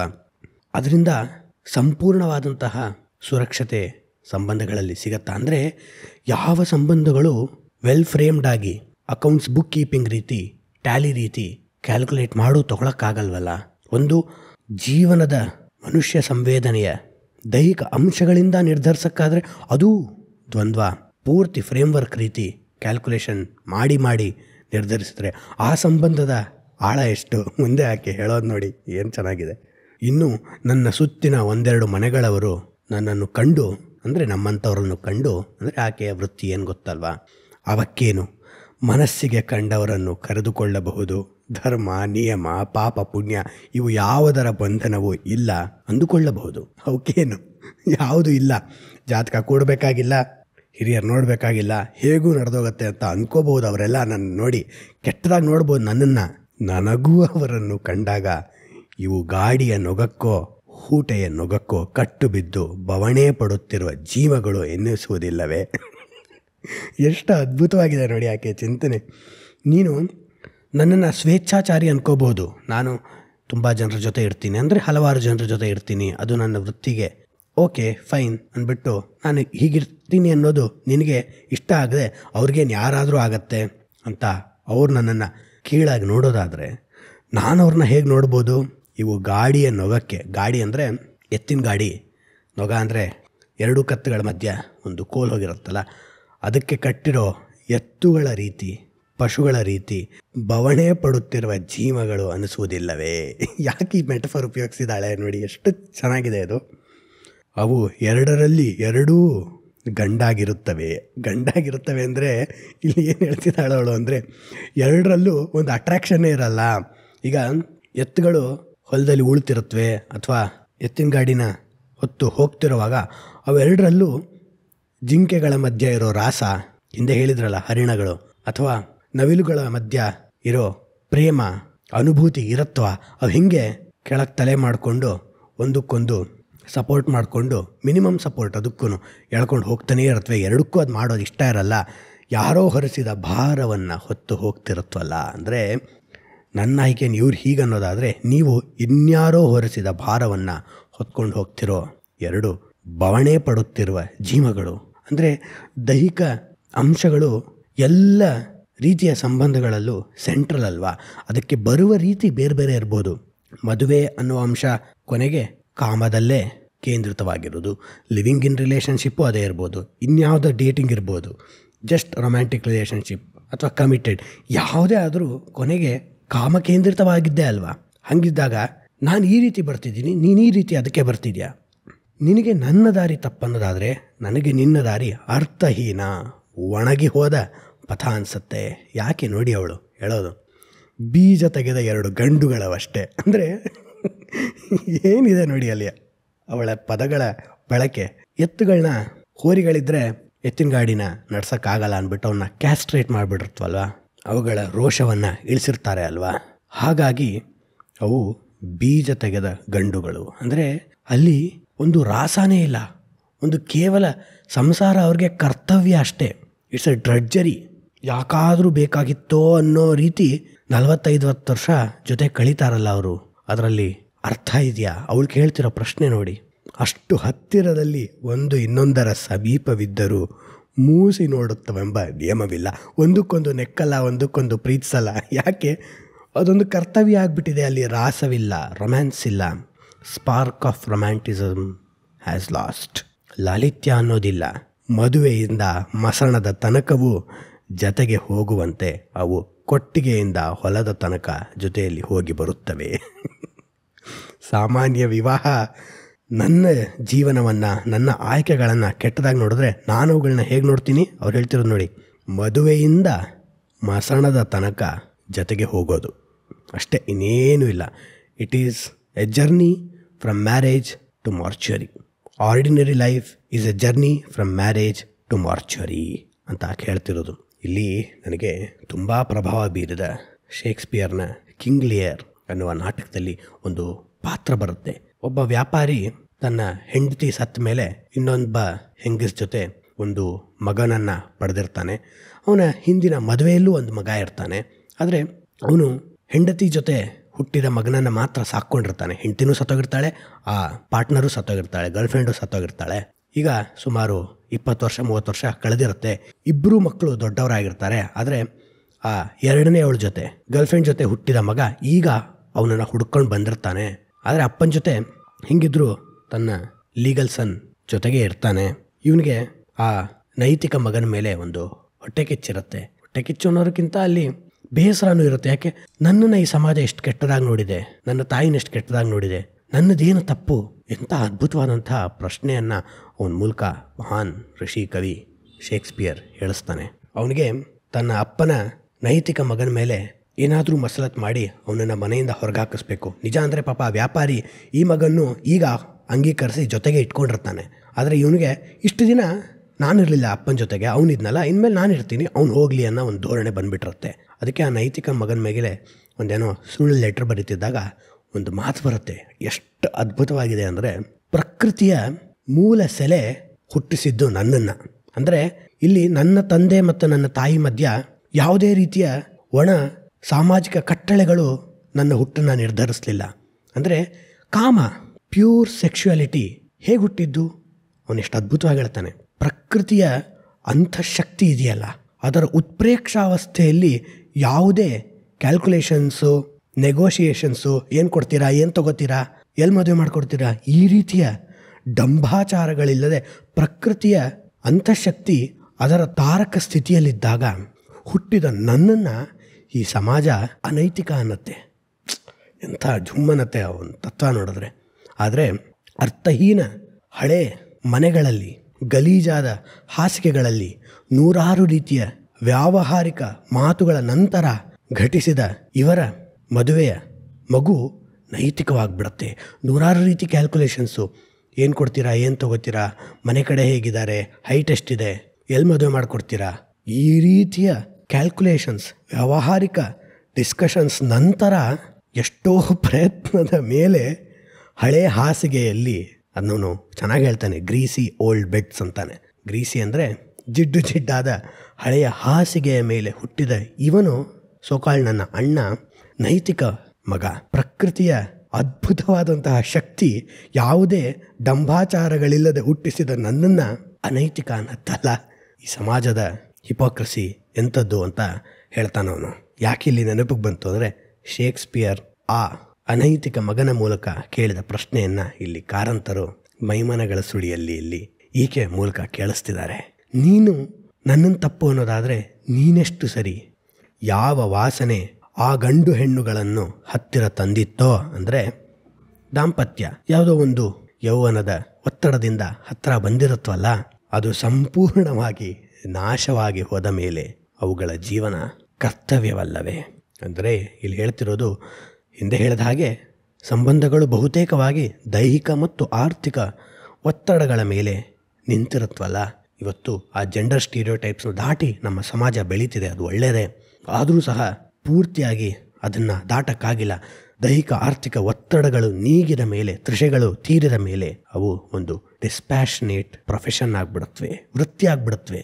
ಮಾಡಬೇಕು ಅಂತ ಮಾಡ್ತಿರ್ತಾರೆ ಹೊರತು ಸಂಸಾರವನ್ನು ಶೃಂಗಾರವಿಲ್ಲದ, ಲಾಲಿತ್ಯವಿಲ್ಲದ ಸಂಸಾರಗಳಾಗ್ಬಿಡುತ್ತವಲ್ಲ. ಇವತ್ತು ಈ ಸಮಸ್ಯೆಯನ್ನು ಕಾರಂತರು ನಮ್ಮ ಮುಂದೆ ತೆರೆದಿಡ್ತಾರೆ. ಇಲ್ಲಿ ಮುಂದೆ ಇನ್ನೊಂದು ಕಡೆ ಅದ್ಭುತವಾದಂತಹ ಅಂಶ ಬರುತ್ತೆ. ಒಬ್ಬರು ಸಾಮಾಜಿಕವಾಗಿ ಮೇಲುಜಾತಿಗೆ ಸೇರಿದವರು ಶ್ರೀಮಂತರು ಈಕೆಯ ಜೊತೆ ಇರ್ತಾರೆ. ಆಗ ಒಂದಿನ ಅಡುಗೆ ಮಾಡು, ಊಟ ಮಾಡ್ಕೊಂಡು ಹೋಗ್ತೀನಿ ಅಂತಾರೆ. ನೀವು ಎಂಥ ದೊಡ್ಡ ಜಾತಿಯವರು ನನ್ನ ಮನೇಲಿ ಹೇಗೆ ಊಟ ಮಾಡೋಕ್ಕೆ ಸಾಧ್ಯ ಅಂದಾಗ ಅವರೊಂದು ಪ್ರಶ್ನೆಯನ್ನು ಕೇಳ್ತಾರೆ. He will be a very liberal man. ತುಂಬ ಚೆನ್ನಾಗಿದೆ ಆ ಪಾತ್ರಗಳ ಆಳವನ್ನು ನಾವು ಮೈಮನಗಳ ಸುಳಿಯಲ್ಲಿ ನೋಡ್ಬೋದು. ಅವರು ಒಂದು ಮಾತು ಕೇಳ್ತಾರೆ, ನಿನ್ನ ಮನೆಯಲ್ಲಿ ಊಟ ಮಾಡೋದು ಏನು ತಪ್ಪು? ಅಯ್ಯೋ, ನೀವು ಮೇಲ್ಜಾತಿಯವರು ಅಲ್ಲ, ನಿನ್ನ ಮನೆಯಲ್ಲಿ ಕಾಮವನ್ನು ಅನುಭವಿಸೋದು ತಪ್ಪು ಅಂತ ಈ ಸಮಾಜ ಅಂದಿಲ್ಲ, ಆದರೆ ಊಟ ಮಾಡೋದು ತಪ್ಪು ಅಂತ ಈ ಸಮಾಜ ಅಂದಿದೆಯಲ್ಲ ಅಂತಾರೆ. ಅದು ಸಹ ಹಿಂದೆ ಶೇಕ್ಸ್ಪಿಯರ್ನ ರೆವಲ್ಯೂಷನರಿ ಐಡಿಯಾ ಥರ. ಆಕೆಯಿಂದ ಸಿಗಬೇಕಾದ ದೈಹಿಕ ತೃಷೆಗಳು, ದೈಹಿಕ ಹಸಿವುಗಳು ನೀಗಿಸ್ಕೊಳ್ಳೋದು ತಪ್ಪಲ್ಲ, ಆದರೆ ಇನ್ನೊಂದು ರೀತಿಯ ದೈಹಿಕ ಹಸಿವನ್ನು ನೀಗಿಸ್ಕೊಳ್ಳೋದು ಪಾಪ. ಯಾಕೆ? ಕೆಳಜಾತಿಯವಳು. ಅದು ಹೇಗೆ ತಪ್ಪು ಅಂತ ಅವರೇ ಕೇಳ್ತಾರೆ. ಅಂದರೆ you will be a very liberal character. ಕಾದಂಬರಿಯನ್ನು ಓದಿ ನೋಡಬಹುದು. ಅದ್ರ ಜೊತೆಗೆ ಮುಂದೆ ಇನ್ನೊಂದಿಷ್ಟು ಪಾತ್ರಗಳ ಬಗ್ಗೆ, ಇಲ್ಲಿ ಈಕೆಯ ಪಾತ್ರದ ಬಗ್ಗೆ ಇಷ್ಟು ಹೊತ್ತು ಮಾತನಾಡಿದ್ವಿ ಅಲ್ವಾ. ಮುಂದೆ ಬೇರೆ ಪಾತ್ರಗಳಲ್ಲೂ, ಅದರಲ್ಲೂ ಕಾರಂತರ ಕಾದಂಬರಿಗಳಲ್ಲಿ ಪಾತ್ರದ ಆಳಗಳು ನಾವು ಸ್ವಲ್ಪ ಸಂವೇದನೆಯಿಂದ ಸೂಕ್ಷ್ಮವಾಗಿ ಓದಿದ್ರೆ ಅವು ತೆರೆದುಕೊಳ್ಳುತ್ತವೆ. ಹಿಂದೆ ಏನಾಗಿರುತ್ತೆ ಅಂದರೆ, ಇವಳ ಫಸ್ಟ್ ಪಾರ್ಟ್ನರ್ ಇರ್ತಾನಲ್ಲ, ಅದೇ ಕೂಗ್ತಿರ್ತಾನೆ, ತಿಂತಿರ್ತಾನೆ, ಪಶುವಿನ ಹಾಗೆ ನಡ್ಕೋದಿರ್ತಾನೆ ಅಂತ, ಅವನು ಇವಳು ತಂಗಿ ಹತ್ರನೂ ಹೋಗ್ತಿರ್ತಾನೆ. ಇವಳು ತಂಗಿನೂ ಇದೇ ವೃತ್ತಿಯಲ್ಲೇ ಇರ್ತಾಳೆ, ತಂಗಿ ಹತ್ರನೂ ಹೋಗ್ತಿರ್ತಾನೆ. ಈ ವಿಷಯ ಅವಳಿಗೆ ಗೊತ್ತಾದಾಗ, ಅಕ್ಕನಿಗೆ ಗೊತ್ತಾದಾಗ ಬೇಸರ ಆಗತ್ತೆ, ಹೊಟ್ಟೆ ಕಿಚ್ಚುಂಟಾಗತ್ತೆ. ಆದರೆ ಇದವಳಿಗೆ ತಪ್ಪು ಅಂತ ಅವಾಗ ಅನಿಸಿರಲ್ಲ. ಯಾಕೆ? ನ್ಯಾಚುರಲಿ ಪೊಸೆಷನ್ ಇದ್ದೇ ಇರುತ್ತಲ್ವ ರಿಲೇಷನ್ಶಿಪ್ಪಲ್ಲಿ. Be possessive, don't be possessive, ಅದೇ ಅಲ್ವಾ ಹೊಡೆದಾಟದ ಮೂಲ ಡೈಲಾಗ್ಸು. ಆದರೆ ಮುಂದೆ ಏನಾಗುತ್ತೆ, ಇನ್ನೊಬ್ಬರು ತುಂಬ ಒಳ್ಳೆಯ ವ್ಯಕ್ತಿ ಇವಳ ಜೊತೆ ಸಂಬಂಧದಲ್ಲಿ ಇರ್ತಾರೆ, ಶ್ರೀಮಂತರು ಆಗಿರ್ತಾರೆ, ಲಾಲಿತ್ಯ ಇರುತ್ತೆ, ಧಾರಾಳಿಗಳು ಇರ್ತಾರವರು. ಅವಳು ಇವ್ರನ್ನ ಮನೆಗೆ ಕರೆಸ್ಕೊಂಡು ಒಂದಿನ ಅವ್ರ ಜೊತೆ ಇದ್ದಾಗ ಅವರಿಗೆ ಪ್ಯಾರಲಿಟಿಕ್ ಸ್ಟ್ರೋಕ್, ಲಕ್ವಾ ಅಂತಾರಲ್ಲ, ಅದು ಆಗ್ಬಿಡತ್ತೆ. ಅಲ್ಲಿಂದ ಅವ್ರ ಜೀವನ ದೈಹಿಕವಾಗಿ ಕ್ಷೀಣಿಸ್ತಾ ಹೋಗುತ್ತೆ. ಅವ್ರಿಗೆ ಹಾಗಾಗ್ತಿದ್ದ ಹಾಗೆ ಇವಳು ಮನೆಗೆ ಬಂದುಬಿಟ್ಟು ಅವರ ಹೆಂಡತಿ ಒಂದಿಷ್ಟು ದಿನ ನೋಡ್ಕೋತಾಳೆ. ಆಮೇಲೆ ನಿನಗ್ಯಾಕಮ್ಮ ಈ ಸಮಸ್ಯೆ, ಇದು ನನ್ನ ಕರ್ತವ್ಯ ಅಂದ್ಬಿಟ್ಟು ಆ ಹೆಂಡತಿ ಪಾಪ ಅವ್ರನ್ನ ಮನೆಗೆ ಕರ್ಕೊಂಡು ಹೋಗ್ತಾಳೆ. ಇವಳಿಗೆ ಅವ್ರನ್ನ ನೋಡಬೇಕು ಅನ್ನಿಸ್ತಿರತ್ತೆ. ಒಂದು ತಿಂಗಳ ನಂತರ ಅವ್ರನ್ನ ನೋಡೋಕ್ಕೆ ಅವ್ರ ಮನೆಗೆ ಹೋಗ್ತಾಳೆ. ಆ ಹೆಣ್ಣು, ಅವರ ಹೆಂಡತಿ ಎಷ್ಟು ಅದ್ಭುತವಾದಂತಹ ಪಾತ್ರ. ಅದೇ ಹೇಳಿದ್ದು, ಇಲ್ಲಿ ಕಾರಂತ ಹೇಳ್ತಿರೋದು, ಒಂದು ಸರಿ ಒಂದು ತಪ್ಪಲ್ಲ, ಇನ್ನೊಬ್ಬರ ತಪ್ಪು ಅನ್ನೋದು ಬಿಡು, ಇನ್ನೊಬ್ಬರ ಚಾರಿತ್ರ ವಧೆ ಮಾಡೋದು ಬಿಡು, ನೀನೆಷ್ಟು ಸರಿ ನೋಡ್ಕೊ. ಆ ಲೇಡಿ ಮೀಟ್ ಆದಾಗ ಬಾರಮ್ಮ ಬಾ ಅಂದ್ಬಿಟ್ಟು ಚೆನ್ನಾಗಿ ಅವಳನ್ನ ಟ್ರೀಟ್ ಮಾಡಿಬಿಟ್ಟು, ಒಳ್ಳೆ ನನಗೆ ಯಾಕೆ ಇಷ್ಟು ಇವ್ರು ಗೌರವ ಕೊಡ್ತಿದ್ದಾರೆ ಅಂತ ಇವಳಿಗೆ ಆಶ್ಚರ್ಯ ಆಗುತ್ತೆ. ಅಷ್ಟು ಚೆನ್ನಾಗಿ ನಡೆಸ್ಕೋತಾರೆ. ಇಲ್ಲೇ ಇರು ಅಂದ್ಬಿಟ್ಟು ಅವಳಿಗೆ ಒಂದು ರೂಮ್ ಕೊಟ್ಬಿಟ್ಟು ಇರಿಸ್ಕೋತಾರೆ. ಇವಳಿಗೆ ಒಂದು ಪ್ರಶ್ನೆ ಎದ್ಬಿಡತ್ತೆ. ಅದನ್ನ ಅವಳೇ ಎಷ್ಟು ಚೆನ್ನಾಗಿ ಹೇಳ್ತಾಳೆ ನೋಡಿ. ಒಂದು ಬಿಡಿಸಲಾರದಂಥ ಒಗಟು ನನ್ನನ್ನು ಬಾಧಿಸುತ್ತಿತ್ತು. ನನಗೆ ಬಲು ಹಿಂದೆ ನನ್ನ ತಂಗಿ ನನ್ನವನನ್ನು ಕರೆಸಿಕೊಂಡಳು ಎನಿಸಿದಾಗಲೇ ಅಸೂಯೆ ನಿಜಕ್ಕೂ ಮೂಡಿತ್ತು. ಹೌದು, ಆದರೆ ಅದರ ಒಂದು ಲವಲೇಶವು ಈ ಹೆಣ್ಣಿನಲ್ಲಿ ಇಲ್ಲವಲ್ಲ. ಅಂದರೆ ಎಂಥ ಅದ್ಭುತವಾಗಿದೆ ನೋಡಿ ಅಲ್ಲಿ ಅವರ ಚಿಂತನೆ. ನಮ್ಮ ವೃತ್ತಿನೇ ಅದು. ನಾನಿಲ್ಲಿ ಈ ಮನೆಯಲ್ಲಿ ನನ್ನ ವ್ಯವಹಾರ ನಡೆಸಿದ್ರೆ ಅಲ್ಲಿ ನನ್ನ ತಂಗಿ ನನ್ನ ಕಾಂಪಿಟೇಟ್ರು ಅಷ್ಟೇ. ಹಾಗಾಗಿ ಅವ್ರಿಗೆ ಎಲ್ಲಿ ಬೇಕೋ ಅಲ್ಲಿ ಹೋದರು, ಅಥವಾ ಎರಡೂ ಕಡೆ ಹೋದರು, ಎರಡೂ ಕಡೆ ಮೊತ್ತವನ್ನು ಸಂದಾಯ ಮಾಡಿದರು. ಆದರೆ ನನ್ನ ತಂಗಿ ಮೇಲೇ ನನಗೆ ಅಸೂಯೆ ಉಂಟಾಗಿತ್ತು. ನನ್ನ ತಂಗಿ, ಅವಳು ಸ್ವಂತ ತಂಗಿ, ಅವಳ ಮೇಲೇ ಅಸೂಯೆ ಉಂಟಾಯಿತು. ಆದರೆ ಈ ಹೆಣ್ಣು ಅವಳ ಲೀಗಲ್ ಗಂಡನನ್ನು, ನೈತಿಕ ಗಂಡನನ್ನು ನಾನು ಅಪಹರಿಸಿಕೊಂಡು ಬಿಟ್ಟಿದ್ದೀನಿ ಅನ್ನೋ ಒಂದೇ ಒಂದು ಕೆಟ್ಟ ಮಾತು ಸಹ ಆಡಿಲ್ವಲ್ಲ. ಒಂದು ಸಲನೂ ಕೆಟ್ಟದಾಗಿ ನೋಡಿಲ್ಲ, ಅಸೂಯೆ ಬಿಡಿ ಕೆಟ್ಟದಾಗಿ ನೋಡಿಲ್ಲ. ಎಲ್ಲ ಹೆಣ್ಣಿಗಿಂತ ನನ್ನನ್ನು ಗೌರವ ಕೊಟ್ಟು ನೋಡ್ತಿದಾರಲ್ಲ, ಎಂತಹ ದಾರ್ಶನಿಕ ಪಾತ್ರ ಇದು ಅಂತ ಅನಿಸುತ್ತೆ ಅವಳಿಗೆ. ಇವಳನ್ನ ತುಂಬ ಚೆನ್ನಾಗಿ ಮಾತಾಡಿಸ್ತಿರ್ತಾರೆ, ತುಂಬ ಚೆನ್ನಾಗಿ ಎಷ್ಟೋ ಹೊತ್ತು ತುಂಬ ಚೆನ್ನಾಗಿದೆ ಆ ಕಾದಂಬರಿ ಓದಿ ನೋಡ್ಬೇಕು. ಇಂಟ್ರ್ಯಾಕ್ಟ್ ಮಾಡ್ತಿರ್ತಾರೆ. ಇಬ್ಬರಿಗೂ ಸೇಮ್ ಹಸ್ಬೆಂಡ್ ಅಲ್ವಾ, ಹಸ್ಬೆಂಡರೇ ಅವಳಿಗೆ ಪಾರ್ಟ್ನರು, ಅವಳಿಗೆ ಹಸ್ಬೆಂಡು. ಇಬ್ಬರು ನಾನು ಅವ್ರನ್ನ ಸೇವೆ ಮಾಡ್ತೀನಿ, ನಾನು ಅವ್ರನ್ನ ಸೇವೆ ಮಾಡ್ತೀನಿ ಅಂತ ಕಾಂಪೀಟ್ ಮಾಡ್ತಿರ್ತಾರೆ. ಇಬ್ಬರು ಎಷ್ಟೋ ದಿನ ಜೊತೆಗೆ ಇರ್ತಾರೆ. ಅಂದರೆ ಯೂಶಲಿ ಹೆಂಡತಿಗೆ ಇರಬೇಕಾದ ಅಸೂಯೆ ಅವಳಲ್ಲಿ ಇಲ್ಲ. ನನ್ನ ಈ ವೃತ್ತಿಯಲ್ಲಿ ಇರಬಾರದಿದ್ದ ಅಸೂಯೆ ನನ್ನಲ್ಲಿ ಇದೆಯಲ್ಲ. ಈ ವ್ಯಕ್ತಿ ಇವಳಿಗೆ ಸೆಕೆಂಡ್ ಪಾರ್ಟ್ನರು, ಫಸ್ಟ್ ಪಾರ್ಟ್ನರು ಸರಿ ಇಲ್ಲ ಅಂತ ಲೆಟ್ರ್ ಬರೆದಿರ್ತಾರೆ. ಹಿಂದೆ ಹೇಳಿದ್ವಲ್ಲ, ಕುಕ್ಕಿ ತಿಂತಿರ್ತಾನೆ ಅಂತ. ಆಗ ಇವಳು ಅವರನ್ನು ಉಪೇಕ್ಷೆ ಮಾಡಿರ್ತಾಳೆ. ಫಸ್ಟ್ ಅಂದರೆ ಇಗ್ನೋರ್ ಮಾಡಿರ್ತಾಳೆ. ಅವ್ರು ಎಷ್ಟೊಂದು ಲೆಟರ್ಸ್ ಬರೀತಿರ್ತಾರೆ. ಇವಳು ಅವ್ರನ್ನ ಕೇರ್ ಮಾಡ್ತಿರಲ್ಲ ಸ್ಟಾರ್ಟಿಂಗಲ್ಲಿ. ಆಮೇಲೂ ಸಹ ಅವರು ಯಾವುದೇ ರೀತಿಯ ಗ್ರಡ್ಜನ್ನು ಅಂದರೆ ದ್ವೇಷವನ್ನು ಇಟ್ಕೊಳ್ದೆ ಇವಳ ಕಡೆ ಲೆಟ್ರ್ ಬರೆದಾಗ ಇವಳು ಅವ್ರನ್ನ ಅಕ್ಸೆಪ್ಟ್ ಮಾಡ್ಕೊಂಡಿರ್ತಾಳೆ. ಆದರೆ ಒಂದು ಸಲ ಕೇಳಿರ್ತಾಳೆ, ನಾನು ಎಷ್ಟು ನಿಮ್ಮನ್ನು ಇಗ್ನೋರ್ ಮಾಡಿದ್ದೆ, ರಿಜೆಕ್ಟ್ ಮಾಡಿದ್ದೆ, ಅವಮಾನ ಆಗಿರಲಿಲ್ವ ನಿಮಗೆ ಅಂದಾಗ ಅವರು ಒಂದು ಮಾತು ಹೇಳಿರ್ತಾರೆ, ಅದೆಷ್ಟು ಚೆನ್ನಾಗಿದೆ ನೋಡಿ. ಆ ವಿದ್ಯೆ ಎಲ್ಲಿಂದ ಬಂತು ಎಂದು ನೆನೆದಾಗ ಅದಕ್ಕೂ ಒಬ್ಬರು ಗುರುಗಳಿದ್ದಾರೆ ಎಂದು ಹೇಳಿದ ನೆನಪಾಯಿತು. ಅವ್ರು ಹೇಳಿರ್ತಾರೆ, ನನ್ನ ಮನೆಯಲ್ಲಿ ಅಂಗೀಕಾರ, ಜೀವನ ಎಂದರೆ ಅಂಗೀಕಾರ, ಅದರಲ್ಲೂ ಒಂದು ಒಳ್ಳೆತನವನ್ನು ಹುಡುಕೋ ಗುರು ಇನ್ನೊಬ್ರು ಇದ್ದಾರೆ, ಅವ್ರು ನನ್ನ ಮನೆಯಲ್ಲೇ ಇದ್ದಾರೆ ಅಂತ ಅವ್ರು ಹೇಳಿರ್ತಾರೆ. ಅದು ನೀವಳು ಯಾರು ಅಂತ ಕೇಳಿರಲ್ಲ, ಒಬ್ರು ಗುರು ಇದ್ದಾರೆ ನನಗೆ ಅಂತ ಹೇಳಿರ್ತಾರೆ. ಯಾರು ಅಂದರೆ ಅವ್ರ ಹೆಂಡ್ತಿನೇ ಅವ್ರ ಗುರುಗಳಾಗಿರ್ತಾಳೆ. ಅಂದರೆ ಜೀವನದ ಸಾಧ್ಯತೆಗಳಿಗೆ ಅಂಗೀಕಾರ ಮುಖ್ಯ. ಯಾವುದೇ ಪಾತ್ರ ಸ್ಟೀರಿಯೋಟೈಪ್ ಆಗಬೇಕಾಗಿಲ್ಲ. ಎಲ್ಲರಲ್ಲೂ ದೌರ್ಬಲ್ಯಗಳಿರುತ್ತೆ, ಎಲ್ಲರಲ್ಲೂ ಶ್ರೇಷ್ಠ ವ್ಯಕ್ತಿ ಆಗುವ ಸಾಧ್ಯತೆಗಳಿರುತ್ತವೆ. ಅದನ್ನು ನಾವು ಬಡಿದಬ್ಬಿಸ್ಕೋಬೇಕು. ಇವ್ರು ಸರಿ, ಅವ್ರು ತಪ್ಪು ಇಲ್ಲ. ನಿನ್ನಲ್ಲಿರುವ ಸಣ್ಣ ದೌರ್ಬಲ್ಯಗಳನ್ನು ಸರಿ ಮಾಡಿಕೊಂಡ್ರೆ ಅದಕ್ಕಿಂತ ದೊಡ್ಡ ಸಾಧನೆ ಇಲ್ಲ ಅನ್ನೋದು ಕಾರಂತರ ಧೋರಣೆ. ಮುಂದೆ ಆ ಹೆಂಡತಿ ಬಗ್ಗೆ ಒಂದಿಷ್ಟು ಕಡೆ ಆಕೆ ಬರೆದಿರ್ತಾಳೆ. ಎಷ್ಟು ಚೆನ್ನಾಗಿದೆ ನೋಡಿ. ಅವರ ಜೀವನದ ಅಂಗೀಕಾರ ಹೆಂಗಿತ್ತು ಅಂದರೆ, ಯಮರಾಯ ಬಂದು ಕಣ್ಮುಂದೆ ನಿಂತರೆ ಬಂದೆಯ ಮಹಾರಾಯ ಆಯಿತು. ಬಂದದಕ್ಕೆ ನೀರು ಕುಡಿದು ಅವಲಕ್ಕಿ ತಿಂದು ಹೊರಡು. ನಾನು ಹೊರಟೆ ನಿನ್ನ ಬೆನ್ನಿಗೆ, ನನಗೆ ನನ್ನ ಈ ಮನೆ ಏನು ನಿನ್ನದೇನು ಎಂಬುವವರು ಎಂದು ಎನಿಸಿತು. ಅಂದರೆ ಈ ಹೆಂಗಸು ಎಷ್ಟು ಮಹಾನ್ ಚೇತನ ಅಂದರೆ ಅವರ ಲೀಗಲ್ ಹೆಂಡತಿ. ಸ್ನೇಹಿತರೆ, ಈ ಕರೆಕ್ಟ್ ಪದಗಳನ್ನ ಒಂದೊಂದ್ಸಲ ಉಪಯೋಗಿಸೋಕ್ಕಾಗಲ್ಲ ನನಗೆ, ವೊಕ್ಯಾಬ್ಯುಲರಿ ನನಗೆ ಸ್ವಲ್ಪ ಕಡಿಮೆ ಆಗತ್ತೆ. ಯಮರಾಯ ಬಂದು ಕಣ್ಮುಂದೆ ನಿಂತರೆ ಬಂದ್ಯಾ, ಬಾ ಕೂತ್ಕೋ, ನೀರು ಕುಡಿ, ಅವಲಕ್ಕಿ ತಿನ್ನು, ನಾನು ನಿನ್ನ ಜೊತೆ ಬರ್ತೀನಿ. ಅಂದರೆ ಸಾವು ಬಂದರೆ, ಯಮರಾಯ ಅಂದರೆ ಸಾವಿನ ಸಂಕೇತ ಅಲ್ವಾ, ಸಾವು ಬಂದರೆ ಬಾ ಕೂತ್ಕೋ, ಕರ್ಕೊಂಡು ಹೋಗುವಂತೆ, ಅವಲಕ್ಕಿ ನೀರು ಕುಡಿ, ಸುಸ್ತಾಗಿರುತ್ತೆ ನಿನಗೆ. ಅಂದರೆ ಅವಳಿಗೆ ದುಃಖ ಇಲ್ಲ ಅಲ್ಲಿ. ನನಗೆ ನನ್ನ ಮನೆ ಏನು ನಿನ್ನ ಮನೆ ಏನು, ಅಂದರೆ ಇಲ್ಲಿದ್ದೀನಿ ಈಗ, ನಾಳೆ ಅಲ್ಲಿರ್ತೀನಿ. ಈಗ ದೈಹಿಕ ಮಟ್ಟದಲ್ಲಿದ್ದೀನಿ, ನಾಳೆ ಆತ್ಮದ ಅಂಶದಲ್ಲಿರ್ತೀನಿ. ಜೀವನದ ಸಾಧ್ಯತೆಗಳಿಗೆ ನಾವು ಓಪನ್ ಆಗಿರಬೇಕು, ತೆರೆದುಕೊಂಡಿರಬೇಕು ಅನ್ನೋದು ಈ ಪಾತ್ರದ ಮೂಲಕ ಕಾರಂತ ಹೇಳ್ತಾರೆ. DVG ಅವರು ಹೇಳೋ ಹಾಗೆ, ಇರುವ ಕೆಲಸವ ಮಾಡು ಕಿರಿದನದ ಮನವಿಟ್ಟು. ಇರೋ ಕೆಲಸವನ್ನು ಚಿಕ್ಕದು, ಅಯ್ಯೋ ನನ್ನ ಅರ್ಹತೆಗೆ ತಕ್ಕಂಥ ಕೆಲಸ ಸಿಕ್ಕಿಲ್ಲ, ಅಯ್ಯೋ ನಂಗೆ ಹಿಂಗೆ ಆಗಬಾರ್ದಿತ್ತು, ಅಳಬೇಡ. ದೊರೆತುದ ಪ್ರಸಾದವೆಂದುಣ್ಣು ಗೊಣಗಿಡದೆ. ದೊರೆತುದ ಹಸಾದ ಅಥವಾ ಪ್ರಸಾದ ಅಂದರೆ ಏನು ಸಿಗುತ್ತೋ ಅದನ್ನೇ ಪ್ರಸಾದ ಅಂತ ತಿಳ್ಕೊಂಡು ಸ್ವೀಕರಿಸು. ಅಯ್ಯೋ ನನಗೆ ಇದಕ್ಕಿಂತ ಚೆನ್ನಾಗಿರೋದು ಸಿಗಬೇಕಾಗಿತ್ತು, ಅಳಬೇಡ. ನನಗೆ ಬೋನಸ್ ಕಡಿಮೆ ಕೊಟ್ಟರು, ಟ್ರಾಫಿಕ್ ಜಾಸ್ತಿ ಇದೆ, ಅಳೋದು ಬಿಡು. ಭರಿಸು ಲೋಕದ ಭರವ ಪರಮಾರ್ಥವನ್ನು ಬಿಡದೆ. ಪರಮಾರ್ಥ ಅನ್ನೋದಿರುತ್ತಲ್ಲ, ಅದಕ್ಕಾಗಿ ಯಾವುದೋ ಸಮಾಜಕ್ಕೆ ಏನೋ ಒಂದು ಆಗಬೇಕಾದ್ರೆ ಪ್ರಯತ್ನ ಮಾಡಿ ಒಳ್ಳೇದು ಮಾಡೋಕ್ಕೆ ಟ್ರೈ ಮಾಡು. ಅದೇ ನಿನ್ನನ್ನು ಅಮರನನ್ನಾಗಿ ಮಾಡುತ್ತೆ. ಇಷ್ಟೆಲ್ಲ ಆದಮೇಲೂ ಇಷ್ಟೆಲ್ಲ ಮಾಡಿರ್ಬೋದು, ವಿಶ್ವೇಶ್ವರಯ್ಯನವ್ರ ಹಾಗೆ ಸಮಾಜಕ್ಕೆ ಅಷ್ಟೆಲ್ಲ ಮಾಡಿರ್ಬೋದು ನೀನು, ಆದರೂ ಸಹ ಹೊರಡು ಕರೆ ಬರಲ್ ಅಳದೆ Mankutimma. When the call comes ವ್ಯಕ್ತ ಕ ಎಲಾನ್ ಅಂತಾನೆ ಅದಕ್ಕೆ, ಕೈಫಾಜ್ಮಿ. ಅದು ಬಂದಾಗ ಹೊರಟು ಬಿಡು ಅಷ್ಟೇ.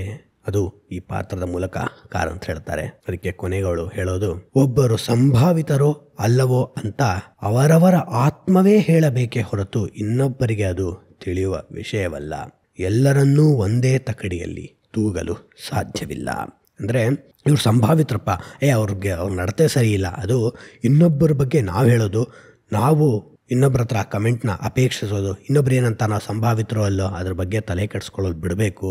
Once opinion doesn't matter at all. ಮತ್ತು ನಮಗೆ ನಾವು ಸಂಭಾವಿತರು ಅನಿಸಿದ್ರೆ ಸಾಕು. ಅದು ಆ ರೂಲ್ಸ್ ಫ್ರೇಮ್ವರ್ಕ್ ಯಾರು ಸೃಷ್ಟಿ ಮಾಡ್ಕೋಬೇಕು? ನಮಗೆ ನಾವೇ ಸೃಷ್ಟಿ ಮಾಡ್ಕೋಬೇಕು ಅಷ್ಟೇ.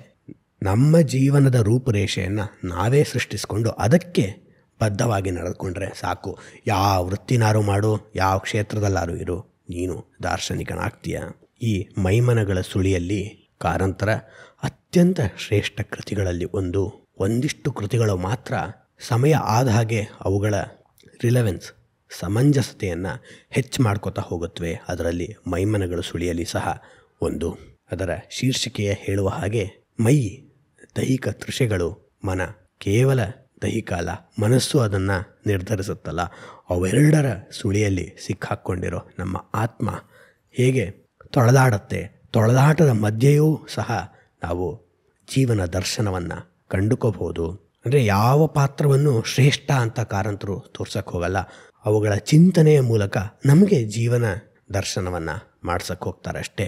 ಇಲ್ಲಿ ಆಕೆಯ ಪಾತ್ರ ಎಷ್ಟೋ ಕಡೆ ಸಾಮಾಜಿಕ ಮೌಲ್ಯಗಳನ್ನು ಪ್ರಶ್ನಿಸಿದ್ರೆ, ಅಂದರೆ ಹೇಳಿದ ಹಾಗೆ ಎರಡು ಬೀಜ ಕಿತ್ತಿದ ಎತ್ತುಗಳ ರೀತಿ ಸಾಮಾಜಿಕ ಮದುವೆ, ವಿವಾಹ ಅಂತ ಹೇಳೋದಾದರೆ, ಆಕೆನೇ ಸಮಾಜದಲ್ಲಿರುವ ಆಳವಾದ ಆಧ್ಯಾತ್ಮಿಕ ಅಂಶಗಳನ್ನು, ಯಾರಿಗೂ ಸಿಗದ ಅಂಶಗಳನ್ನು ಹೆಕ್ಕಿ ತೆಗೆದಿರ್ತಾಳೆ. ಹೇಗೆ ಆ ಹೆಂಡತಿ ಪಾತ್ರವನ್ನು ಆಕೆ ಪರಾಮರ್ಶೆ ಮಾಡೋದಿರಲಿ, ಒಂದು ಕಡೆ ಅವಳಿಗೆ ವಿವಾಹ ಅನ್ನೋದೇ ಅರ್ಥಹೀನ ಅಂತ ಅನಿಸಿದ್ರೂ ಸಹ, ಆ ಧೋರಣೆ ಇದ್ರೂ ಸಹ, ಮುಂದೆ ಒಬ್ಬ ವಿವಾಹಿತೆ ನನಗಿಂತ ಓಪನ್ ಮೈಂಡೆಡ್ ಆಗಿರ್ಬೋದು ಅನ್ನುವ ಜೀವನ ಪಾಠ ಅವಳಿಗೆ ಸಿಗೋಂಗೆ ಮಾಡ್ತಾರಲ್ಲ, ಅವಳ ಮೂಲಕ ನಮಗೆ ಸಿಗೋಂಗೆ ಮಾಡ್ತಾರಲ್ಲ, ಅದು ತುಂಬ ಮುಖ್ಯ.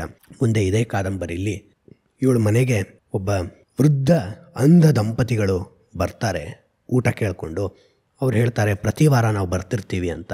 ಅವಳಿಗೂ ಏನು ಸಮಸ್ಯೆ ಇಲ್ವಲ್ವಾ, ಆರ್ಥಿಕವಾಗಿ ಸದೃಢರಾಗಿರ್ತಾಳೆ. ಬನ್ನಿ ಅಂದ್ಬಿಟ್ಟು ಪ್ರತಿ ವಾರ ಅವ್ರು ಬಂದಾಗ ಆಹಾರ ಕೊಡ್ತಿರ್ತಾಳೆ. ಅವರು ಮಧ್ಯಾಹ್ನ ಅಲ್ಲಿ ಊಟ ಮಾಡಿಬಿಟ್ಟು ಮಲ್ಕೊಂಡು ಹೋಗ್ತಿರ್ತಾರೆ. ಇಬ್ಬರು ಕುರುಡರು ಒಬ್ಬರನ್ನೊಬ್ಬರು ಕೈ ಹಿಡ್ಕೊಂಡು ಹೋಗ್ತಾ ಇರೋದು, ಕೋಲ್ನ ನೆಲದ ಮೇಲೆ ಹುಡುಕೊಂಡು ಚಾಚ್ಕೊಂಡು. ಅವ್ರು ಹೇಳ್ತಾರೆ, ನಮಗೇನಂದರೆ ಜೀವನದಲ್ಲಿ ಸುಮಾರು 5 ದಶಕಗಳಿಗಿಂತ ಹೆಚ್ಚಾಗಿ ಜೊತೆಗಿದ್ಬಿಟ್ಟಿದ್ದೀವಿ, ಅದರಿಂದ we have become almost indivisible, ನಮ್ಮನ್ನು ಬೇರ್ಪಡಿಸೋಕ್ಕೆ ಸಾಧ್ಯವೇ ಇಲ್ಲ ಅಂತ ಹೇಳ್ತಿರ್ತಾರೆ. ಅವ್ರೇನಂದರೆ ಪ್ರತಿದಿನ ಒಂದೊಂದು ಊರಿಗೆ ಹೋಗ್ತಿರೋದು, ಒಂದು ಸೈಕಲ್, ಮತ್ತು ಅದೇ ಊರಿಗೆ ಒಂದು ವಾರದ ನಂತರ ಬರೋದು. ಹೇಗೆ ಈ ಊರ ಸಂತೆಗಳಿರುತ್ತೋ, ಶುಕ್ರವಾರ ಸಂತೆ, ಸೋಮವಾರ ಸಂತೆ, ಆ ಥರ ಅವರು ಒಂದೊಂದೇ ಊರಿಗೆ ಹೋಗ್ಬಿಟ್ಟು ಯಾರೋ ಸಹಾಯ ಮಾಡ್ತಿರ್ತಾರೆ. ಹೋದ ಊರಲ್ಲೆಲ್ಲ ಅವ್ರಿಗೆ ಒಂದಿಷ್ಟು ಆಹಾರ ಕೊಡ್ತಿರ್ತಾರೆ. ಅವ್ರದ್ದು ಅಷ್ಟೇ ಕೆಲಸ, ಇನ್ನೇನು ಮಾಡೋಕ್ಕಾಗಲ್ವಲ್ಲ ಆ ವಯಸ್ಸಲ್ಲಿ. ಅವಳಿಗೆ ಇನ್ನೊಂದು ಪ್ರಶ್ನೆ ಎದ್ಬಿಡತ್ತೆ, ನಾನು ದೇಹ ಇಷ್ಟು ಸದೃಢವಾಗಿದ್ದಾಗ ಏನು ಅನುಭವಿಸ್ತೀವೋ ಅದು ಮಾತ್ರ ರಿಲೇಷನ್ಶಿಪ್ ಅಂದ್ಕೊಂಡಿದ್ದೀನಿಲ್ಲ. ಆ ಮುದುಕನ ಹೆಸರು ಪಮ್ಮ, ನನಗೆ ಪಮ್ಮನ ರೀತಿ ಒಬ್ಬ ಜೀವನದಲ್ಲಿ ಸಿಗಬಹುದಾ? ಮುಂದೊಂದು ದಿನ ಅವರು ಬರೋದೇ ಇಲ್ಲ. ಯಾರೋ ಆ ಊರಿಂದ ಬಂದಾಗ ಇವಳು ಕೇಳ್ತಾಳೆ, ಅವ್ರು ಯಾಕೆ ಬರೋದು ಬಿಟ್ಟರು ಅಂದರೆ, ಅವರ ಪುಣ್ಯವಂತರು ಬಿಡಿ, ಅವ್ನು ಪಮ್ಮ ಮೊದಲು ಸತ್ತ, 1-2 ದಿನಕ್ಕೆ ಅವಳು ಸತ್ತೋದ್ಲು, ಇಬ್ಬರು ಜೊತೆಗೆ ಸತ್ತರು. ಅಂದರೆ ಒಬ್ಬರಿಗೆ ಇನ್ನೊಬ್ಬರು ಇಲ್ಲದ ಪೇಯ್ನ್ ಇಲ್ವಲ್ಲ ಅನ್ನೋ ರೀತಿ ಹೇಳ್ತಾನೆ. ಇವಳಿಗೆ ಆಗ ಜೀವನದ ಅರ್ಥ, ಆಳ, ಆಧ್ಯಾತ್ಮ ಇದ್ರ ಬಗ್ಗೆ ಪ್ರಶ್ನೆಗಳು ಇದ್ದಿದ್ದು ಹೆಚ್ಚಾಗತ್ವೆ. ಇಲ್ಲಿ ನನಗೆ ಇನ್ನೊಬ್ಬ ಶ್ರೇಷ್ಠ ಕನ್ನಡದ ಬರಹಗಾರರಾಗಿದ್ದ ಬೀಚಿ ಅವರ ಒಂದು ಕಥೆಯಲ್ಲಿ ಬರೋ ಉದಾಹರಣೆ ನೆನಪಾಗತ್ತೆ. ಶೇಷಮುತ್ಯ ಅನ್ನೋ ಪಾತ್ರದ ಬಗ್ಗೆ ಬರೀತಾರೆ. ಮುಂದೊಂದು ದಿನ ಬೀಚಿ ಅವ್ರ ಬಗ್ಗೆನೇ ವಿಡಿಯೋ ಮಾಡೋ ಪ್ರಿಪ್ರೇಷನ್ ಆಗ್ತಿದೆ. ಅದರಲ್ಲಿ ದೀರ್ಘವಾಗಿ ಹೇಳೋಣ, ಈಗ ಹ್ರಸ್ವವಾಗಿ ಅಂದರೆ ಶಾರ್ಟಾಗಿ ಹೇಳ್ಬಿಡ್ತೀನಿ. ಒಬ್ಬ ದಂಪತಿಗಳು ತುಂಬ ಲೈವ್ಲಿ ಆಗಿರ್ತಾರೆ. ಜೀವನದಲ್ಲಿ ಎಂಥ ಸಂದರ್ಭ ಬಂದರೂ ನಗ್ನಗ್ತಾ ಇರಬೇಕು ಅಂತ ಅವ್ರದ್ದು ಧೋರಣೆ. ಕೊನೆಗೆ ಇಬ್ಬರು ನೆಲ ಹಿಡಿದ್ಬಿಟ್ಟಿರ್ತಾರೆ, ವಯಸ್ಸಾಗಿರುತ್ತೆ, ನೆಲ ಹಿಡಿದಿರ್ತಾರೆ. ಇಬ್ಬರು ಒಂದೊಂದು ರೂಮಲ್ಲಿ ಶುಶ್ರೂಷೆ ಮಾಡಿಸ್ಕೋತಿರ್ತಾರೆ. ಅಂದರೆ ಟ್ರೀಟ್ಮೆಂಟ್ ತೊಗೋತದ. ಏನು ಟ್ರೀಟ್ಮೆಂಟ್ ಇಲ್ಲ, ತಲೆ ಮೇಲೆ ಒಂದಿಷ್ಟು ಬಿಸಿನೀರು ಹಾಕ್ಬೋದು, ಏನಾದ್ರು ಇರ್ಬೋದು, ಅಷ್ಟೇ ಅಲ್ವಾ. ಅವ್ರು ಹೋಗೋವ್ರಿಗೂ ಕಾಯ್ತಿರ್ತಾರೆ ಜನ ಅಂತ ಹೇಳ್ಬೋದು. ಆ ಥರ ಸಂದರ್ಭದಲ್ಲಿ ಆ ಹೆಂಗಸು ಮೊದಲು ಸಾಯ್ತಾಳೆ, ಅಜ್ಜಿ ಮೊದಲು ಸಾಯ್ತಾಳೆ. ವೃದ್ಧೆ ಸತ್ತಾಗ ಇವನ ಹೆಸರು ಶೇಷಮುತ್ಯ ಅಂತ, ತಾತನ ಹೆಸರು. ಶೇಷಮುತ್ಯ, ನಿನ್ನ ಹೆಂಡತಿ ಹೋದ್ಲು ಅಂತ ಹೇಳ್ತಾರೆ. ಅದಕ್ಕೆ ಅವನು, ಒಳ್ಳೇದಾಯಿತು, ನನಗೆ ಬೇರೆ ಹುಡುಗಿ ನೋಡಿ ಅಂತ ಜೋರಾಗಿ ನಗ್ತಾನೆ. ನಕ್ಬಿಟ್ಟು 1 ಅವರಲ್ಲಿ ತಾನು ಹೊರಡ್ತಾನೆ. ಅಂದರೆ ಇದೇ ರೀತಿಯ ಪಾತ್ರ ಮೈಮನಗಳ ಸುಳಿಯಲ್ಲಿ ಬರುತ್ತೆ. ಈ ರೀತಿಯ ಡೀಪ್ ಕನೆಕ್ಷನ್ ನನಗೆ ಜೀವನದಲ್ಲಿ ಸಿಗ್ಬೋದಾ? ಇದು ಭೈರಪ್ಪನವರ ಮಹಾನ್ ಕಾದಂಬರಿ. ಮಂದ್ರದಲ್ಲೂ ಮೋಹನ್ ಲಾಲಂಗೆ ಕೊನೆಗೆ ಕಾಡಕ್ಕೆ ಆರಂಭ ಆಗುತ್ತೆ. ಅಂದರೆ ಕನ್ನಡದಲ್ಲಿ ಎಷ್ಟು ರೀತಿಯ ದರ್ಶನಗಳು, ಎಷ್ಟು ರೀತಿಯ ಸತ್ಯಗಳು ನಮ್ಮ ಮುಂದೆ ತೆರೆದಿವೆ. ಅದರಿಂದ ಕನ್ನಡ ಪುಸ್ತಕಗಳನ್ನ ಓದಿ ಸ್ವಲ್ಪ ನಮ್ಮ ಜೀವನವನ್ನು ಚೆನ್ನಾಗಿ ಮಾಡ್ಕೊಳ್ಳೋಣ. ಕೊಂಡೋದಿದ್ರೆ ಅದರಿಂದ ಪಬ್ಲಿಷರ್ಸ್ಗೂ ಸಂತೋಷ ಆಗತ್ತೆ ಅಂತ ಹೇಳ್ತಾ, ಈ ಮೈಮನಗಳ ಸುಳಿಯಲ್ಲಿ ಕಾದಂಬರಿಯನ್ನು ಓದಿ, ಸಾಧ್ಯವಾದರೆ ಕೊಂಡು ಓದಿ ಅಂತ ಹೇಳ್ತಾ ಇವತ್ತಿನ ವಿಡಿಯೋನ ಮುಗಿಸೋಣ. ನಿಮ್ಮ ಅನಿಸಿಕೆ ಅಭಿಪ್ರಾಯಗಳನ್ನು ನಮ್ಮ ಯೂಟ್ಯೂಬ್ ಚಾನಲ್ನ ಅಬೌಟ್ ಸೆಕ್ಷನ್ನಲ್ಲಿರೋ ಇಮೇಲ್ ಐಡಿಗೆ ಬರೆದು ಕಳುಹಿಸಬಹುದು. ಧನ್ಯವಾದ.